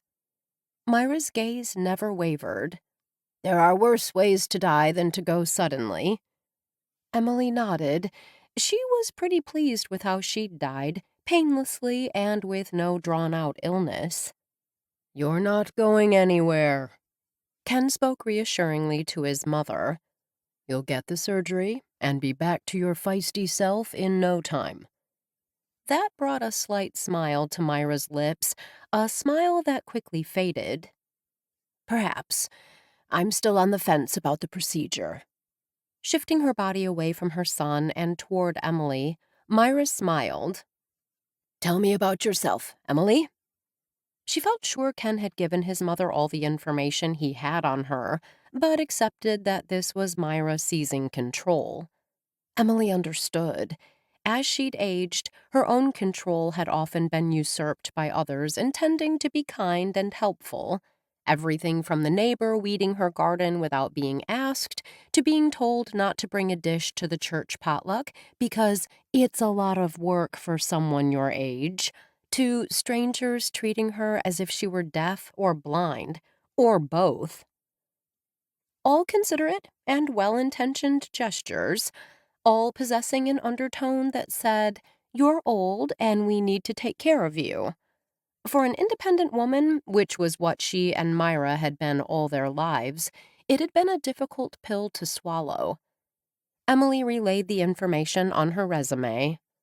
When she finished, Myra fixed bright blue eyes on her. "Why would such an accomplished young woman like yourself want to be a nursemaid to a sick old woman? You're not old. Haven't you heard?" Emily kept her tone light and teasing. 80 is the new 60. Myra offered what could be described only as a snort. Emily smiled. "As your son likely informed you, I'm figuring out what I want to do with my life. Being here would allow me to figure out next steps." "Shouldn't you have figured out what you wanted before you invested all that time and education on a career you've abandoned?" "I view life as a journey," Emily explained. "For some, music can be their entire life. It wasn't enough for me. But all my experiences will forever be with me as I navigate life's byways." "You're quite the philosopher." Myra's dry tone indicated she wasn't sure that was a good thing. "In a way, aren't we all?" Emily thought back to all the twists and turns she'd experienced in her 92 years. "While your journey has been different than mine, it shaped you. Spending this month in your home will likely change us both. I believe you and I will learn from each other and be better for this month together." "Month?" Myra shot a sharp glance at her son. "By then, I'm hoping you'll have had the surgery," Ken began. "I haven't yet decided what I'm doing. Or when." Myra's jaw set in a hard line. "Once I make that final decision, I'll let you know." "Well, Emily guaranteed she can be with us for a month," Ken explained. "By that time, we'll know more and can proceed accordingly." "That sounds fair, Gran." Jacqueline rose and surprised Emily by moving to her grandmother's side, crouching down and taking her hand. "For now, we just want you to be safe. You being alone in this big old house at night worries all of us. If you fall, or if something else happens, who knows how long you could lie there?" As soon as she returned to the oasis that evening, Emily notified the desk clerk that she would be leaving tomorrow, a day earlier than planned. When she stopped at the desk the next morning, Chloe was there with a check, refunding the charge for one night. "You don't have to do this," Emily said as Chloe slid the check across the counter. "You've been the perfect guest." Chloe offered a warm smile. "Having the discretion to do these kinds of refunds is one of the nicest things about managing a small boutique hotel." Taking the check, Emily slid it into her purse. Jacqueline told me you're moving into her grandmother's home. Was that hurt she heard in Chloe's voice? I wanted to tell you myself, but our paths didn't cross yesterday. I spent the day with Bradley. We went to Baltimore and took in a baseball game. Sounds like fun. It was. Emily reached down for her suitcase. Well, I better. Emily. Emily straightened to find Chloe rounding the counter. I'm sorry about the fare. Clouds filled Chloe's amber eyes. I realized later that we kind of ditched you for the guys. I'm sorry. It wasn't right. It was okay. No. Chloe held up a hand. Even before the guys showed up, we didn't include you. Trust me, it wasn't deliberate. Just thoughtless. That doesn't make it okay. Dalton and I had a nice time. Emily kept her tone light. All's well that ends well and all that. I'm glad you enjoyed yourself. Chloe met her gaze. But I want to make it up to you. You don't have to. How are you planning to get your bike and suitcases to Mrs. Edwards's house? Uber? Speaking of which, Emily pulled out her phone to order one. My RAV4 is parked in the back. Let me take you and your stuff over there. You're working. I'm the boss, remember? Chloe smiled. I'm entitled to breaks. Emily hesitated. Friday night was fine. You don't owe me. Chloe's hand on her arm stopped her. Please, Emily. Please let me do this. 15 minutes later, after Chloe had wheeled Emily's bike up to the side of the house and Emily had removed her suitcase and violin case from the SUV, Emily waved goodbye to her friend. Then she moved into a lovely room on the main floor of the Edwards' mansion. It wasn't exactly a mansion, of course, but it was the largest house Emily had ever lived in. Ken hadn't been joking when he'd said that the house was filled with antiques, scads of antiques, and loads of collectibles. Definitely enough work to keep a full-time housekeeper busy. When Emily learned that Mrs. Fairfax also did the cooking, she was even more impressed. The bedroom Emily had been assigned had its own sitting area and bathroom. Though the bathroom wasn't original to the house when it was built in the 1890s, she was glad to have a thoroughly modern one at her disposal. Once her items had been carefully unpacked, Emily found herself contemplating what to do next. She'd reached the end of the driveway when a BMW convertible with Dalton behind the wheel and the top down pulled up to the curb. Have I told you just how much I like this car? Emily strode to the passenger side and leaned over. If you're looking for your grandmother, your father took her to a doctor's appointment. They should be back soon. His secretary told me he was here. Dalton's brows pulled together. She didn't mention him taking Gran to an appointment. My fault. He waved a hand. I should have texted. Can I give you a lift? Pardon me? Dalton flashed a quick smile. My grandmother says that. It's an old-fashioned response. Emily shot him a wink. I'm an old-fashioned girl. He chuckled. Can I give you a lift? He repeated as he gestured with one hand to the violin case. That looks heavy. It isn't. Heavy, that is. Emily shifted from one foot to the other. You don't even know where I'm going. Unless it's Baltimore, I have time. I'm headed to the town square. That's right on my way. Dalton leaned over and pushed the door open. Hop in. Setting the case carefully in the back, she fastened her seat belt. Emily. She turned to see Dalton gazing at her with a serious expression. She'd never seen such a look on his handsome face. I just want to put one thing out there, since it's just you and me right now. Okay? Her heart gave a flutter, though she was unable to see where this was headed. If you got the impression that we're pushing my grandmother to have this procedure, you'd be right. Since Granddad died in that car accident last year, she's given up. We're not about to let that happen. We're not losing her, too. Reaching over, she gave his hand a squeeze. I understand. My father wanted to give up after his stroke, but— You didn't let him. No, I didn't. Though Papa's journey hadn't had the happy ending she'd hoped for, she'd had nearly 2 more years with him. I just wanted you to understand where the family is coming from. Dalton pulled the sleek sports car away from the curb, and an upbeat tune about the open road surrounded them. As she fluffed her hair with her fingers, Emily emitted a happy sigh. This reminded her of the adventure she'd once envisioned. Though the car wasn't yet moving fast enough to create a breeze, she could almost feel the wind in her hair.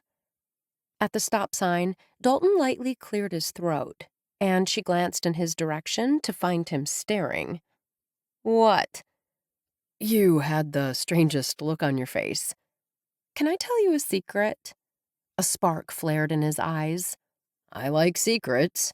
Don't get too excited. This will likely seem quite lame to you. She settled herself in the leather seat. When I was young, younger than now, I was enchanted by convertibles. Enchanted, eh? She ignored his teasing tone. I once dreamed about getting into a convertible and heading off down the highway with no particular destination in mind. How far did you see yourself going?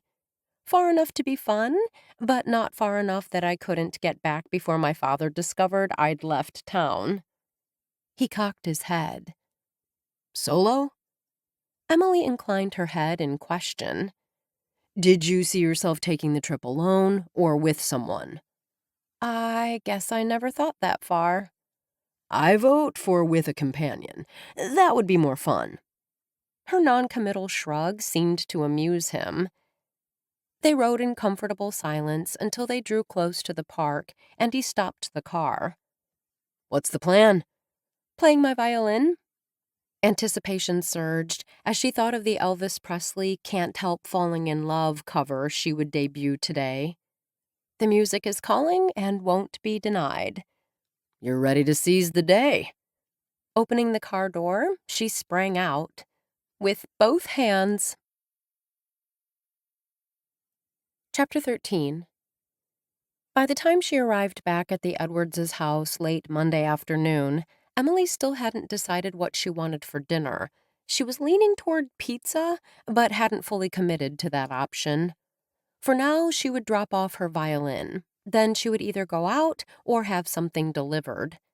Intrigued by the voices and laughter coming from the parlor, Emily paused instead of continuing past. Glancing inside, she saw Dalton and Myra on opposite sides of a game table, playing dominoes. When she started to step back, Myra lifted a hand. "Come in." Myra motioned to her. "You're not interrupting." "I was just dropping off my violin and then heading out to grab some dinner." Even as she said the words, Emily realized how rude she sounded. She strolled into the parlor. "Who's winning?" I am, Dalton said, for the moment. "Mrs. Fairfax will have dinner on the table in 30 minutes, Myra announced. "Though you're under no obligation, you're welcome to join me." Emily glanced at Dalton. "I wouldn't want to intrude on family time." Dalton pushed to his feet. I should have left 5 minutes ago, but I pulled Gran away from her anagrams by tempting her with a game of dominoes. "Anagrams?" Emily asked, intrigued. "I enjoy puzzles, and that's what anagrams are, word puzzles." Myra glanced at a side table that held a pad of paper and what looked like a bunch of scribbles. "I'm old school. I write down the letters of a word or phrase and then rearrange them to form new words or phrases." There are online tools and apps for generating and solving anagrams, but Gran wants nothing to do with them. Dalton offered his grandmother a fond smile. She likes to do it her way. "I also enjoy playing dominoes, though at the moment not so much." Myra sighed. You can take my place, Dalton said.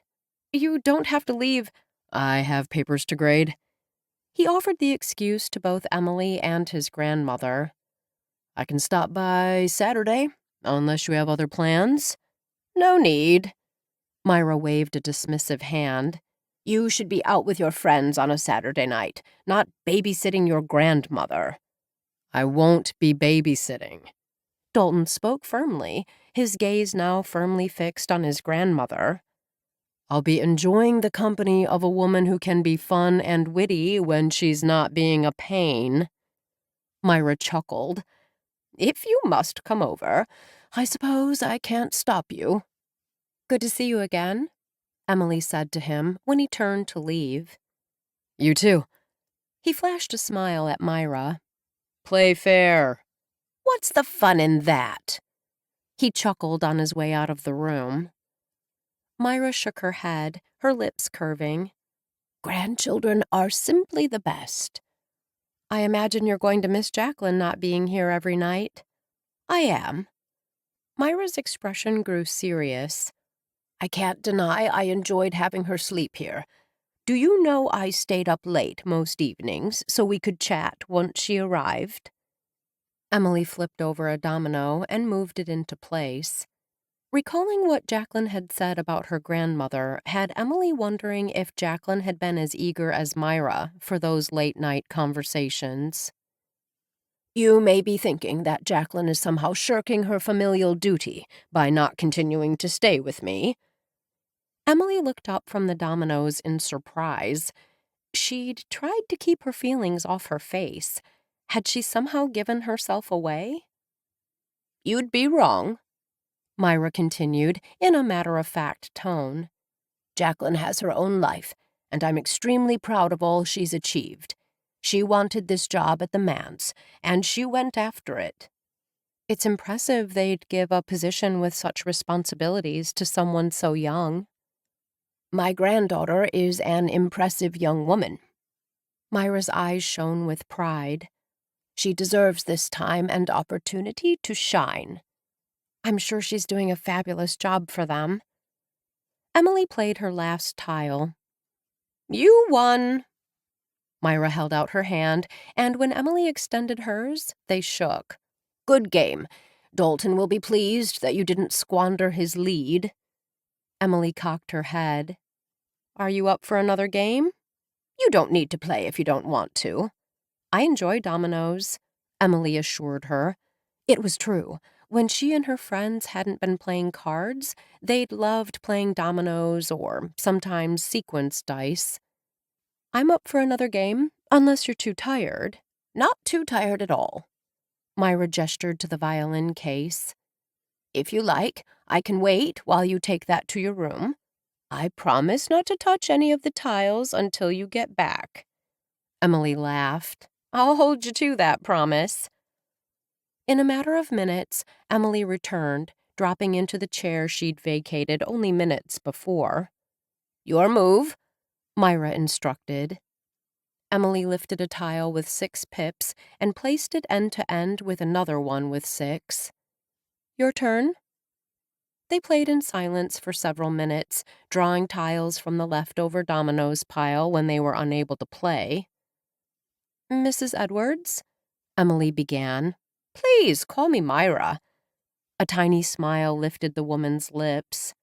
If you're going to be asked to potentially save my life, we really should be on a first-name basis. Emily stilled. Is your heart condition that serious? That's what the cardiologist tells me. Myra placed a domino with 5 pips next to another, then motioned to Emily that it was her move. Is that why they want you to have the surgery? Myra's eyes remained focused on the dominoes. My doctor wants to implant an ICD, an internal defibrillator. Sounds major. Major enough. Myra waved a dismissive hand. Enough about that. I have to admit that I'm curious about where you went with your violin. I played in the park. Just saying the words and recalling how good it felt had a smile blossoming on Emily's lips. Myra cocked her head, a domino poised in her right hand. Really? This was the first time I played on a Monday. I wasn't sure what to expect, but I attracted quite a crowd. Emily's lips quirked upward. How was it? Magnificent. I played a cover of Elvis Presley's Can't Help Falling in Love, and the crowd went wild. Walt and I saw Elvis in the late 60s in Las Vegas. Myra's eyes took on a faraway look. He put on an incredible performance. Emily watched Myra set down her domino, then she took her turn. I believe I'd enjoy hearing you play sometime. A wistful look stole across Myra's face. Walt and I loved music, all different kinds. Sometimes when I think back to the times when I held his hand in a concert hall or swayed in his arms on a dance floor, I wish I'd not taken those moments for granted. Sounds as if you and Walt had a wonderful life together. Emily recalled how the couple had always been mentioned in the newspaper's society column, back when society columns had been a thing. We did. Myra's voice turned as flat as her expression. He's in a better place, don't you know? That's what everyone says anyway. After 92 years on this planet, Emily had heard every platitude offered when a loss occurred.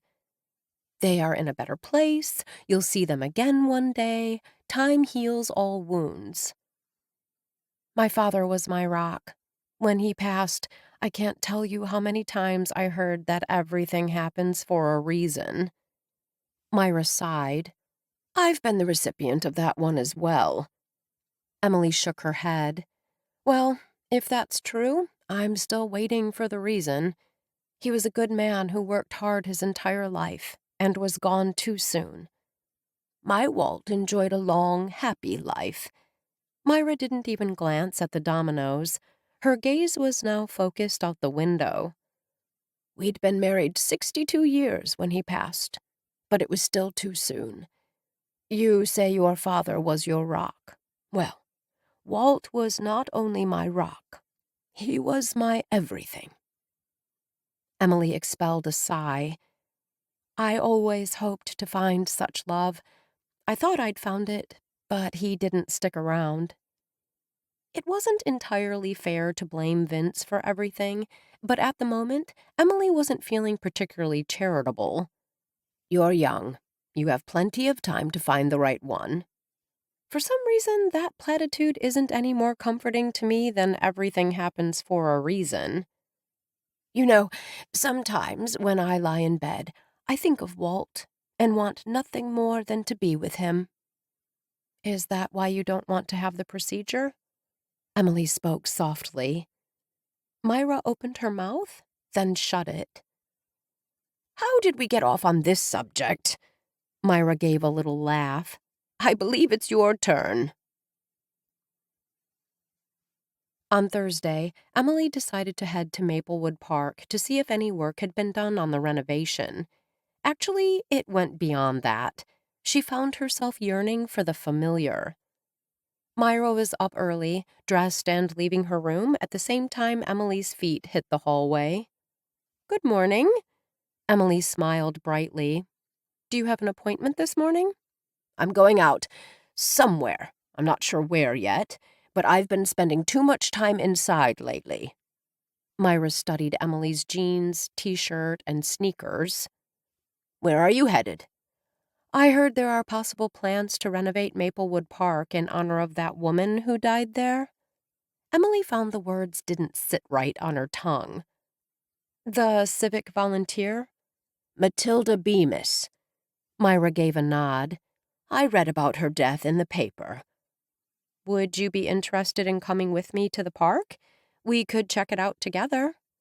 Emily kept her tone casual and offhand.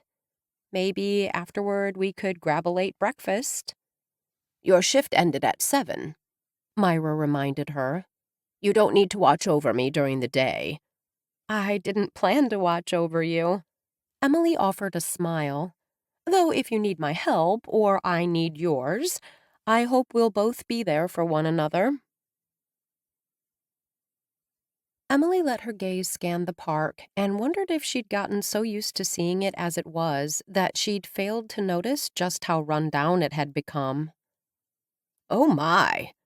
Myra stared. I didn't realize there were any parks in GraceTown this shabby. The Parks Department budget keeps getting cut. Emily spoke in a matter-of-fact tone, forgetting that, as an outsider, this was something she shouldn't know. They've tended to focus their efforts on the more affluent areas of town. Ken is on the city council. Disappointment filled Myra's voice. I can't believe he'd condone something like this. He may not be aware. Emily decided to give the man the benefit of the doubt. The budgets are presented, and if there are no objections, they're usually adopted. Myra shot a sharp glance in Emily's direction. You seem very knowledgeable. I did some investigating when I read that Maplewood might be renovated by volunteers. Emily shifted her gaze from Myra to study their surroundings. There is a lot of work to be done here. That will be expensive. Yes. Myra spoke absently, as if raising the funds wasn't of any concern. Do you know who is spearheading the renovation? Just what I read in the newspaper. Emily chose her words carefully, not wanting to appear too knowledgeable. The article said something about a group of Miss Bemis's friends getting together to do it. I was involved in a renovation at Funland, Myra admitted. Funland had been a thriving amusement park until it had shut down in the 1960s. Emily had fond memories of going there as both a child and a young woman. Emily opened her mouth to comment, but Myra continued before she had a chance. Our project wasn't a city park, but the considerations would be similar. I have a good understanding of the steps that need to take place. Perhaps you could help Matilda's friends, Emily suggested. You know, lend them your expertise. Oh, my dear. Myra waved a dismissive hand. That was ages ago. Doesn't mean your experience isn't still valid. Emily might have said more, but Myra had gotten that bulldog look, so she let the subject drop. I guess what they'll do first is start clearing out the trash and junk, Emily mused, taking note where someone had dumped several large black garbage bags. The equipment clearly needs to be replaced. Merry-go-rounds like this one may be a hit with kids, but they aren't safe.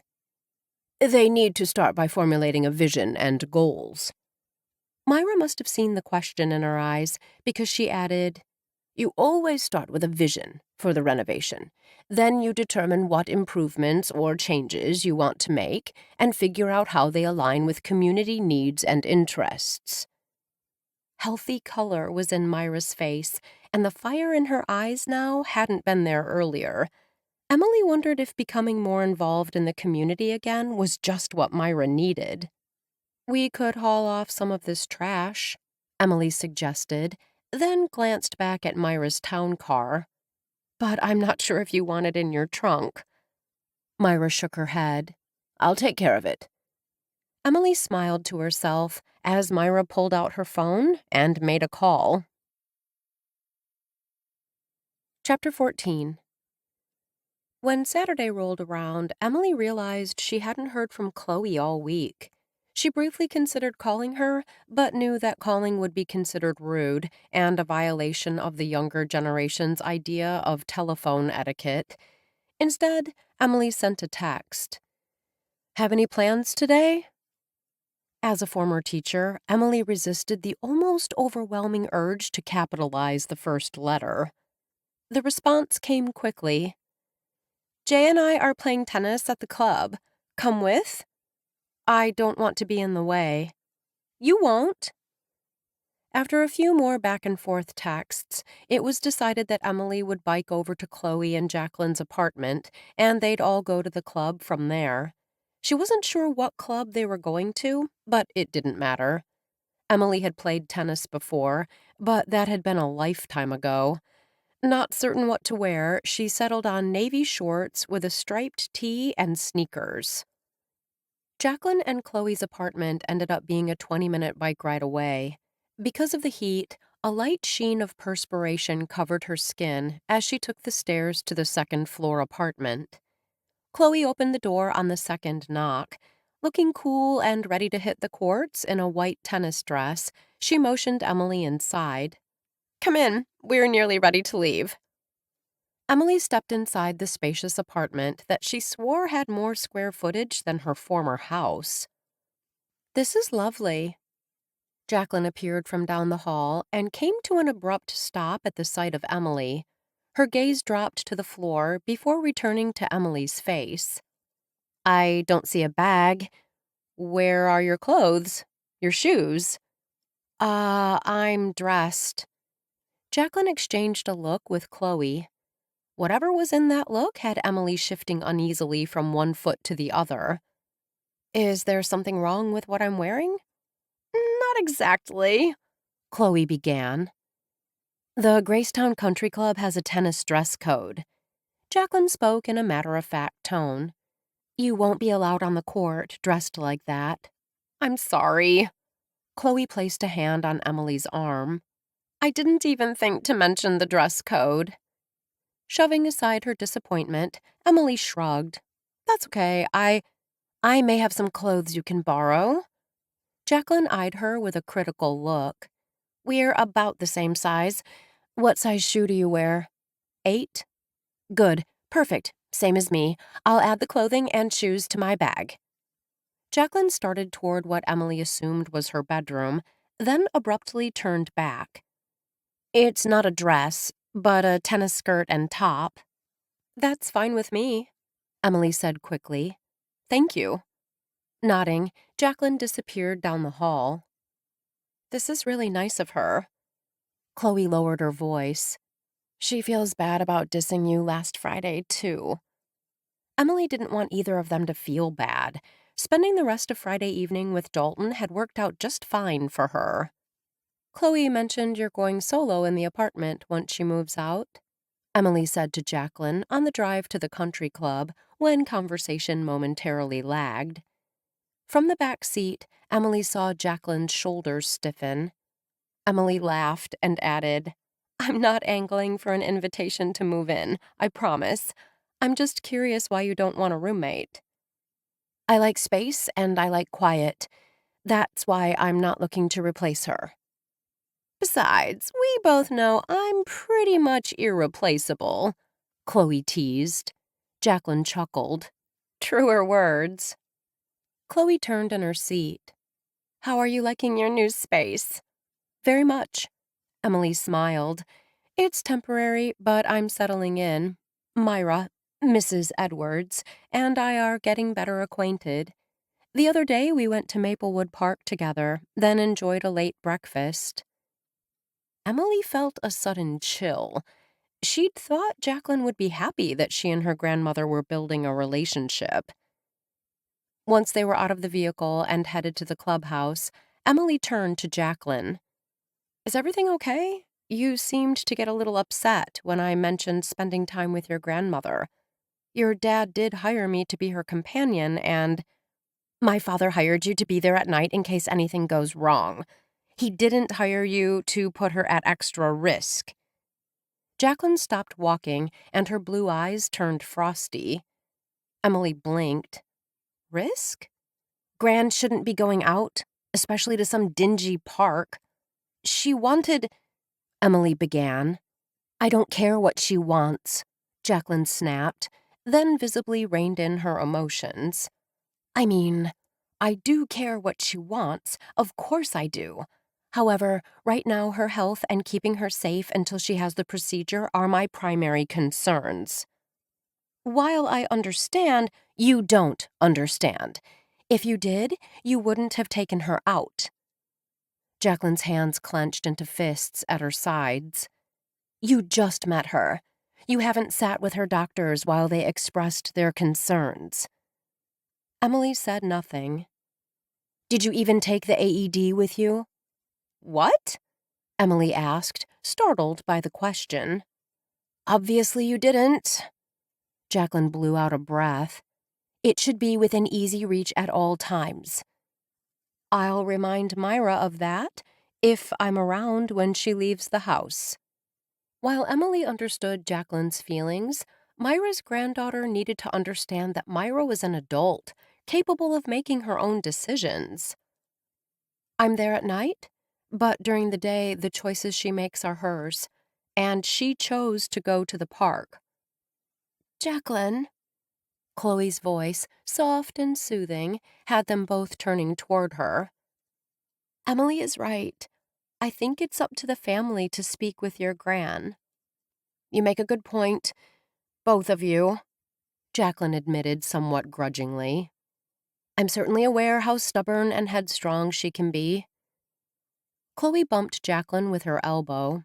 Just like someone else I know. Jacqueline laughed. That remark is going to cost you. Pretending to shiver, Chloe shot Emily a wink before refocusing on Jacqueline. Ooh, I'm scared. You should both be scared. Holding the door open, an older man stepped aside so they could enter. Good morning. Good morning, Alfred, Jacqueline said, offering him a bright smile. What did she mean by that remark is going to cost you? Emily whispered as she and Chloe trailed behind Jacqueline into the gorgeous lobby. You and I will be playing against her, Chloe said. Emily pulled her brows together. 2 against 1? That doesn't seem fair. Tell me about it. Chloe expelled a heavy sigh.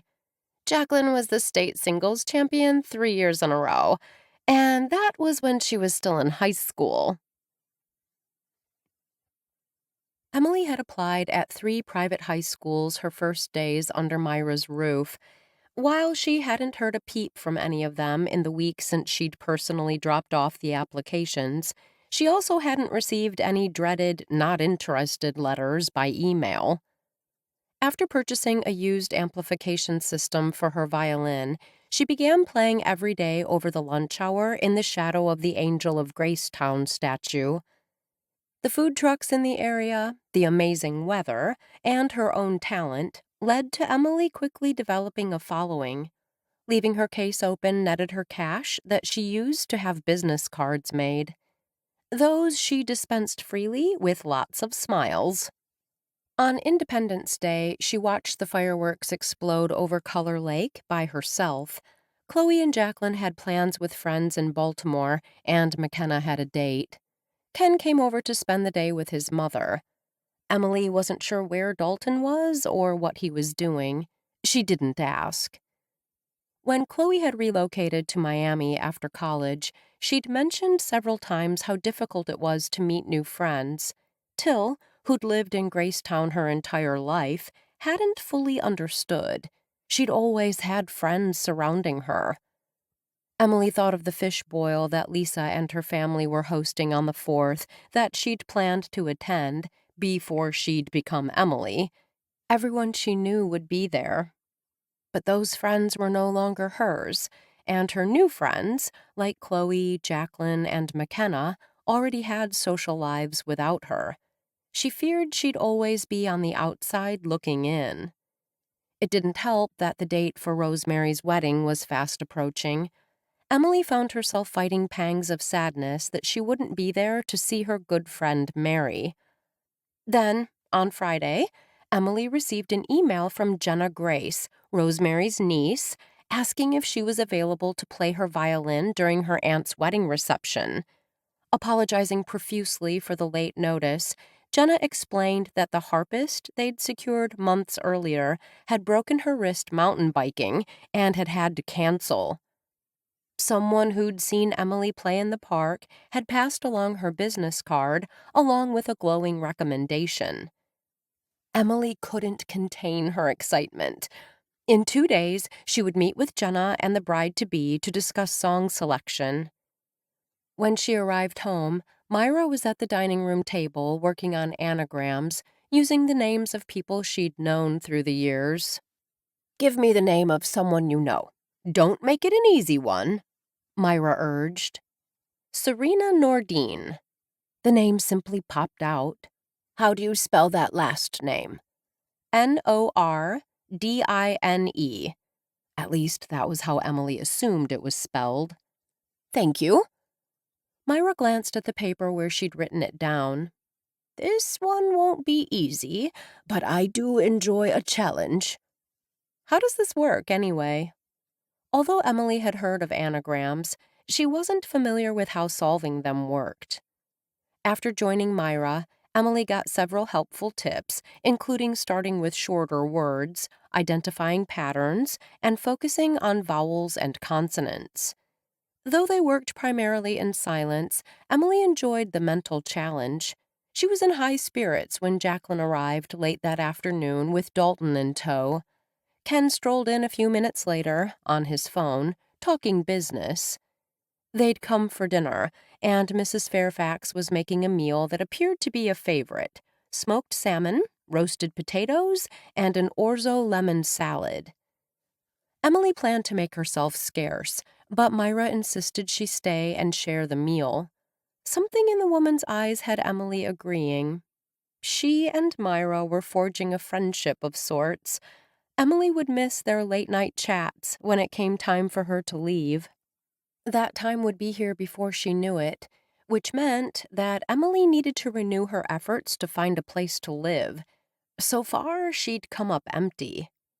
She assured herself, when her confidence waned, that it would all work out. She would find something, at least for the short term. For dinner, Emily donned one of her favorite new dresses. The simple, vivid blue was sleeveless and boasted a crisscross back. She twisted her hair up in a messy bun and took extra time with her makeup. When she came into the parlor, she saw that Dalton and his father both wore dress pants and button-up cotton shirts. Like her, Jacqueline and her grandmother wore dresses. Things started out well.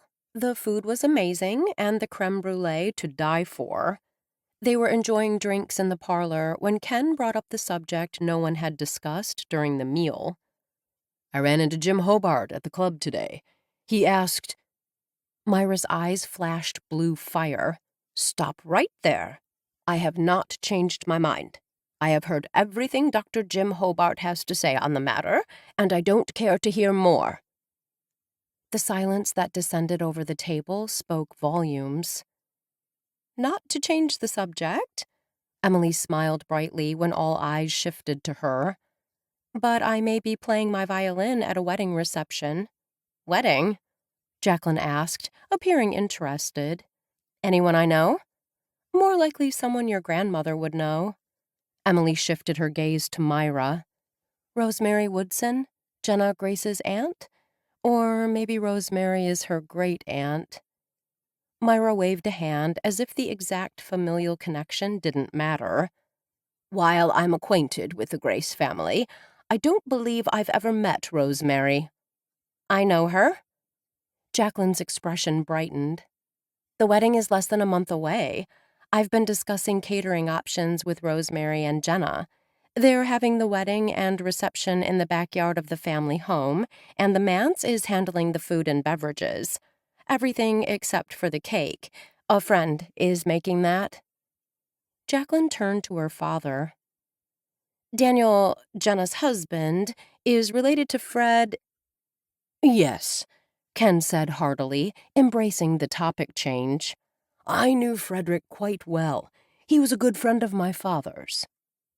A sudden silence fell over the table. Yes, Myra said. Fred and Walt were close friends. That fact didn't surprise Emily, as the two families ran in the same social circle. If the wedding is coming up that soon, why are they only asking you now? Two lines formed between Myra's brows. I'd have thought this would have been lined up months ago. Emily explained about the harpist's cancellation. Someone whose opinion they trust heard me play in the square and gave my card to Jenna. She called. I'm meeting with her and Rosemary on Sunday to go over song selection. Myra tapped a finger against her lips. That's not much notice. It'll be fine. Emily would make it work. Just knowing she would be there to see her friend marry, well, that would be a gift. When I was younger, I attended so many weddings. A soft look filled Myra's eyes. Afterward, my friends and I would discuss what we liked about the dresses, the music, even the food. My friends and I do that too, Gran. Some of these dresses are god-awful. Jacqueline made a face. And don't get me started on food choices. We were never mean-spirited, Myra interrupted. Well, except for Luella Hooper, who reveled in finding fault. No, it was more talking about what colors and styles we liked, and food preferences. My favorite part to discuss was the vows, though, back then, they were fairly standard.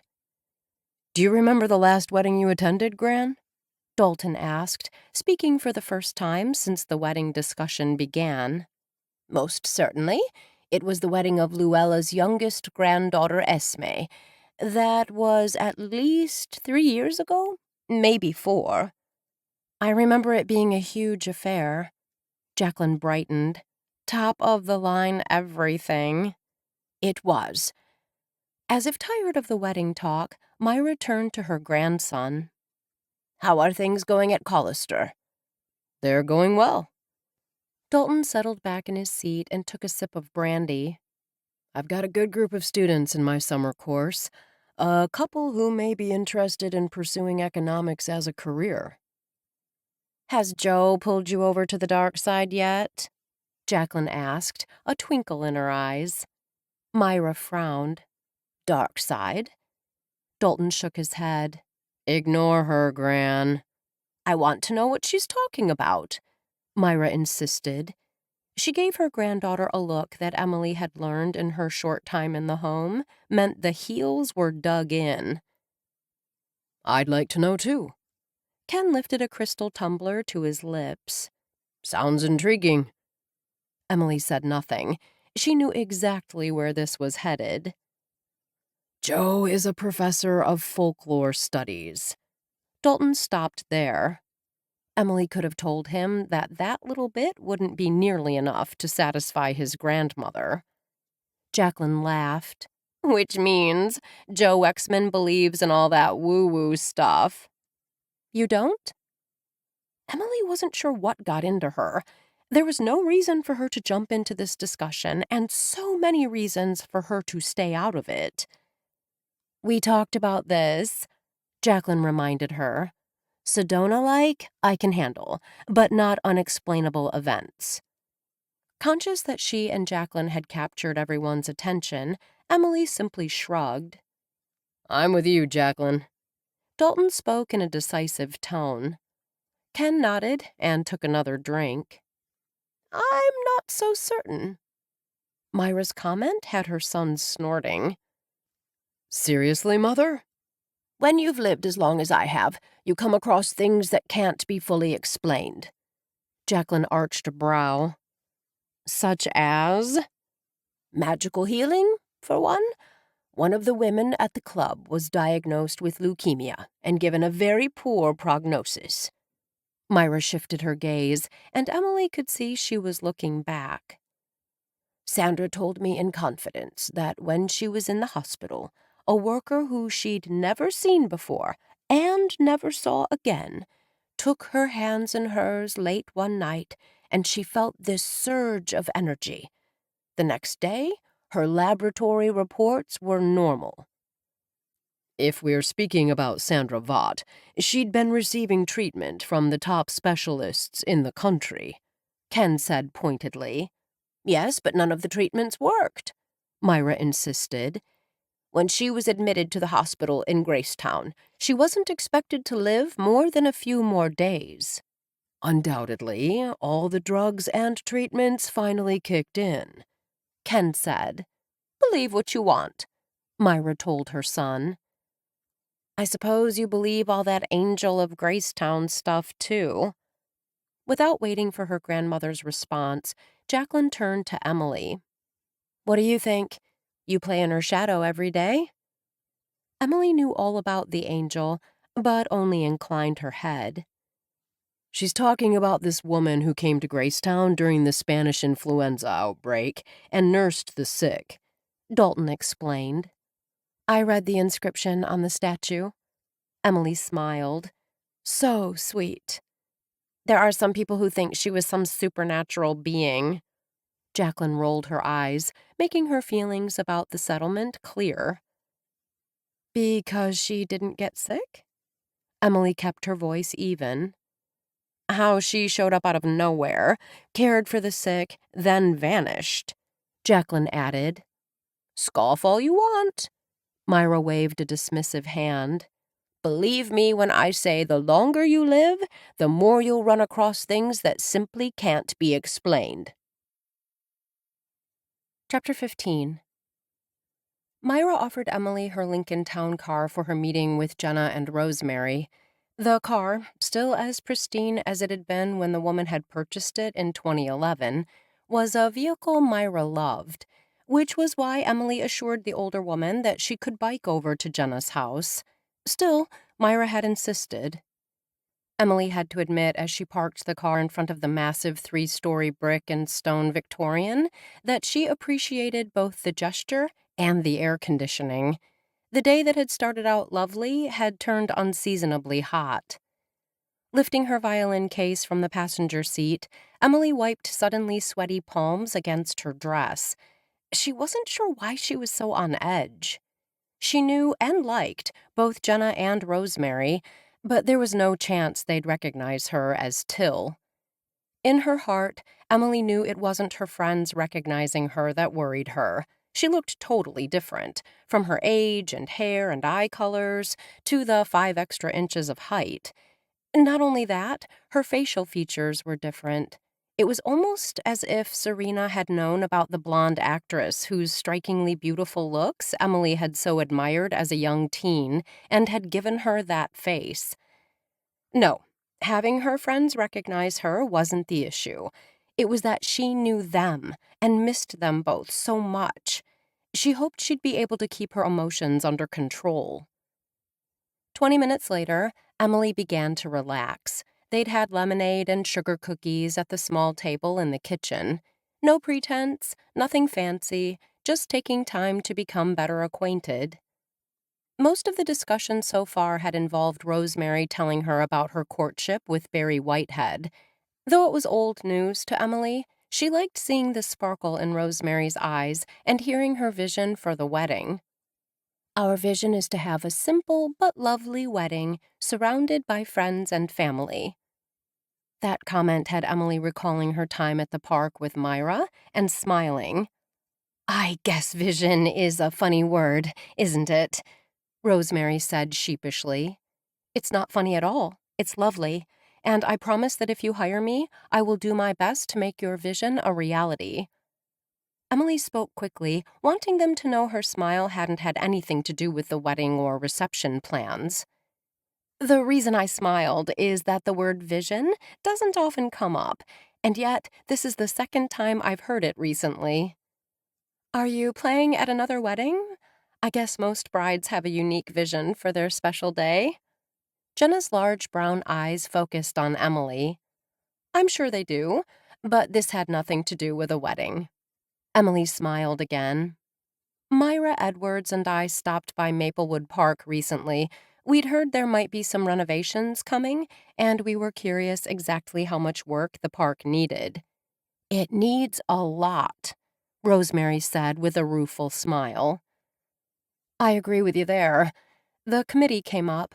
I said the first goal should be cleanup. Myra disagreed. She said the committee needed to formulate a vision, then determine what improvements or changes are desired and see how they align with community needs and interests. Emily explained. Surprise flickered across Rosemary's face. Those are really good points. Jenna set down her glass of lemonade. Sounds like Mrs. Edwards has been involved in a park renovation before. Not a park, but a project involving a building on the grounds of Funland, Emily said. Rosemary and Jenna exchanged glances. She might be someone we should ask to join us when we gather to discuss the project, Jenna said to Rosemary. I agree.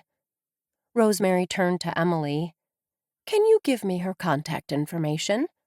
"I'd be happy to." Sensing the subject was about to return to the wedding, Emily spoke quickly. "Just for the record, I'd like to help too." "May I ask why?" Confusion furrowed Rosemary's brow. "Did you know Till?" "I want to help because I can understand wanting to honor a friend." Tears welled in Rosemary's eyes. With great effort, Emily kept her tone even. "And working to better the community. That park really needs work." Rosemary chuckled. "It really does." "We'd love your help," Jenna said, then sighed and glanced down at the sheet in front of her. "For now, let's get back to the reception." "I'm sorry, I should have kept to business." "Don't apologize." Jenna placed a gentle hand on Emily's arm. "You're very easy to talk with." Rosemary smiled. "Having you as a part of the reception seems meant to be." "Though we trust Annie's recommendation, before we lock things down." Jenna's gaze dropped to the list in front of her before returning to Emily. "Would you mind playing a few of the tunes on Rosemary's list?" "I'd be happy to." Pushing back from the table, Emily picked up the case, then opened it, taking out the violin. Once she'd made sure the shoulder pad and chin rest were in the proper positions, she added rosin to the bow. "I also have a few suggestions that I think you might like." Rosemary leaned forward and clasped her hands together. "I can't wait to hear you play." Emily started off with Bach's Air on the G string, one of the pieces on Rosemary's list. She agreed the serene composition was a lovely choice for background music. The smiles on the two women when the piece drew to a close had Emily moving on to Tchaikovsky's Waltz from Swan Lake. The women clapped when she finished. "May I try one that's not on the list?" Emily asked. "Yes!" The two spoke at the same time. Fauré's Pavane was a graceful piece that Emily believed could create the perfect ambiance for a garden reception. She played the piece from memory, and the romantic essence wrapped around her and squeezed her heart. When she finished, Emily lowered her violin. "You are an amazing talent," Rosemary breathed the words. "I'd be honored to have you play at my reception." "I've never been much of a violin fan," Jenna admitted, "but I am now." "Thank you." "So, will you play at my reception?" Rosemary asked, a hopeful gleam in her eyes. "I'd love to." Gazing into Rosemary's deep-set blue eyes, Emily experienced a surge of warmth. "You're going to be a beautiful bride." Rosemary stared at Emily, and for a second, Emily swore she wasn't the only one who felt the connection. Then the older woman smiled. "I'm very happy you're going to be there to share my special day." After leaving Jenna and Rosemary's home, Emily couldn't stop smiling. Talking with the two women in such a relaxed atmosphere had been what she'd dreamed of. She hadn't been certain exactly how to renew their acquaintance. Her musical prowess had allowed her to gain access to them. It also appeared she might be able to help with the Maplewood Park renovation. For a second, Emily wondered if that's why Serena had blessed her with not only a do-over of her life, but with the gift of music. No, she decided as she slipped behind the wheel of the town car. It must have just happened that way. After all, how could Serena have known that all this would fall into place as it had? When she parked the car in the garage at Myra's house and handed the keys to Mrs. Fairfax, she learned that Ken had arrived a half-hour earlier and taken his mother out for dinner. Though Mrs. Fairfax offered to make her something if she was hungry, Emily declined. She had the entire evening open, and she was going to seize the moment. No matter how enjoyable, today had been all about work. Tonight, she was going to do something fun, just for herself. Emily texted Chloe and Jacqueline. When she got no response, she texted McKenna, who replied that she already had plans. Emily considered her options. She could go to a movie, she could grab a coffee or dinner at one of the bistros on the Riverwalk, she could relax in her room and read. So many possibilities, but nothing sounded intriguing. Perhaps if she freshened up and got ready to go out, something would come to her. After a long, leisurely shower, Emily curled her hair and redid her makeup. Though she had several new dresses calling her name, she chose instead a pair of shorts and a tiny tee that made her feel young and vibrant. Satisfied with her appearance, she took off on her bike in the direction of the Riverwalk. She would keep an open mind and knew that something would catch her eye. That something was booths set up in the town square. The fact that artistry in the park, one of her favorite summer events, started today had totally slipped her mind. In addition to artists selling fine art, there was photography, handcrafted jewelry, and glass art. The food trucks were out in force, as they always were at events that drew these kinds of crowds. The energy in the air wrapped around Emily and told her this was where she needed to be. After securing her bike to an inverted U-rack, she strolled from tent to tent, inspecting framed photographs of local landscapes and people, functional and decorative pottery items, and hand-blown glassware. She inhaled the enticing scent of a number of soaps before buying 2 bars and slipping them into her new backpack. Then she returned to one of the photography tents. Images captured from old GraceTown caught her eye and had her lingering, flipping through photograph after photograph. Telling herself to focus on the future, not the past, didn't work. Going through these vintage photos was like taking a trip into her past. She admired photographs of Funland, a car dealership no longer in business, and, her heart gave a solid thump, her father's hotel, the Magnolia. Emily's fingers tightened around the photograph encased in a clear plastic sleeve. She didn't possess any photographs of the hotel that had burned down several years after her father died. Even if she had, they would have been in her house with the other remnants of her previous life. With fingers that trembled, Emily removed the photograph from the plastic sleeve. The 2-story, 10-room hotel, originally built in the late 1800s, had had an elegant and grand appearance.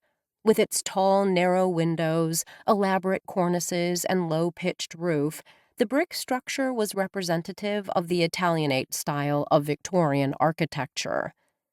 Her father hadn't been the first owner, of course, but her earliest memories were of working alongside him and her mother.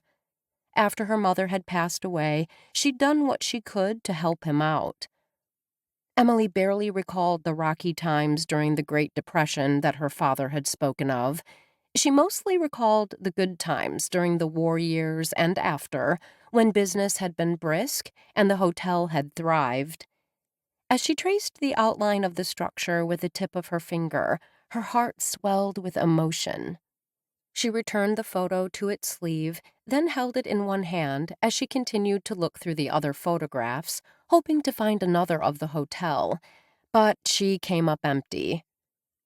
After going back to the one of Funland, she took the 2 photographs and set them on the counter, then handed the money to the older man working the cash register. "Anything else?" He offered her such a friendly smile that, for an instant, she wondered if he knew her. Then, almost instantly, she realized that was ridiculous. He was retirement age, and she was, well, young. "Just these 2," Emily told him. "I don't remember this hotel, but my father does." The older man seemed inclined to talk, since there was no one else in line. "I can't recall the name right now, but when I showed him the picture, he pointed out exactly where it used to be on the street. It was right next to where the bijou is now." Emily opened her mouth to say his father had it wrong. The Magnolia had been another block down from the bijou. His father had obviously gotten the hotel confused with another business. She shut her mouth with a snap and simply smiled. "Would you like these in a sack?" he asked. "Please." "What did you buy?" As if she'd been caught with her hand in the cookie jar, Emily felt her heart jump at the familiar male voice. Just a couple of old photographs. She turned and saw Dalton standing beside Joe Wexman. My wife and I love old photographs. Interest sparked in Joe's brown eyes. What are they of? Emily lifted the plastic sleeves from the sack and held them out. One is of Funland, and the other is an old hotel called the Magnolia. That's it, The older man behind the desk said. the Magnolia. Joe studied first one photo, then the other. He lifted his gaze. You have a thing for vintage hotels? I'm interested in a lot of things, she told him. Are the photographs your only purchase so far? Dalton asked as the three stepped away from the counter to make room for another customer. I've been tempted. Emily kept her tone light. But so far I've resisted. What about you?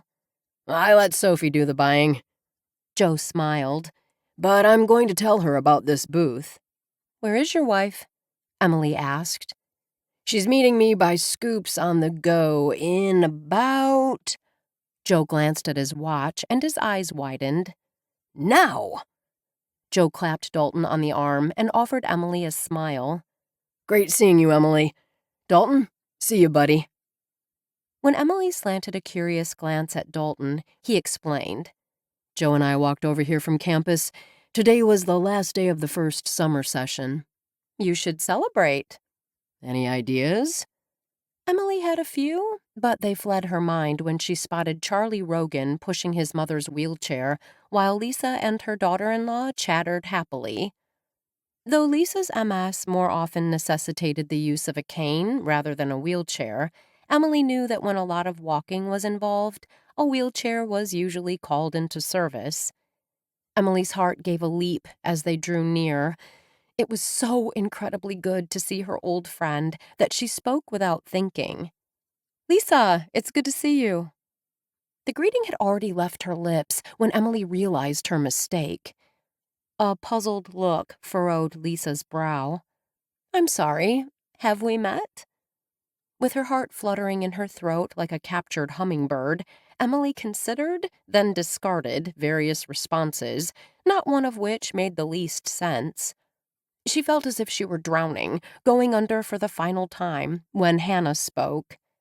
Lisa, this is Emily Curtis. She's the one Charlie and I met at Destiny. The confusion fled Lisa's face. The one staying with Myra Edwards. I am. Emily considered how much to elaborate and decided that the less said, the better. It's a pleasure finally putting a face with the name. Lisa shifted her gaze to Dalton.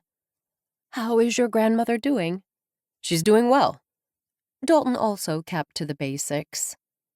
Emily had quickly discovered that the Edwards family preferred to keep their private affairs private.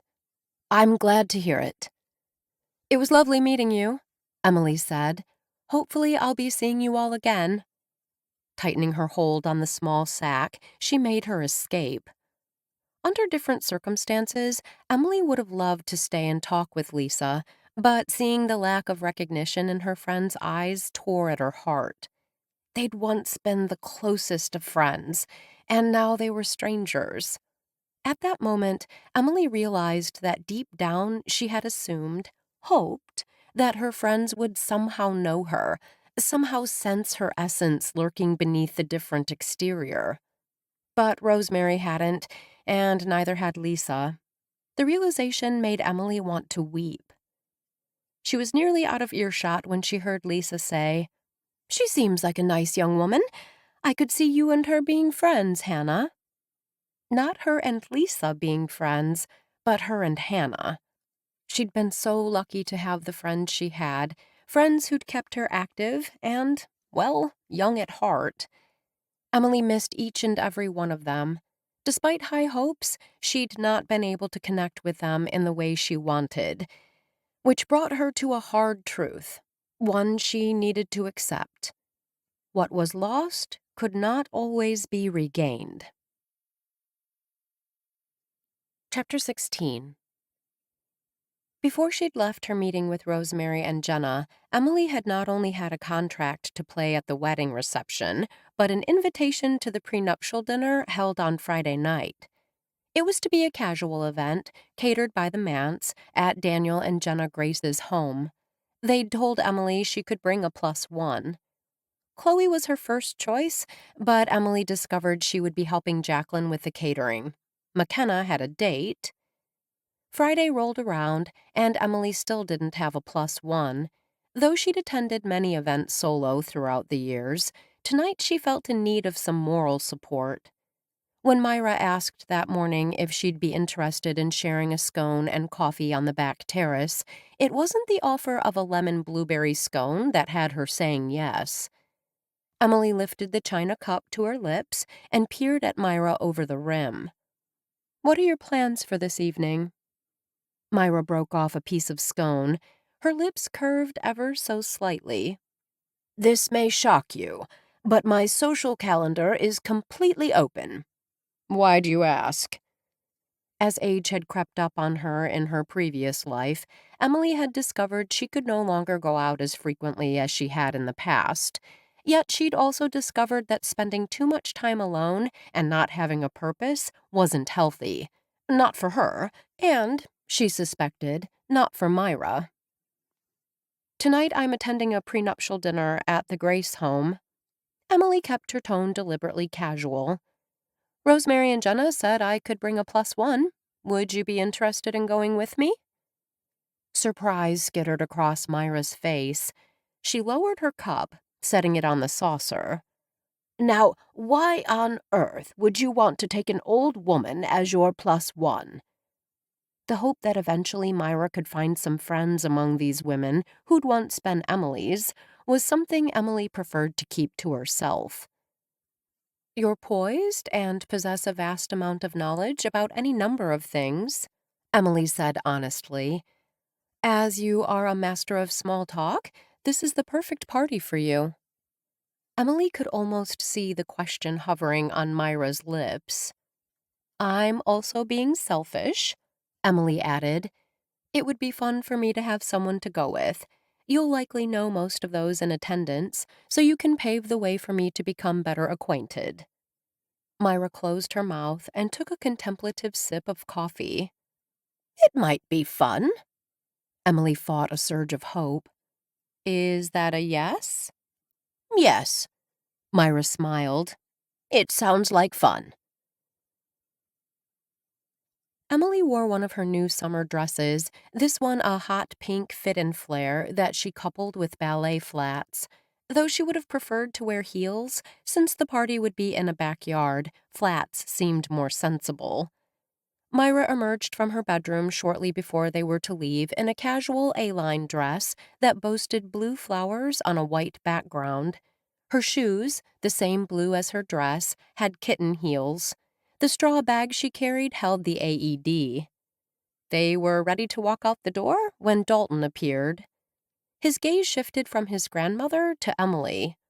"Wow, you two look gorgeous. Where are you headed?" "Emily is taking me as her +1 to Rosemary Woodson's prenuptial dinner." Myra waved an airy hand. "It's really more of a garden party. Your sister is overseeing the catering." Dalton's gaze returned to Emily. "You're taking Gran?" "I am." Emily smiled at Myra. "We best get going." When they reached the Grace home, Rosemary and Barry greeted them at the front of the house. "Thank you so much for coming."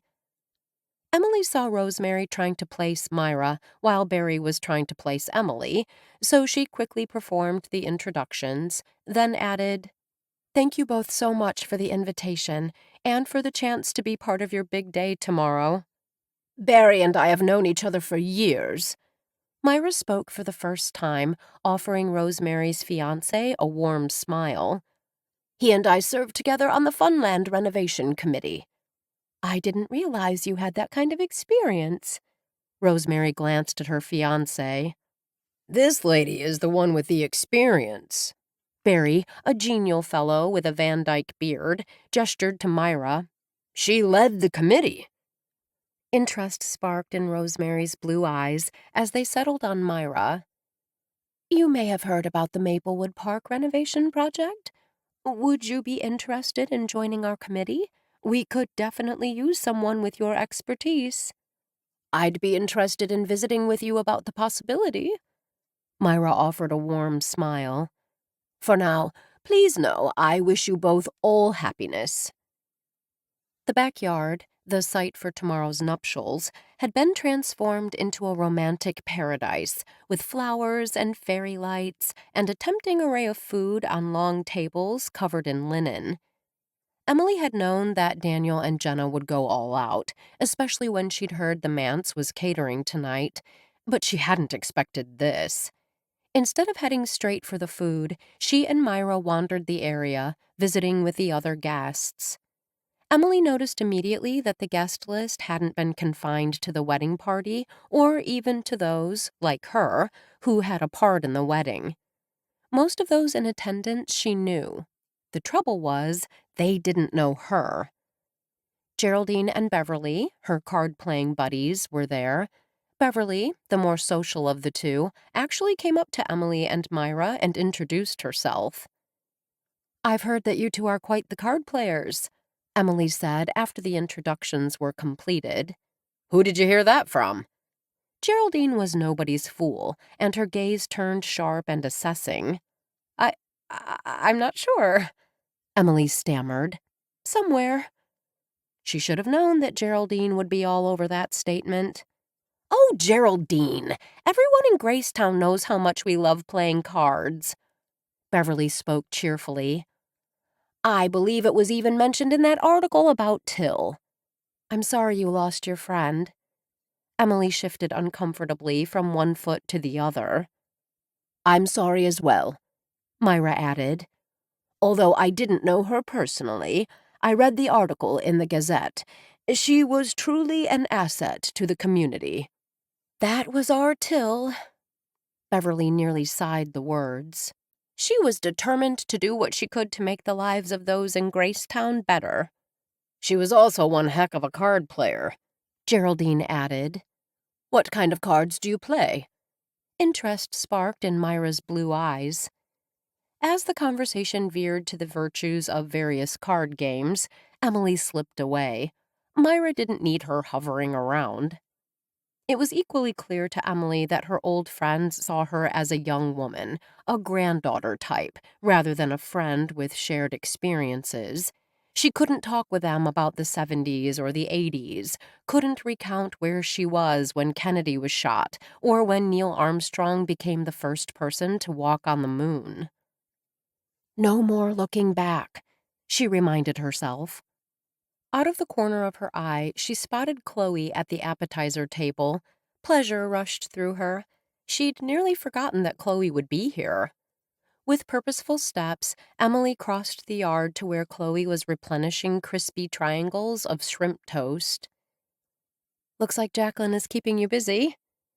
The comment had Chloe looking up. "Hi, Emily." Chloe offered a quick smile, then returned her attention to the toast. "Enjoying the party?" "I am." Lifting a piece of shrimp toast, Emily took a bite and went for casual as she asked, "Are you free on Sunday? I'd love to talk, Em, but we're short-handed, and now I see we're nearly out of crab cakes." Turning, Chloe strode off without a backward glance. "Those shrimp toasts are amazing."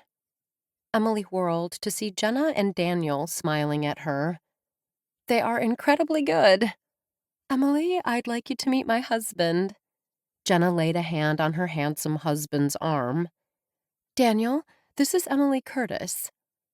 Daniel, with his mass of brown hair and vivid green eyes, smiled. "It's a pleasure to meet you." "I love your books." Emily spoke from the heart. She'd devoured his first two releases and was eagerly anticipating his third. "Emily Curtis." A contemplative look filled his eyes, then a smile broke free and had the fine lines around his eyes crinkling. He chuckled. "What is it?"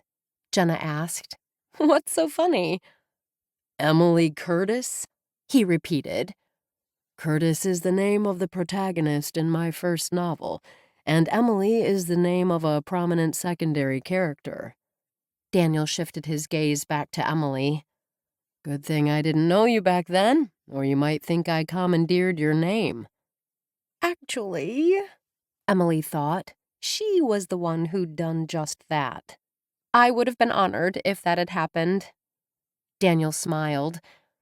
After listening to Jenna and Rosemary rave, I can't wait to hear you play tomorrow. Emily's gaze slid to where Barry and Rosemary chatted with a couple, his hand around her back and resting lightly on her waist. It's as if her coming to GraceTown and meeting him was meant to be. I've had that same thought, Daniel said, then glanced at his wife. Not just about Rosemary. The love in his eyes stole Emily's breath. Would she ever have that? She thought she had found that with Vince. But if he had truly loved her, the way he'd said he had, wouldn't he have understood that she'd needed to take that time to care for her father, a man who'd always been there for her? Even when Vince had moved to Baltimore for his new job, she'd hoped, that he'd wait for her. Yet when her father had passed away less than 2 years later, and she'd looked up Vince, she'd discovered he'd been married for nearly a year.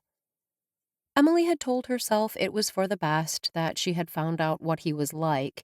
Regardless of what he'd said, he hadn't loved her. At least, not the way a man should love a woman he planned to marry. The years that had followed had been rich and full.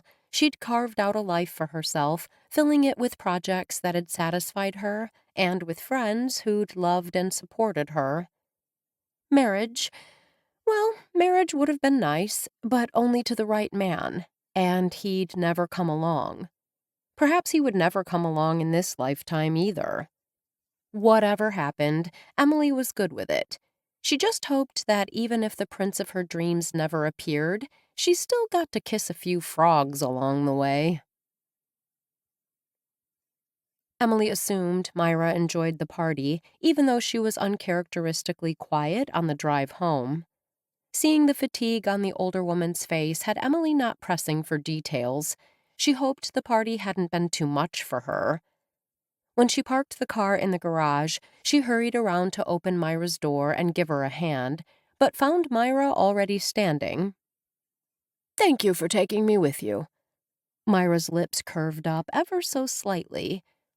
It's been a long time since I've had such an enjoyable evening. It was fun. Emily walked beside her into the house. Everyone was so warm and welcoming. Beverly invited me to be a substitute for their card group. Myra tossed the words out there as Emily pulled the door shut behind them. Apparently, with Till's passing and Rosemary's honeymoon, they are in dire need of someone who knows and enjoys cards. What did you tell them? Myra smiled. The same thing I said about being on the renovation committee. I would give it some thought and get back to them. Emily's hopes plummeted. Then she sternly reminded herself that these were Myra's decisions to make, just like the surgery was. Always good to think things through. I'm going to do both, of course. What? Emily couldn't hide her surprise. You are? I'll wait a few days, then let them know. Myra opened the door to her suite and turned back to Emily. It's never good to appear too eager. As the woman disappeared into her room, a thought struck Emily. Had Jacqueline said something to her grandmother about Emily's frequent texts to both her and Chloe asking about getting together? Had she been too eager and, because of that, pushed them away? It was definitely something to consider. Chapter 17. Since the wedding wasn't until 4, Emily had the morning to herself. By 7:30, she and her bicycle were on the bike path. She rode until she reached the grounds of the former Funland. There was little left of the vibrant amusement park that had been a popular destination for decades. There was a nondescript, low-slung building built in the 1960s, used by Parks and Rec staff, The only other building on the property was the bandstand. Originally constructed in the garden area of the amusement park, where bushes were trimmed in the shape of mythical creatures and the scent of flowers hung heavy in the air, the bandstand had been revitalized several years back. Emily vividly recalled coming to Funland with her father shortly after World War II had ended. The park, which had struggled during the Great Depression, had experienced a resurgence when the country had entered the war. That day, her 14th birthday, the sky had been an intense blue, and the sun had shone brightly down upon them. Her father, who'd rarely left the hotel in anyone else's care, had agreed to take her and Irene to the park to celebrate. Emily recalled entering this section of Funland through white lacquered gates. Those lovely gates were long gone. Music popular at the time flowed joyfully into the air from a raised platform. A red canopy overhead shielded the swing band from the sun. Concrete benches on each of the terraced levels looked down on the band and on visitors dancing the Lindy Hop and the Jitterbug. She and Irene had wanted to sit close to the band, but her dad had barely started down the steps when he'd needed to stop.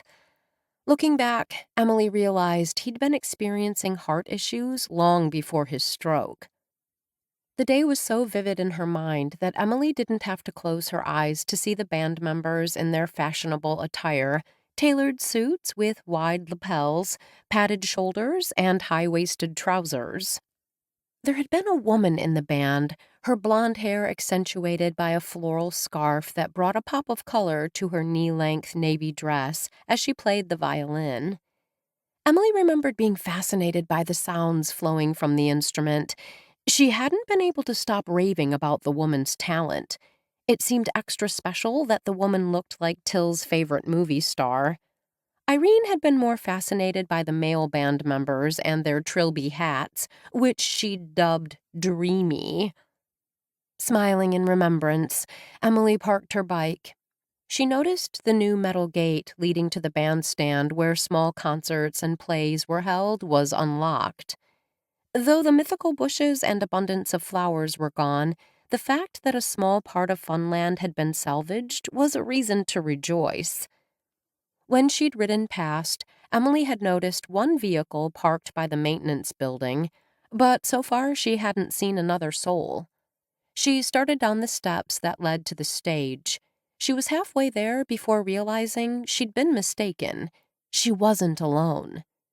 And it wasn't a Parks and Rec person sitting on one of the concrete benches, but Sophie Wexman. Sophie turned to her, the sunglasses she wore hiding her eyes. Her lips curved upward. "It's Emily, isn't it? Oh, we didn't get a chance to talk that night at Destiny. I'm Sophie. Sophie Wexman. It's good to see you again." Emily gestured widely with one hand. This was once such a beautiful place. Then, worried that Sophie might think she was criticizing all the efforts that had gone into making this venue viable, Emily quickly backpedaled. "Not that this isn't nice. It's lovely now, but a shell of its former glory." Emily nodded. "What brings you here today?" "Remembering someone I once knew." Sophie sighed. "Today was his birthday." Her lips lifted in a slight smile. "A very special man, long gone."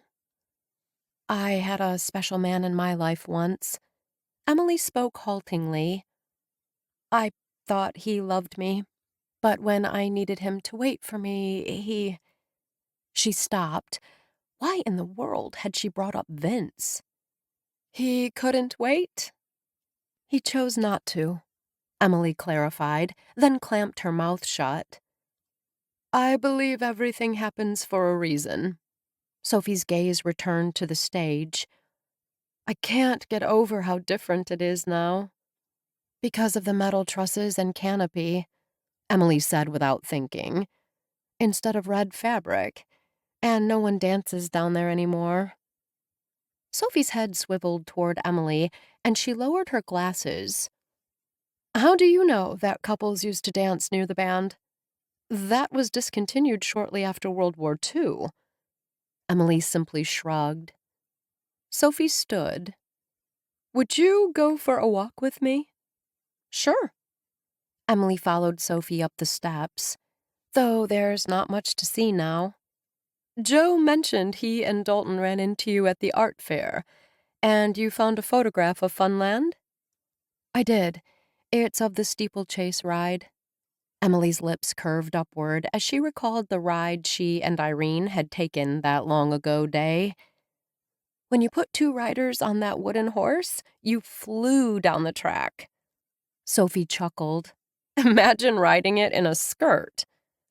Emily shook her head, her lips curving upward.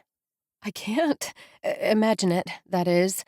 Though there was a woman in the photograph I purchased wearing a skirt and a hat with flowers around the brim.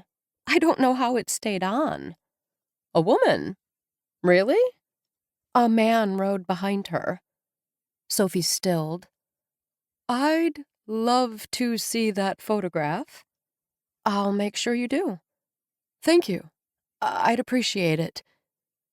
They strolled aimlessly, stopping in a spot that was now a flat expanse of mostly dirt with patches of grass.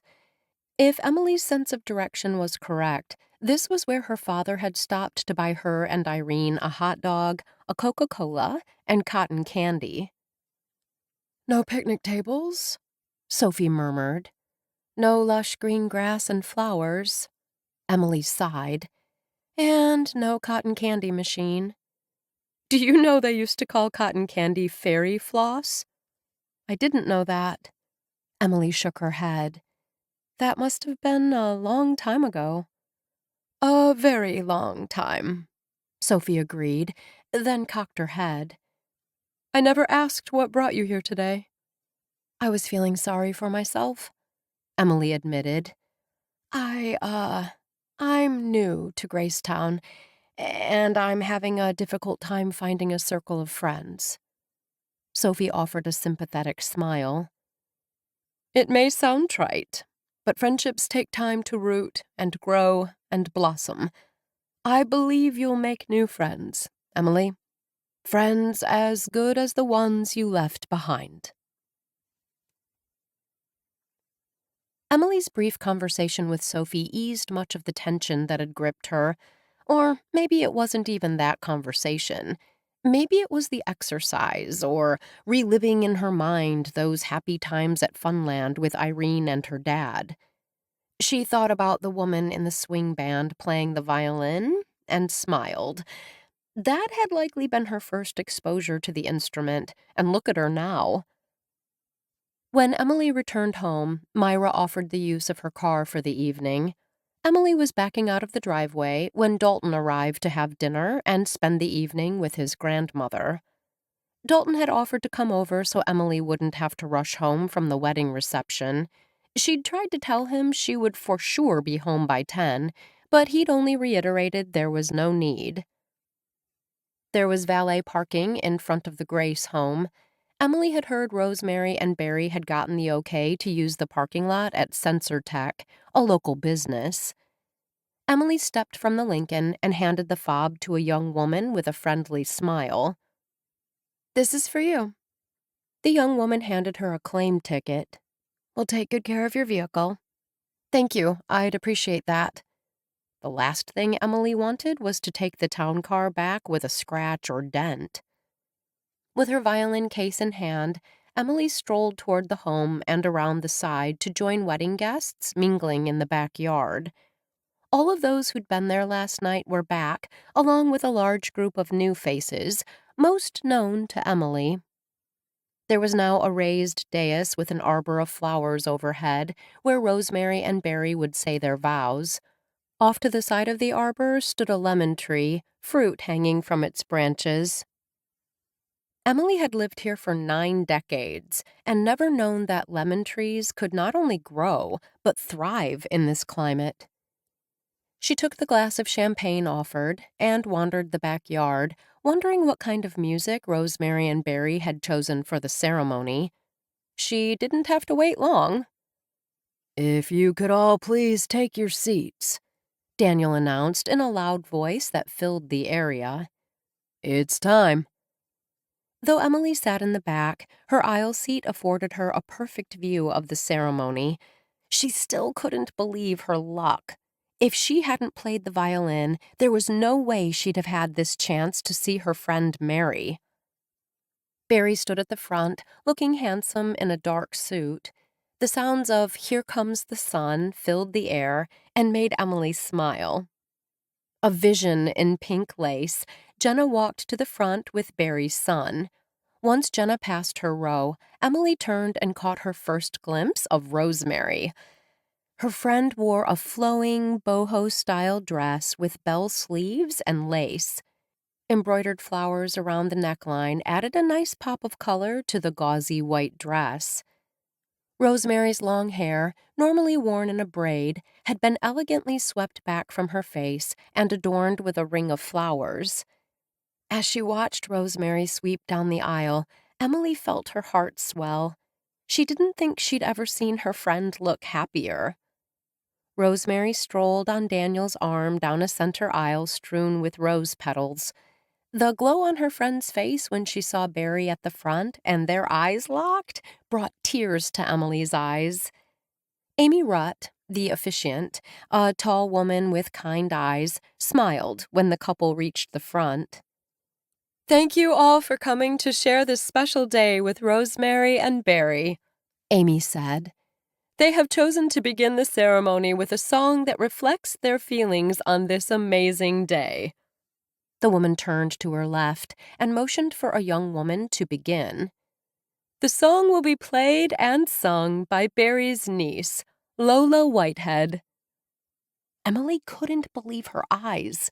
Lola was the musician from the Riverwalk, the one who'd refused to busk with her. When the last strain of "What a Wonderful World" trailed off, Emily couldn't keep from smiling. The song was the perfect start for the ceremony, joining two older people who had started their relationship as friends, and love had followed. Tears filled Emily's eyes when she heard Rosemary say, "I vow to be your confidant, your partner in laughter, and your comfort in time of need." Even more than the words of love the two exchanged, the promise of comfort and laughter touched Emily's heart. It was what she'd wanted with Vincent. She reminded herself that was the past, and she was no longer going to dwell on that time. She was going to look ahead and embrace all of her blessings. When the ceremony ended, everyone clapped. Emily stepped away and picked up her violin. She got the nod from Jenna and began to play. She caught Lola eyeing her several times during the reception, but remained focused on the music. The sight of Jenna approaching her had Emily's heart beating faster. Once she finished Fauré's Pavane, she lowered the violin. "Is everything okay? You've been playing for 40 minutes straight. It's time to take a break." "Thank you, but playing is what I was hired to do." "You're doing a fine job." Jenna touched her shoulder. "But we want you to enjoy this celebration, too. You may be new to GraceTown, but you're a part of our community now." The sentiment touched Emily in a way that Jenna could never imagine. Glancing around, she inhaled the sweet scent of flowers as sounds of laughter and conversation wrapped around her. Today was truly a joy-filled occasion. Though Emily had chosen to wear a little black dress, the attendees were dressed in every color of the rainbow. The brightness only added to the fun, festive feel. "Please take a break. Get yourself something to eat and drink."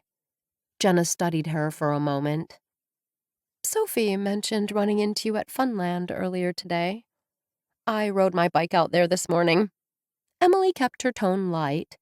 "Fresh air and exercise. Nothing like it." "Sophie said you're very knowledgeable about Funland." "Not really.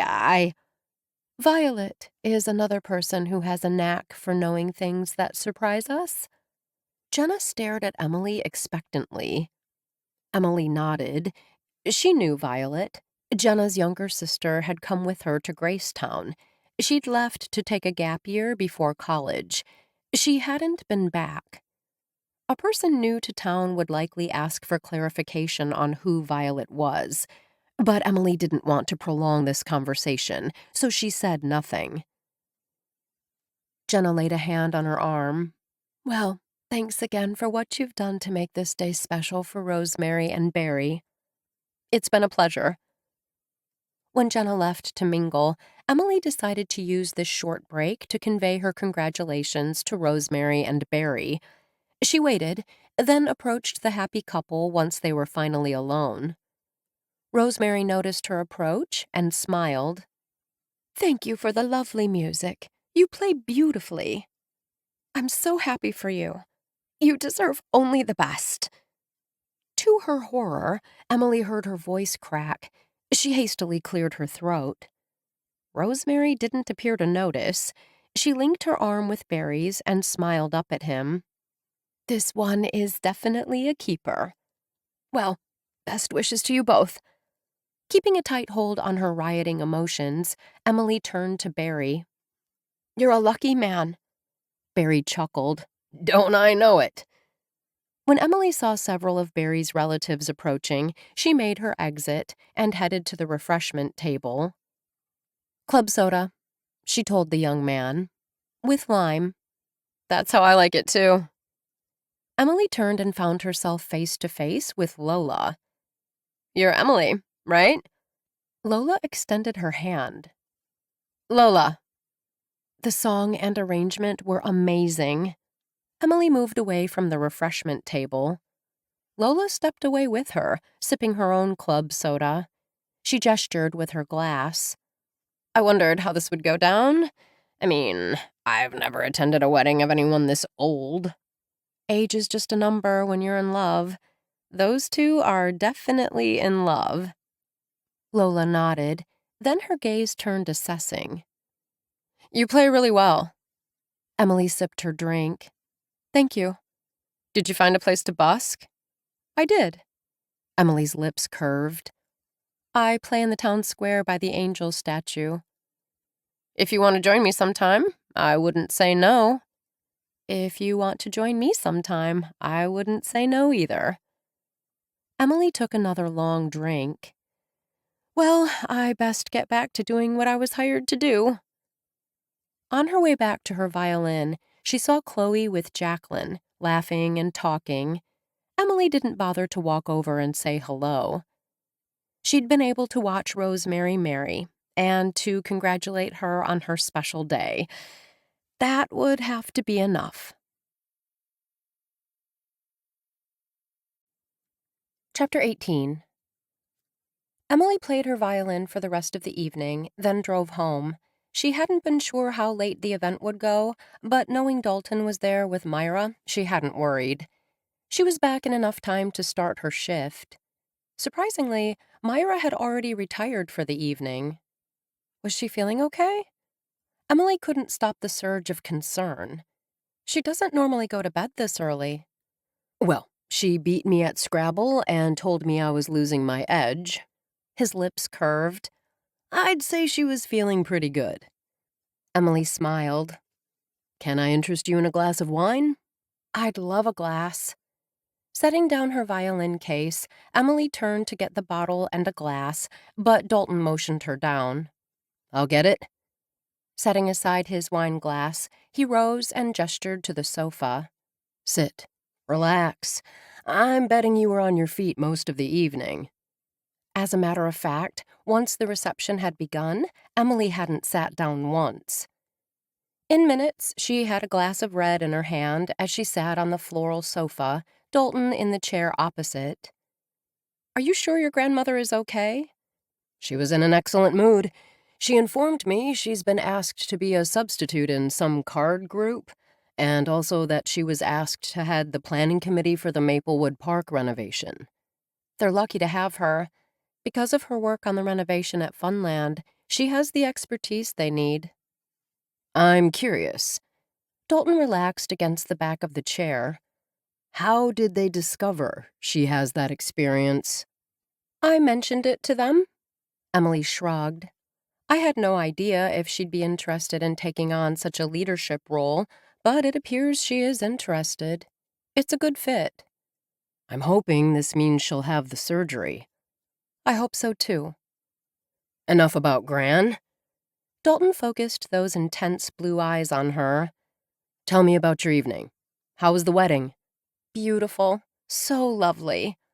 Emily's lips curved. The reception was amazing, too. The Mants outdid themselves on the food. I saw Jacqueline and Chloe. They were busy, and so was I, so we didn't have a chance to talk. Who was there I might know? Sipping her wine, Emily considered. It was mostly an older crowd.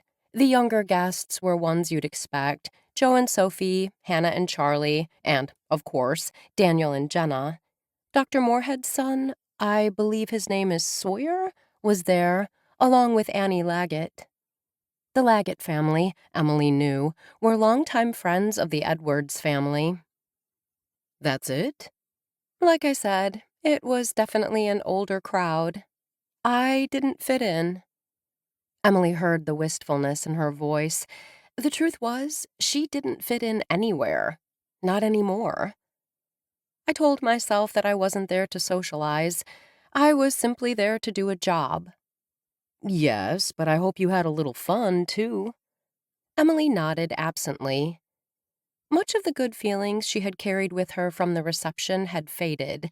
She realized even if she had been there as a guest, it wouldn't have been the event she'd looked forward to a couple of months earlier with eager anticipation. Have you ever thought what you'd do if you had a chance to start over? The question popped out before she had a chance to pull it back. Dalton studied her for a long moment. His eyes turned soft. That's what you're doing now? Starting over? Instead of answering, Dalton had turned the question back to her. Are you regretting leaving Baltimore and the symphony? Leaving your friends? He'd gotten it wrong. So very wrong. She didn't correct him. When I made my choice, I was excited and, okay, a little scared. I wanted to spread my wings and chart my own course. I felt as if my previous choices had never really been my own. I can see where being a concertmaster could take over your life and be all-consuming. A logical assumption, but again, a faulty one. The lack of choice started way before the symphony. It began in my childhood when my mother died. I was only 9, and suddenly it was just me and my dad. Choices available to many other kids at the time weren't open to me. My father needed my help. A normal childhood was out of reach. Emily shifted her gaze to the fireplace hearth, cold and dark. She wondered why she'd brought this up. Because you need someone to talk with, to bounce thoughts off of. Yet that begged the question, why Dalton? When she looked into his sympathetic blue eyes, what was murky became clear. This was someone she could trust. She expelled a shaky breath and tightened her fingers around the stem of her wine glass. When I was 25, I met someone, and we became engaged. My wedding was fast approaching when my father had a stroke. He needed me. I couldn't abandon him. I don't regret my choice to care for him, even though it cost me a relationship. You were a good daughter. Emily shook her head. Anyone would have done the same. Not anyone, He said softly.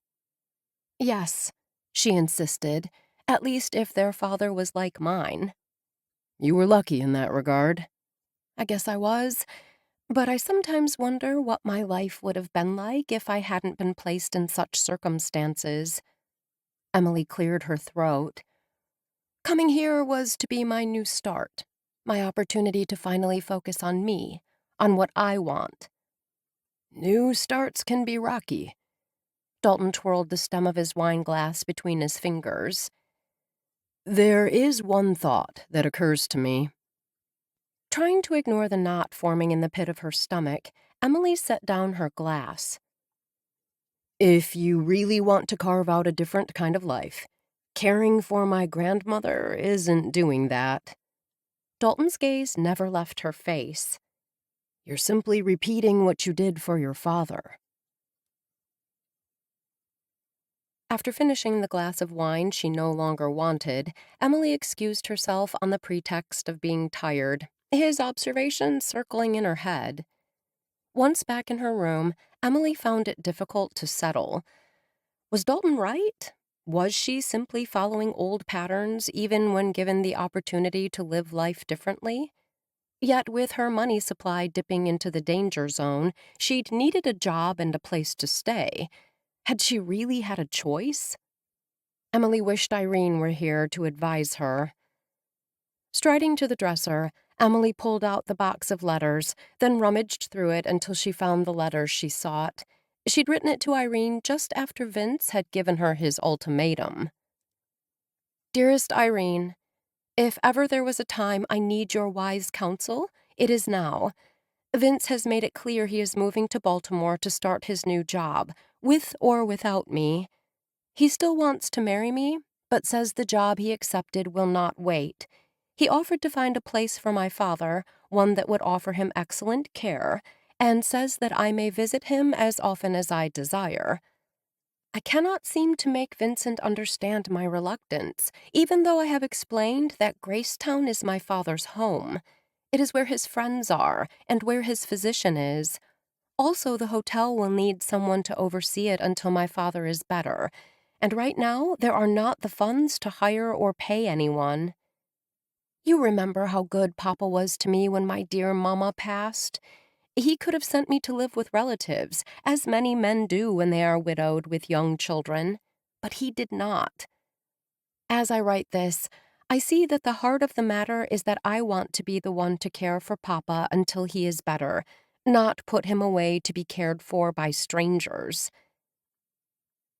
There was more, pages and pages more.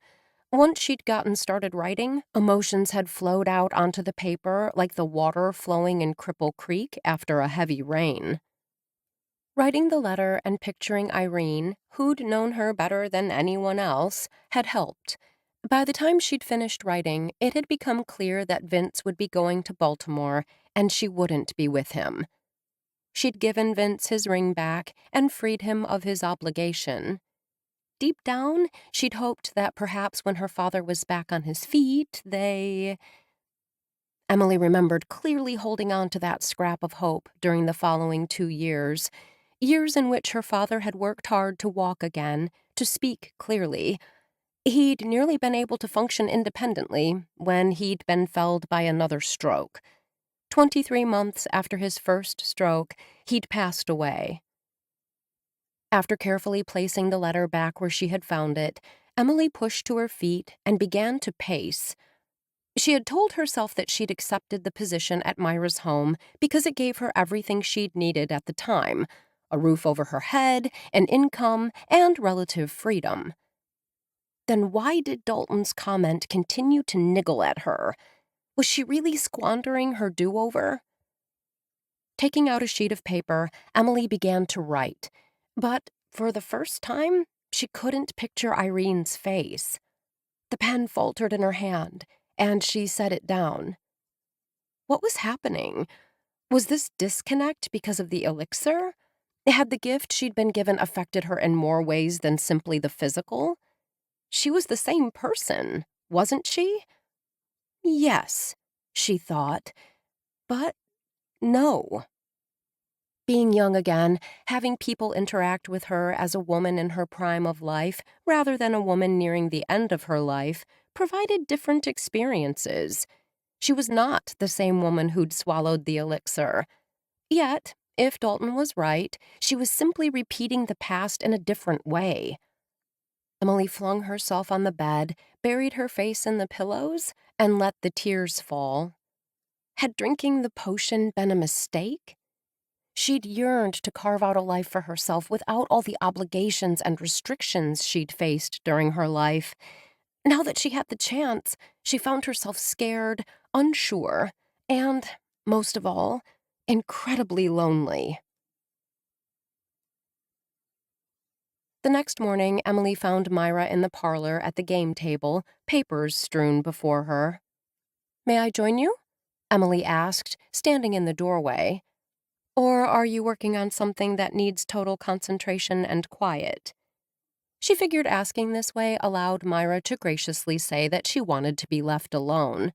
Emily always kept in mind that this was Myra's home, not her own. Looking up, Myra smiled and motioned Emily forward. Please join me. I'm working on several names that are particularly difficult. I hoped I might have better luck when I'm fresh. I'm happy to help. Emily took the seat opposite Myra. If you'd like. I'd love your assistance and your company. The housekeeper approached. Mrs. Edwards, if there is anything you'd like to add to the grocery list, I'll be turning it in later today. Mrs. Fairfax glanced at Emily and smiled. Good morning, Emily. When the woman was out of earshot, Emily finally asked the question she kept meaning to ask. Why the formality? I call you Myra, and you call me Emily. She's worked for you for years, but it's still so formal between you. It's her choice, not mine. Amusement flickered in Myra's eyes. I would prefer different, but I respect her request. Emily nodded. Tell me about the wedding. Myra set down the pencil in her hand. Keeping it light, Emily gave Myra a rundown on the evening. It sounds perfectly lovely, Myra said when she'd finished.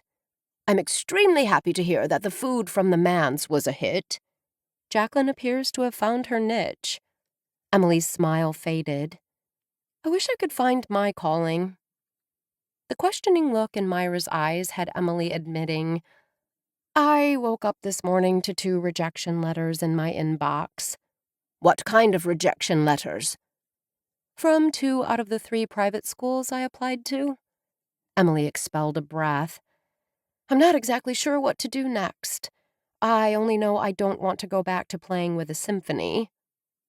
Myra took a sip from her glass of what looked like raspberry lemonade. Why not? A straightforward question demanded a straightforward answer. Playing with a symphony takes over your life, or at least it can. Emily met Myra's questioning gaze. As much as I love music, and I adore playing the violin, I want more out of my life. What are you considering? For me, teaching in a school system would be ideal. It would allow me to incorporate my love of teaching with my love of music. Unfortunately, there's only one school left that's a possibility. Which one is that? Myra asked. Crestwood Academy? It's an excellent school. Walt went there, as did Kenneth. From what I've read, it has a robust music program. If the position there doesn't come through, I'm thinking I could teach one-on-one, either online or in person or both. I'm also looking at what opportunities are available as a music therapist at a hospital or retirement community. All good options. Before you put too much pressure on yourself to get it right the first time, just remember that whatever position you take doesn't have to be a forever kind of thing. You give it a try. If it doesn't work, you try something else. Myra offered a supportive smile. I believe you'll do well, no matter what path you choose. You're a well-educated woman with amazing people skills and incredible musical talent.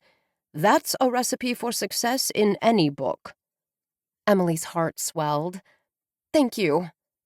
If you need a regular paycheck until you find something that's more what you're looking for, I'd be happy to speak with Ken and see if he has any openings at the Oasis. I appreciate the offer, I really do. There had been a time not that long ago that Emily would have jumped at the chance to work at the Oasis, side by side with Chloe.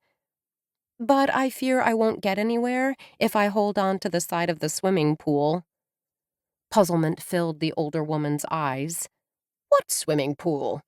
It's a metaphor for not going all in, for not taking risks. Emily hesitated. It happens when a person is unwilling to let go of the safe and the familiar. Being adventurous is difficult for me, since I'm also pragmatic. Myra quirked an eyebrow. Some might disagree with you on that point. After all, Is it pragmatic to quit a steady job and move to a city with no job and no connections? Emily gnawed her lip. It was still easy to forget that people knew her only as Emily, not Till. It was, when I had savings to fall back on, at least for a while. Myra nodded in agreement. While being pragmatic is good, I applaud your efforts to go after what you want. When I look back on my life, all of my regrets are from when I played it safe. The next morning, Emily agreed to accompany Myra to Maplewood Park, where they would meet with the women on the renovation committee. Beverly is bringing homemade cinnamon buns, Myra told her on the drive over. I offered to bring something, but she made it clear they had today's treats covered. Geraldine told me to enjoy and warned that my turn is coming. Her lips turned up in a little smile. Geraldine is a real character. You can't help but love her. Emily only nodded and wheeled the vehicle into the park's small parking lot. She didn't want to say too much and give away just how well she knew these women. They found Beverly, Geraldine, Lisa, and Jenna in the process of setting out the treats on a rickety old picnic table. Someone had had the forethought to bring a red checkered oilcloth to spread across the table. When she and Myra strolled up, the women turned. I hoped you'd bring Emily. Beverly offered her a welcoming smile. This way, we have 2 young ones to keep us oldsters on track. Jenna rolled her eyes. I'm glad Emily is here too, but we all know you oldsters can run rings around us youngsters. Geraldine chuckled. No argument here. The comment made everyone laugh. I took the liberty of outlining 9 steps necessary to move forward with this project. Myra pulled 6 sheets of paper from her handbag. I made copies for everyone. Jenna took one and quickly scanned the document. In order to determine how the improvements align with community needs and interests, we probably should contact the City Planning Commission for that information. Good idea. Myra smiled. Will you handle that? Happy to. Jenna agreed. Emily hid a smile. It was the old, you bring it up, you get assigned the task. Today we should be able to complete number 2 on the list. Geraldine pointed to the paper she'd placed to the right of the plate holding her cinnamon bun. We can easily identify the areas that need improvement. Which is pretty much everything, Beverly quipped, earning a smile from everyone. Emily tapped her lips and considered. We might want to speak with someone at Leaves of Green and get the names of landscape architects they recommend. Get the ball rolling in that area. Fabulous suggestion. Myra gave an approving nod. Is that something you could handle, Emily? Lisa asked. If not, I'd be happy to take that on. Emily told herself that even if she did get one of the jobs she'd applied for, this task would involve making only one quick phone call. I can research the necessary approvals and permits. Lisa smiled. As a librarian, this kind of research is right up my alley. Thank you, Lisa. Myra offered the woman a warm smile. Your expertise is very much appreciated. Geraldine had brought her toolkit, so after they finished eating, she worked her magic on several unsteady benches that would likely need to be replaced. I could fix the merry-go-round, but it's the type no longer used because of safety concerns. Best to leave it as it is, Jenna announced, and the others nodded in agreement. Once a list had been made of areas needing improvement, they set another date and time to meet and headed home. When Emily and Myra arrived home, they found Ken pacing the porch. Where have you been? He demanded, hurrying down the steps to meet them as they stepped from the Lincoln. His gaze narrowed on his mother. Why haven't you answered your phone? Don't talk to me in that tone, Kenneth. Myra's eyes turned cool. I'm sorry I worried you. I left my phone at home. I was at a meeting of the Maplewood Park Renovation Committee. And, before you ask, the AED is in my bag. Wanting to give the two some privacy, Emily turned, intending to slip into the house. Myra stopped her with a hand on her arm. "Before you go, thank you for today." Conscious of Ken's eyes on her, Emily only shrugged. "I didn't do anything, except drive you over." "You did far more, and you know it." Myra squeezed her arm. "Thank you." "You're welcome." Emily turned back to Ken. "Nice to see you again." Once inside, Emily learned from Mrs. Fairfax that Ken was there to take his mother to an appointment with her cardiologist. Emily pulled her brows together. "It surprises me that Myra forgot about the appointment." Mrs. Fairfax, a thin woman with steel-rimmed glasses that matched her hair, waved an airy hand. "Mr. Edwards said something about the visit being the result of a last-minute cancellation. He probably assumed she'd be here. After all, until you came along, she never went anywhere." The housekeeper fixed her gaze on Emily. "You've changed her life." "I haven't," Emily began.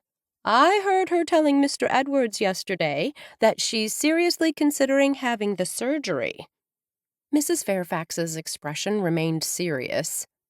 "That's likely what this appointment is about. You may soon find yourself out of a job." Emily smiled. "I can't think of a better reason to get the boot." Chapter 19. Mrs. Fairfax's warning rang in her ears as Emily hopped onto her bike and headed downtown. She wasn't nearly as cavalier about losing her position as she'd made it sound. She reassured herself that all she needed was enough money coming in to cover basic living expenses. If she had to have 5 roommates and share a bathroom to make that happen, that's what she'd do. Minutes later, she stepped into the warm friendliness of Cuppa Joe. When she found herself wishing she was meeting a friend, she shoved the self-pitying thought aside.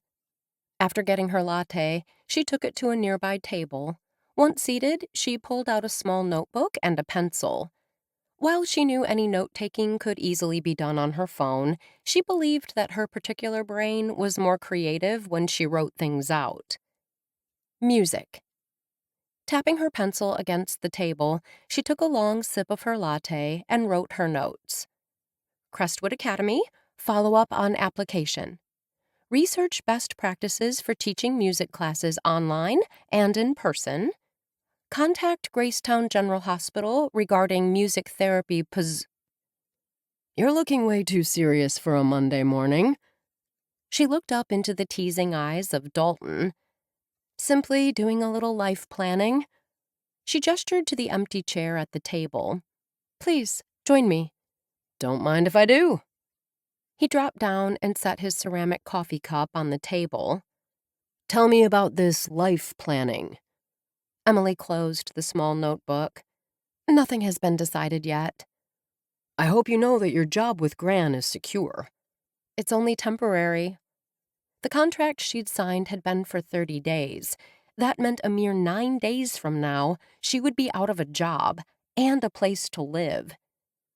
Once your grandmother has the procedure, she'll have no need for me. Surprise skittered across Dalton's face. Has she decided to do it? I don't know for sure, but Mrs. Fairfax seems to think so. She and your father are meeting with a cardiologist this morning. Dalton smiled broadly. That is good news. It is. What's on tap for you today? Right now? She lifted her cup. Finish my latte. Would you like to cross something off your wish list? She pulled her brows together. Wish list? You told me you once dreamed of getting in a convertible and driving with no real destination in mind. He cocked his head. Is that still something you'd like to do? Yes. She smiled. But I don't have a convertible. I do. Dalton downed the rest of his coffee. And I happen to have the rest of the day free. Interested? Emily left her bike locked up in front of Cuppa Joe and strolled with Dalton to his car. Once he was behind the wheel, he slanted a questioning glance in her direction. Where to? No particular destination. Works for me. He put the car in reverse at the same time his phone rang. Hold on a second. He answered without putting the phone on speaker, so Emily could hear only his part of the conversation. Hey, Jacqueline, what's up? His brows pulled together, and he frowned. Then don't meet her. Just because she's in the area doesn't mean you have to rearrange your life to suit hers. No, she hasn't contacted me. When he hung up, he turned to Emily. Apparently my mother is going to be in Baltimore tomorrow. She texted Jacqueline about getting together. Your parents are divorced. Emily had known his parents weren't together and hadn't been for years, but that was the extent of her knowledge. Since I was 16, Mom wanted out. Even before the divorce was final, she and her new friend moved to Florida. Dalton offered a sardonic smile. As he wasn't keen on starting off their life together with 2 teenage kids, my mom gave Dad full custody in exchange for a generous financial settlement. Did you see her much as a teen? A muscle in his jaw jumped. Dad attempted to help us stay in touch, but she always had an excuse why visiting her wouldn't work. Do you have contact with her now? Dalton's gaze turned distant. I don't, but she and Jacqueline text occasionally. I'm sorry. I can't imagine how hard that must be on you and your sister. Not as difficult as you might think. His eyes grew dark with memories. During those last couple of years before they split, our home was a battleground. The only thing worse than hearing them argue was the tense silence that followed a big fight. Emily wondered what it would be like to live with a spouse you argued with all of the time, or live in an environment where the air in the house was thick with unexpressed emotions. Over the years, more than one woman had told her she was lucky to be single, that you could be lonely even while married, and that at least she didn't have to ask a husband's permission to do what she wanted. Dalton backed the car out of the driveway. Which way? Emily blinked, then quickly rallied and gestured toward the closest way out of town. A light breeze ruffled her hair. Leaning back against the seat, she smiled. This is how I envisioned a road trip. Except you dreamed of doing this alone, Dalton reminded her, a slight smile tugging at the corners of his lips. Instead, you're stuck with me. Being with you isn't so bad. They drove for several miles before they reached a fork in the road. Stay straight or curve right? Doesn't matter. Your choice.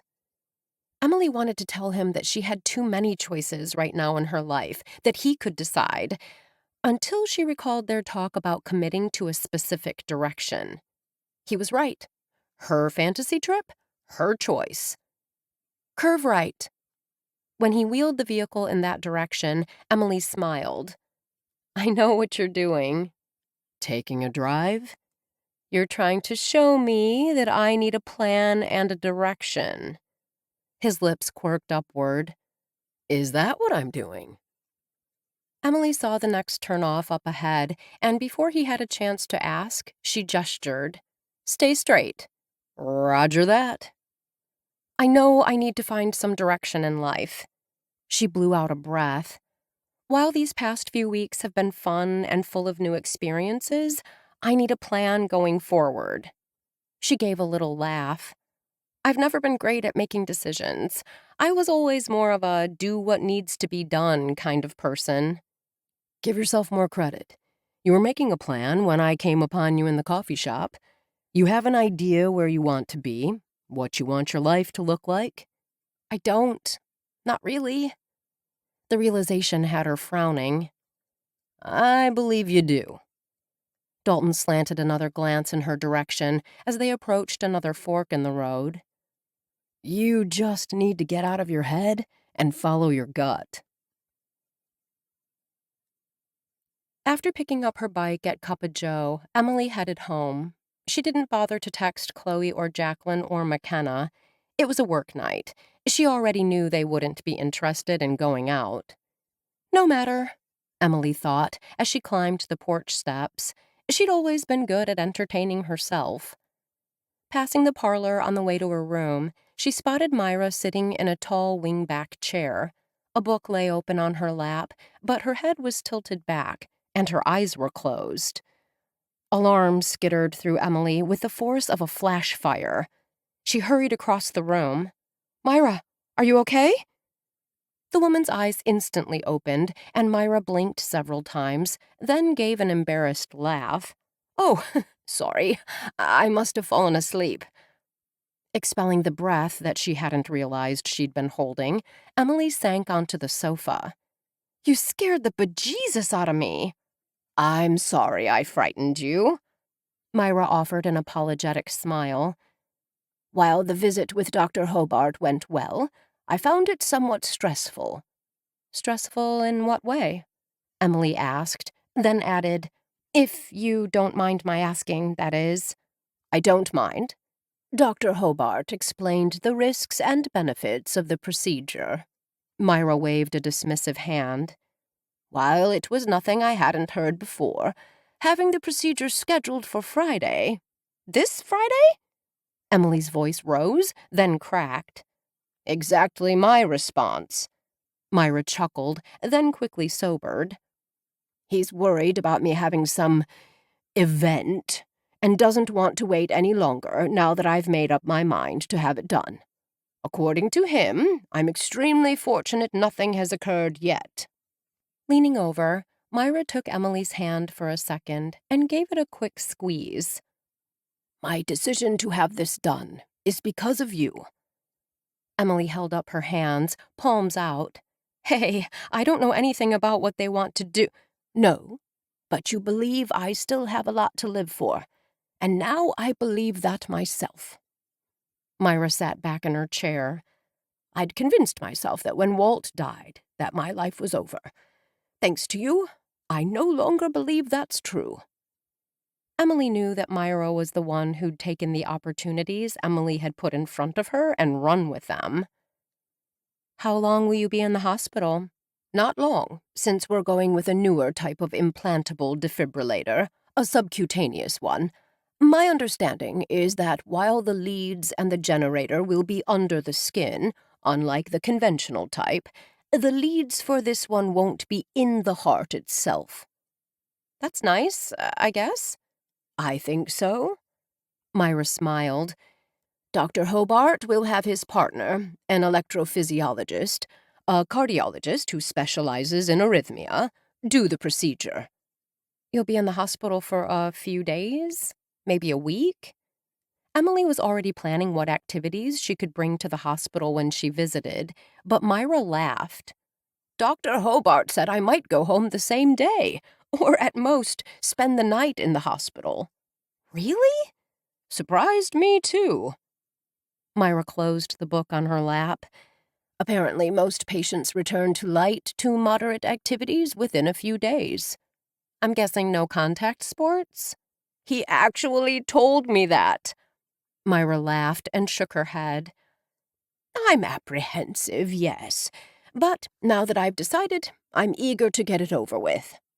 "If there's anything I can do—" "You've already done it." Myra met her gaze. "I've loved having you here with me." It was almost, but not quite, a goodbye. Emily knew if she asked, Myra would let her stay past her contract date, but she also knew she couldn't stay forever. When she reached her bedroom, Emily flopped back on the bed. Had it really been only a month since she had sat with her friends, playing cards and talking about do-overs? Right now, it felt like forever. She'd had such high hopes when she'd drunk the liquid. What she hadn't realized was how much she'd miss her friends and her house and her garden. And she still didn't understand why people like Irene died so young and other people lived into their 90s.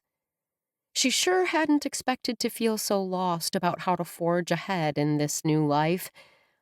Maybe she should have walked away from Serena Nordine and never drunk the youth elixir.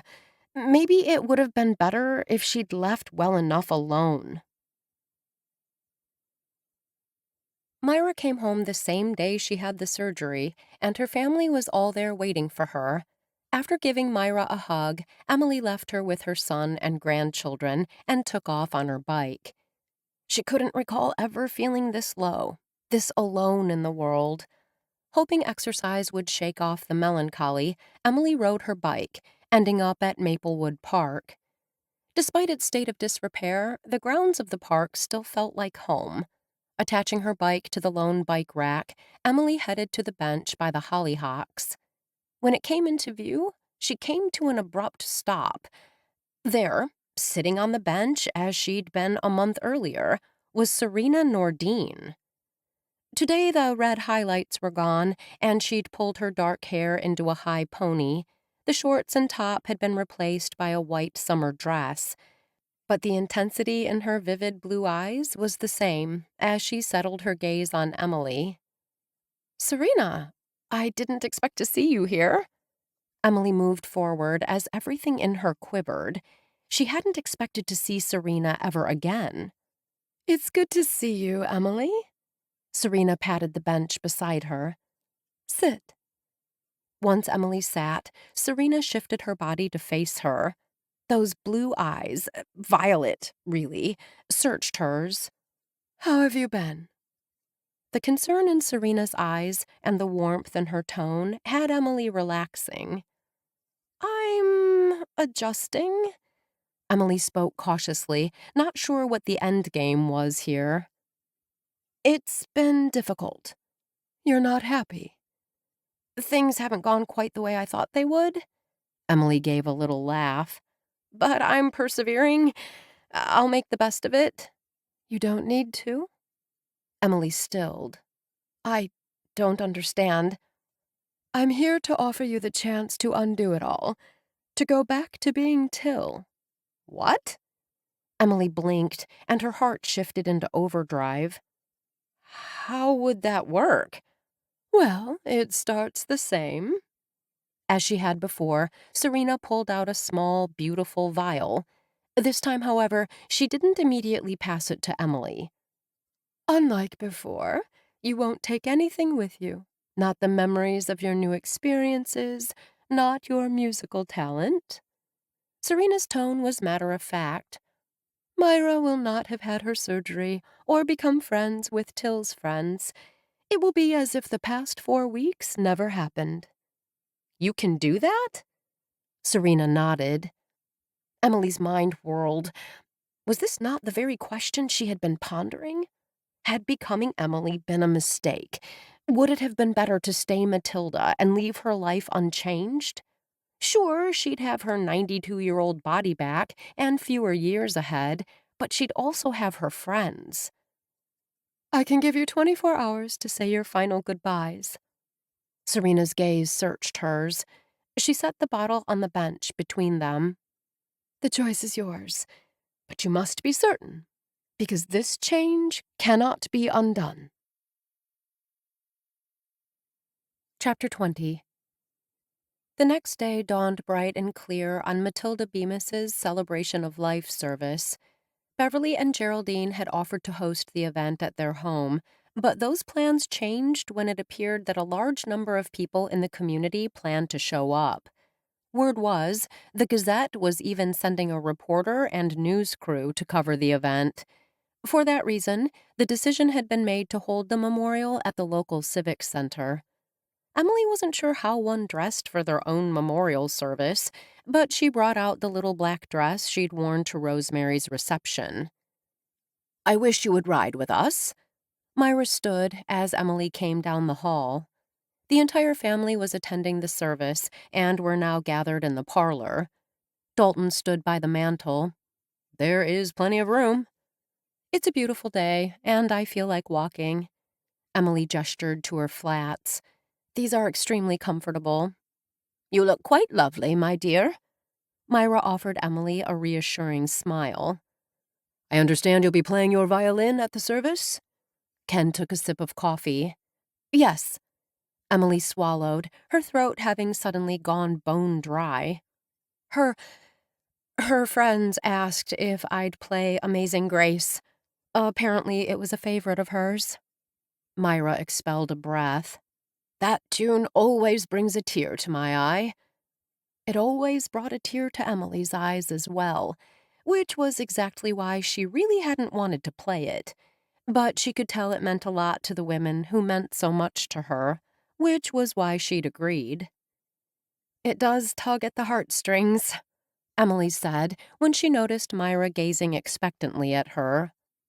Picking up the case she'd set at her feet, Emily slung it over her shoulder. I better go.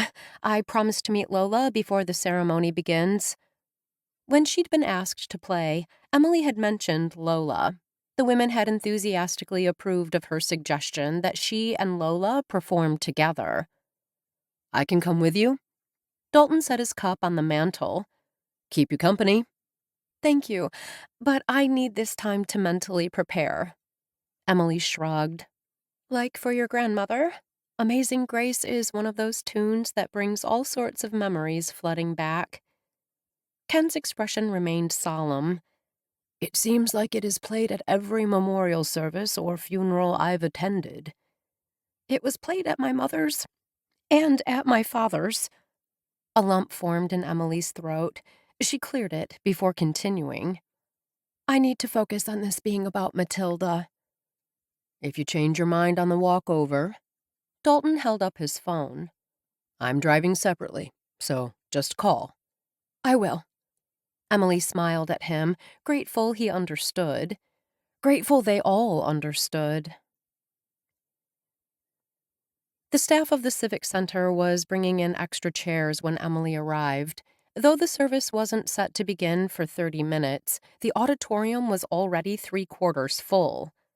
The front of the auditorium was filled with flowers, not just the brightly colored ones Till had adored, but everything from peace lilies, a standard at any funeral or memorial service, to roses in every color.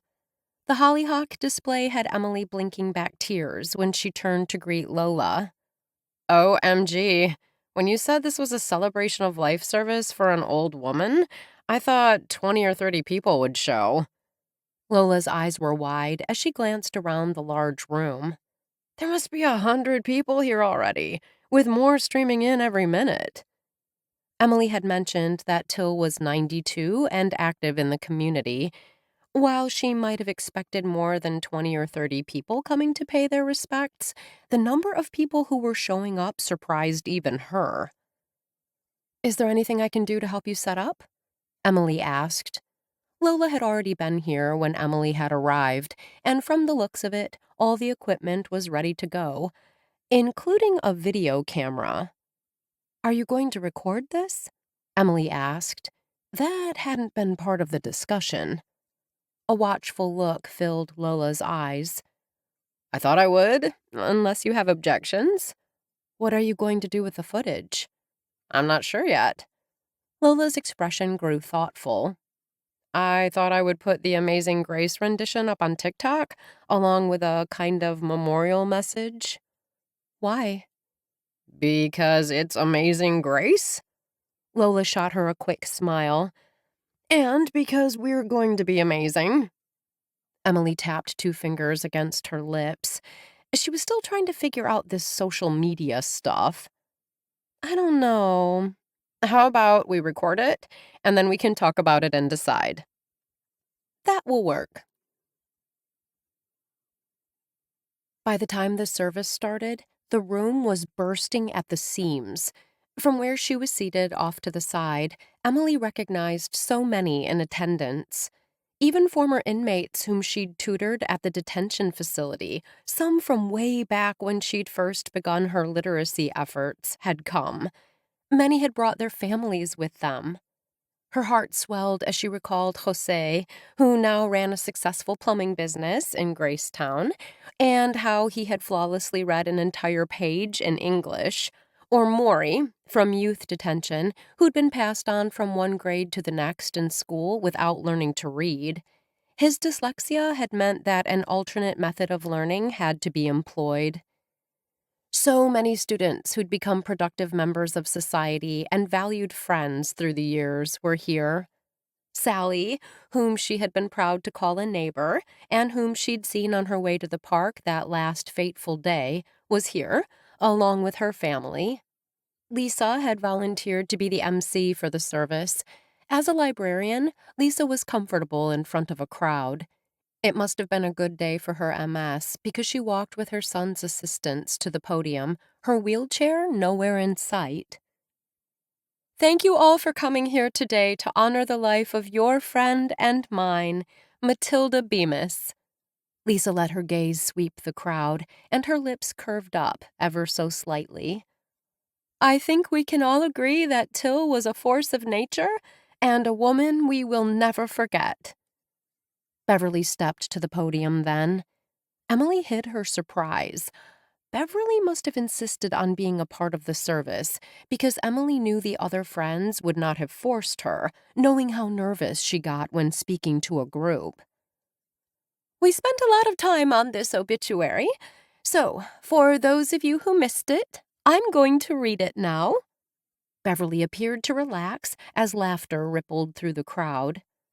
This is only a snapshot, and certainly not the whole of a life well lived. Beverly paused, as if to make sure she had everyone's attention, then continued.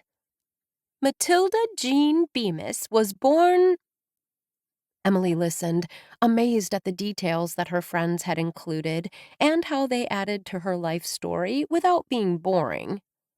Wow, Lola whispered. I'm impressed. Emily only nodded, noticing Beverly appeared to be nearing the end of her reading. When someone reaches the ripe old age of 92, you know their days could be numbered. Beverly paused, clearly overcome with emotion. But you're never prepared to lose a friend, especially not one like her. Lisa, who'd taken a seat near the podium, rose and moved to Beverly, sliding an arm around her friend's shoulders. We miss Till, but we know she's not truly gone. Was it only Emily's imagination, or did Lisa glance in her direction? She is still with us, and her works and her caring will live on in our memories, Lisa said solemnly. Beverly leaned toward the microphone, having regained her composure. At this point in the service, I would welcome those of you who knew Till, whose lives were touched by her, to come forward and share your experience. A dark-haired man who looked vaguely familiar to Emily was the first one to reach the podium. Miss Bemis was my tutor when I first came to this country. I was 8 and having a difficult time in school because of not knowing the language. The man spoke quickly, his words tumbling out. She helped me learn to read, and then, while she worked with my older sister, her granddaughter, Chloe, and I would sit and talk. The man gave a little laugh. I didn't realize until much later that that was part of my lesson, working on my conversational skills. Our parents only spoke Spanish at home, and my sister and I didn't say much at school because we were embarrassed. But it was fun talking to Chloe. I hope both of them knew just what a difference they made in our lives. He might have been the first, but he wasn't the last one to step to the podium. Emily was amazed and touched. She'd never been formally honored for her accomplishments and hadn't seen her efforts as anything special. Not when she looked around and saw others who seemed to be doing so much more. But now, listening to person after person talk about how her help, however little it might have been, had changed their lives, made her realize that she'd put her mark on this earth through all the people she'd helped. Thank you all for sharing how Till impacted your life. Beverly smiled. I like to think she is with us now, seeing all her friends, listening to the stories, remembering right along with you and me, and smiling that warm, wonderful smile of hers. One of the things that Till always said warmed her heart at services like these were the songs, Lisa said. Her favorite was Amazing Grace. Lisa glanced over to where Lola and Emily waited for the signal to begin. Today we have Emily Curtis and Lola Whitehead, two talented musicians, to play that song for us." It took all the strength Emily possessed to continue to play when Lola began to sing. Between the heartfelt emotion coming from the violin and the words that had always touched her heart, she wasn't sure she could keep her emotions in check. She told herself she owed it to all these people who had come here today to pay their respects to keep it together. When the song concluded, dead silence filled the auditorium. Then a couple of people began to clap, then others joined in. Emily knew clapping at a memorial service wasn't customary, but nothing about Till's death was customary. And it was apparent the song had moved many in the audience. Emily bowed her head in acknowledgement, and Lola did the same. When the applause faded, Lisa stepped back to the podium. "I don't know about you, but this service honoring our dear friend has inspired me. When I go home tonight, I'm going to figure out how I can do more to make this world, and especially GraceTown, a better place." Another round of applause greeted the sentiment. "For now, enjoy cupcakes made by my daughter-in-law so I can vouch for their deliciousness, and punch on the back terrace. We invite you to gather and share your Till stories with each other." Lisa held up a hand as people began to rise. "I would also like to announce that the efforts to restore Maplewood Park as a way of honoring her are moving forward. Look for a future article in the Gazette on how you can help, and also on efforts to give this park that Till loved a new name: Bemis Park. Thank you all for coming." Emily and Lola began to pack up their equipment as everyone filed out of the room and headed in the direction of the terrace. "You sang beautifully, Lola. Thank you. I always want to do my best, but I admit after listening to all the stories, I really wanted to do it as a tribute to her." Lola shook her head. "I wish I'd had a chance to meet her. She sounds like an amazing woman. Andrew certainly thought a lot of her." Emily had nearly forgotten that Lola and Andrew, the young man who'd always helped her at Timeless Treasures, were dating. "You two are still seeing each other?" "For now. He's a nice guy. I'm just not ready to get involved on a more serious level." Lola slanted a sideways glance at Emily as she put away the amplifier. "What about you?" "I don't have the time to get serious with anyone." Lola gestured with her head. "Not even with him?" Emily looked up, and there was Dalton, striding straight toward her. Chapter 21. Emily might have accepted Dalton's offer to grab a drink if Jenna hadn't already asked her over to her and Daniel's house, where close friends of Till were gathering. Dalton then said he'd give her a ride to the Graces' house.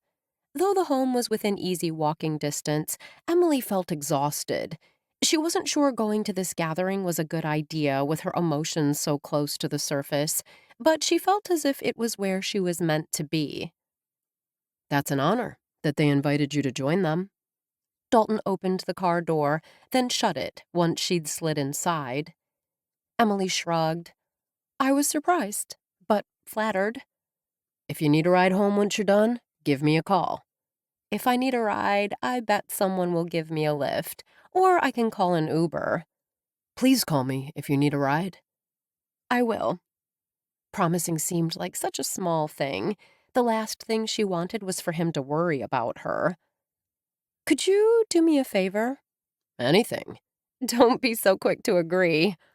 Emily's tone turned teasing. "You don't know what I'm going to ask." "Whatever you ask, I'll say yes." Emily laughed. They both knew that wasn't true. She gestured with one hand toward the back of the car where she'd stowed her violin case.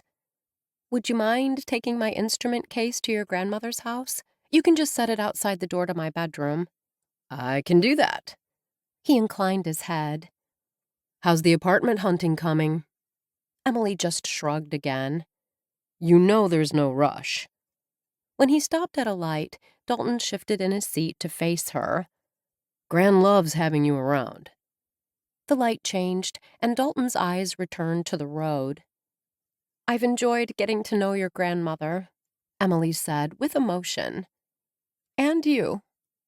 She expelled a sigh. Dalton pulled the BMW to a stop in front of the Grace home. His expression turned serious. You make it sound so final. You're not getting rid of either of us that easily. Hearing the concern in his voice, seeing the worry in his eyes, Emily reached over and gave his hand a squeeze. I need to do what feels right to me. His blue eyes met hers. Only if you're sure.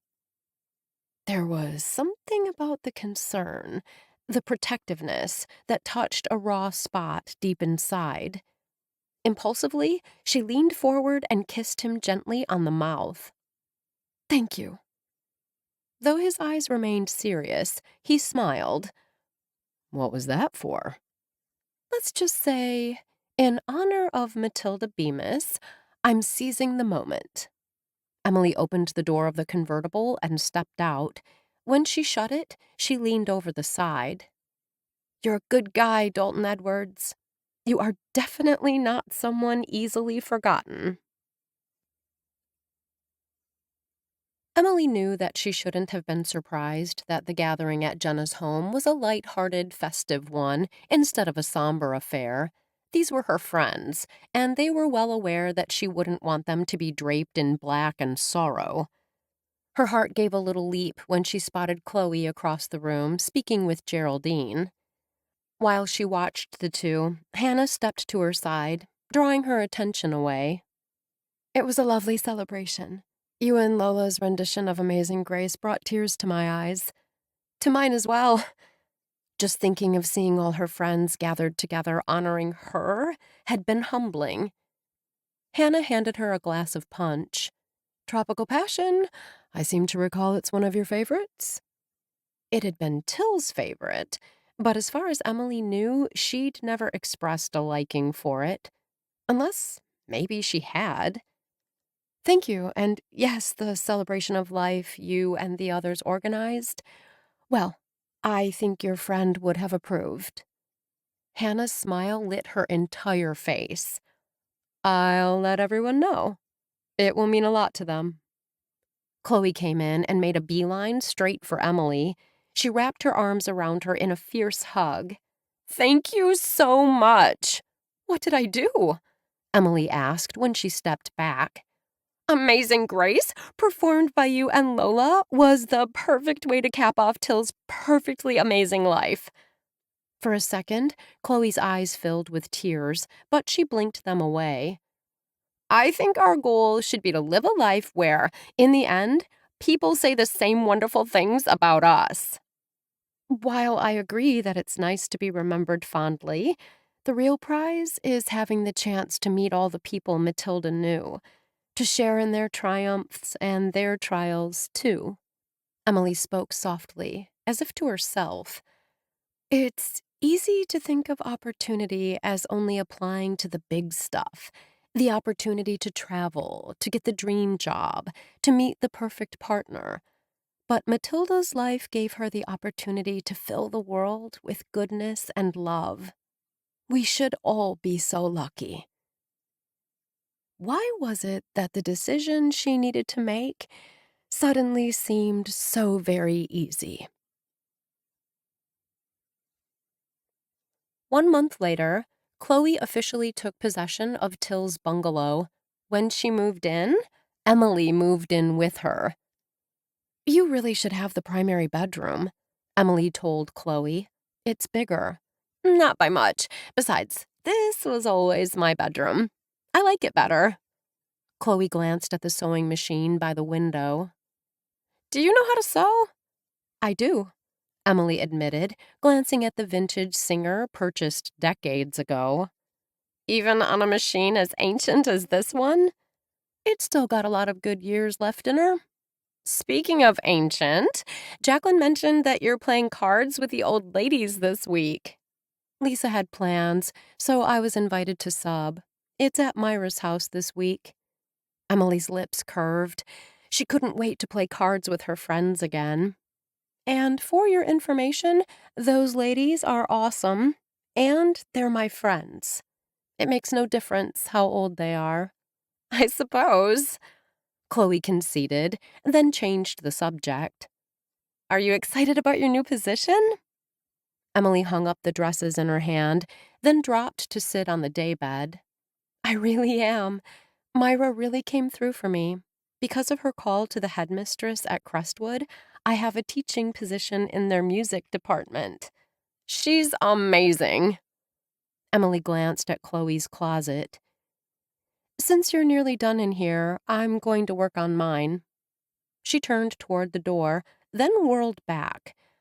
I keep forgetting to ask, what do you want me to do with Till's clothes? I guess I haven't thought that far. Concern furrowed Chloe's brow. I really don't want to trash them. Have you thought about donating? They're in good shape. I'm betting someone will want them. I like that idea. Chloe's eyes lit up. Let's do that. I'll help you box them up once I'm finished in here. No rush. Emily thought the task would be easy and quick, but discovered clothing held memories. As she carefully folded and boxed dresses, slacks, and tops, thoughts of events she'd attended and people she'd been with when wearing the clothing kept surfacing. Those memories were ones she would hold tight, as well as so many more. She thought of that warm summer day when she'd sat beside Serena Nordine on that park bench and been offered a do-over. She'd seen the Elixir as a reward for a lifetime of sacrifice. It was now clear to her that Till's life hadn't been about sacrifice, but about caring. She'd cared for her father and for Chloe and all those needing a hand up, because that's who she was. She gave not because she expected anything back, but simply because, deep down, she was a giver, and giving brought her joy. In turn, she had been blessed with a life that had been incredibly rich and full. Her new life, her second chance? Well, these past months had been a time of discovery. Emily now realized that life wasn't all about her. It was about what she could do to help other people make their lives better. By doing that, it made her own better. She was so grateful to Serena for this opportunity. It had allowed her to help Myra and Chloe and to discover so many unexpected, wonderful things. Her lips curved as she thought of Dalton and their relationship that was still shiny and new. A knock at the front door had her calling out to Chloe. I'll get it. Emily smiled at the sight of Myra, Dalton, and Jacqueline standing on the porch. I hope we're not intruding, Myra began. Absolutely not. Emily stepped back and motioned them inside. Please, come in. This is a nice surprise. We brought you a housewarming present. Jacqueline held out a bamboo plant sporting a big red bow.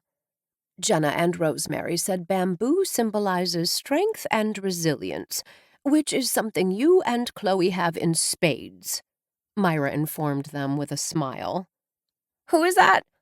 Chloe's face lit up when she saw them. They brought us a housewarming gift. Emily handed the plant to her. Isn't it lovely?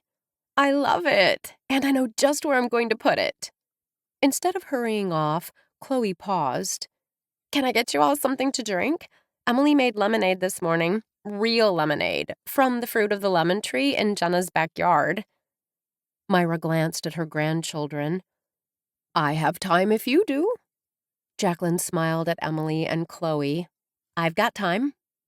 I see no reason to rush off, Dalton told his grandmother before shifting his focus to Emily. His gaze seemed to linger on her mouth. Jacqueline moved to Chloe's side. I'll help you. How are you liking your new space? Myra asked Emily, taking a seat on the sofa. I like it very much. She has to say that, Chloe called over her shoulder, because I'm standing right here. Emily laughed, then turned to Myra. While I already know I'm going to love it here, I miss you already. The house seems empty without you. No dominoes, checkers, or late-night chats. And no anagram help. Myra offered a melodramatic sigh before her expression brightened. I forgot to tell you. I finally unscrambled that name you gave me. Emily pulled her brows together. Which one? Serena Nordine. What other name does it make? Emily asked. Irene Anderson. That night, from the comfort of her new old bedroom, Emily sat at the tiny desk by the window and penned her last letter to Irene. Dearest Irene, or should I say Serena, you truly have been the most wonderful of friends. When you promised that you would always be with me, you meant it. Writing to you all these years has been such a comfort. When I saw you in the park, I knew there was something special about you. I trusted you, even though I believed you a stranger. I only wish you could have told me that you were my bosom friend who I've missed all these years. I would have given you the biggest hug. The words, "for such a time as this," circle in my head. You came back into my life, bearing your special gift at precisely the right time. I doubt I'd have been in the position to help Myra and Chloe otherwise. I believe they will both continue to do wonderful things. Remember our pinky promises? Well, I pinky promise that I will consider the world my oyster and aim high. Emily paused, considering what name to sign. Her lips curved. It was full steam ahead with a focus on the future. She brought her pencil back to the paper and wrote, "Much love always, Emily." This has been The Youth Elixir by Cindy Kirk, narrated by Amy McFadden, a member of SAG-AFTRA. Copyright 2023 by Cindy Kirk. Performance copyright 2024 by Cindy Kirk. All rights reserved. Thank you for listening.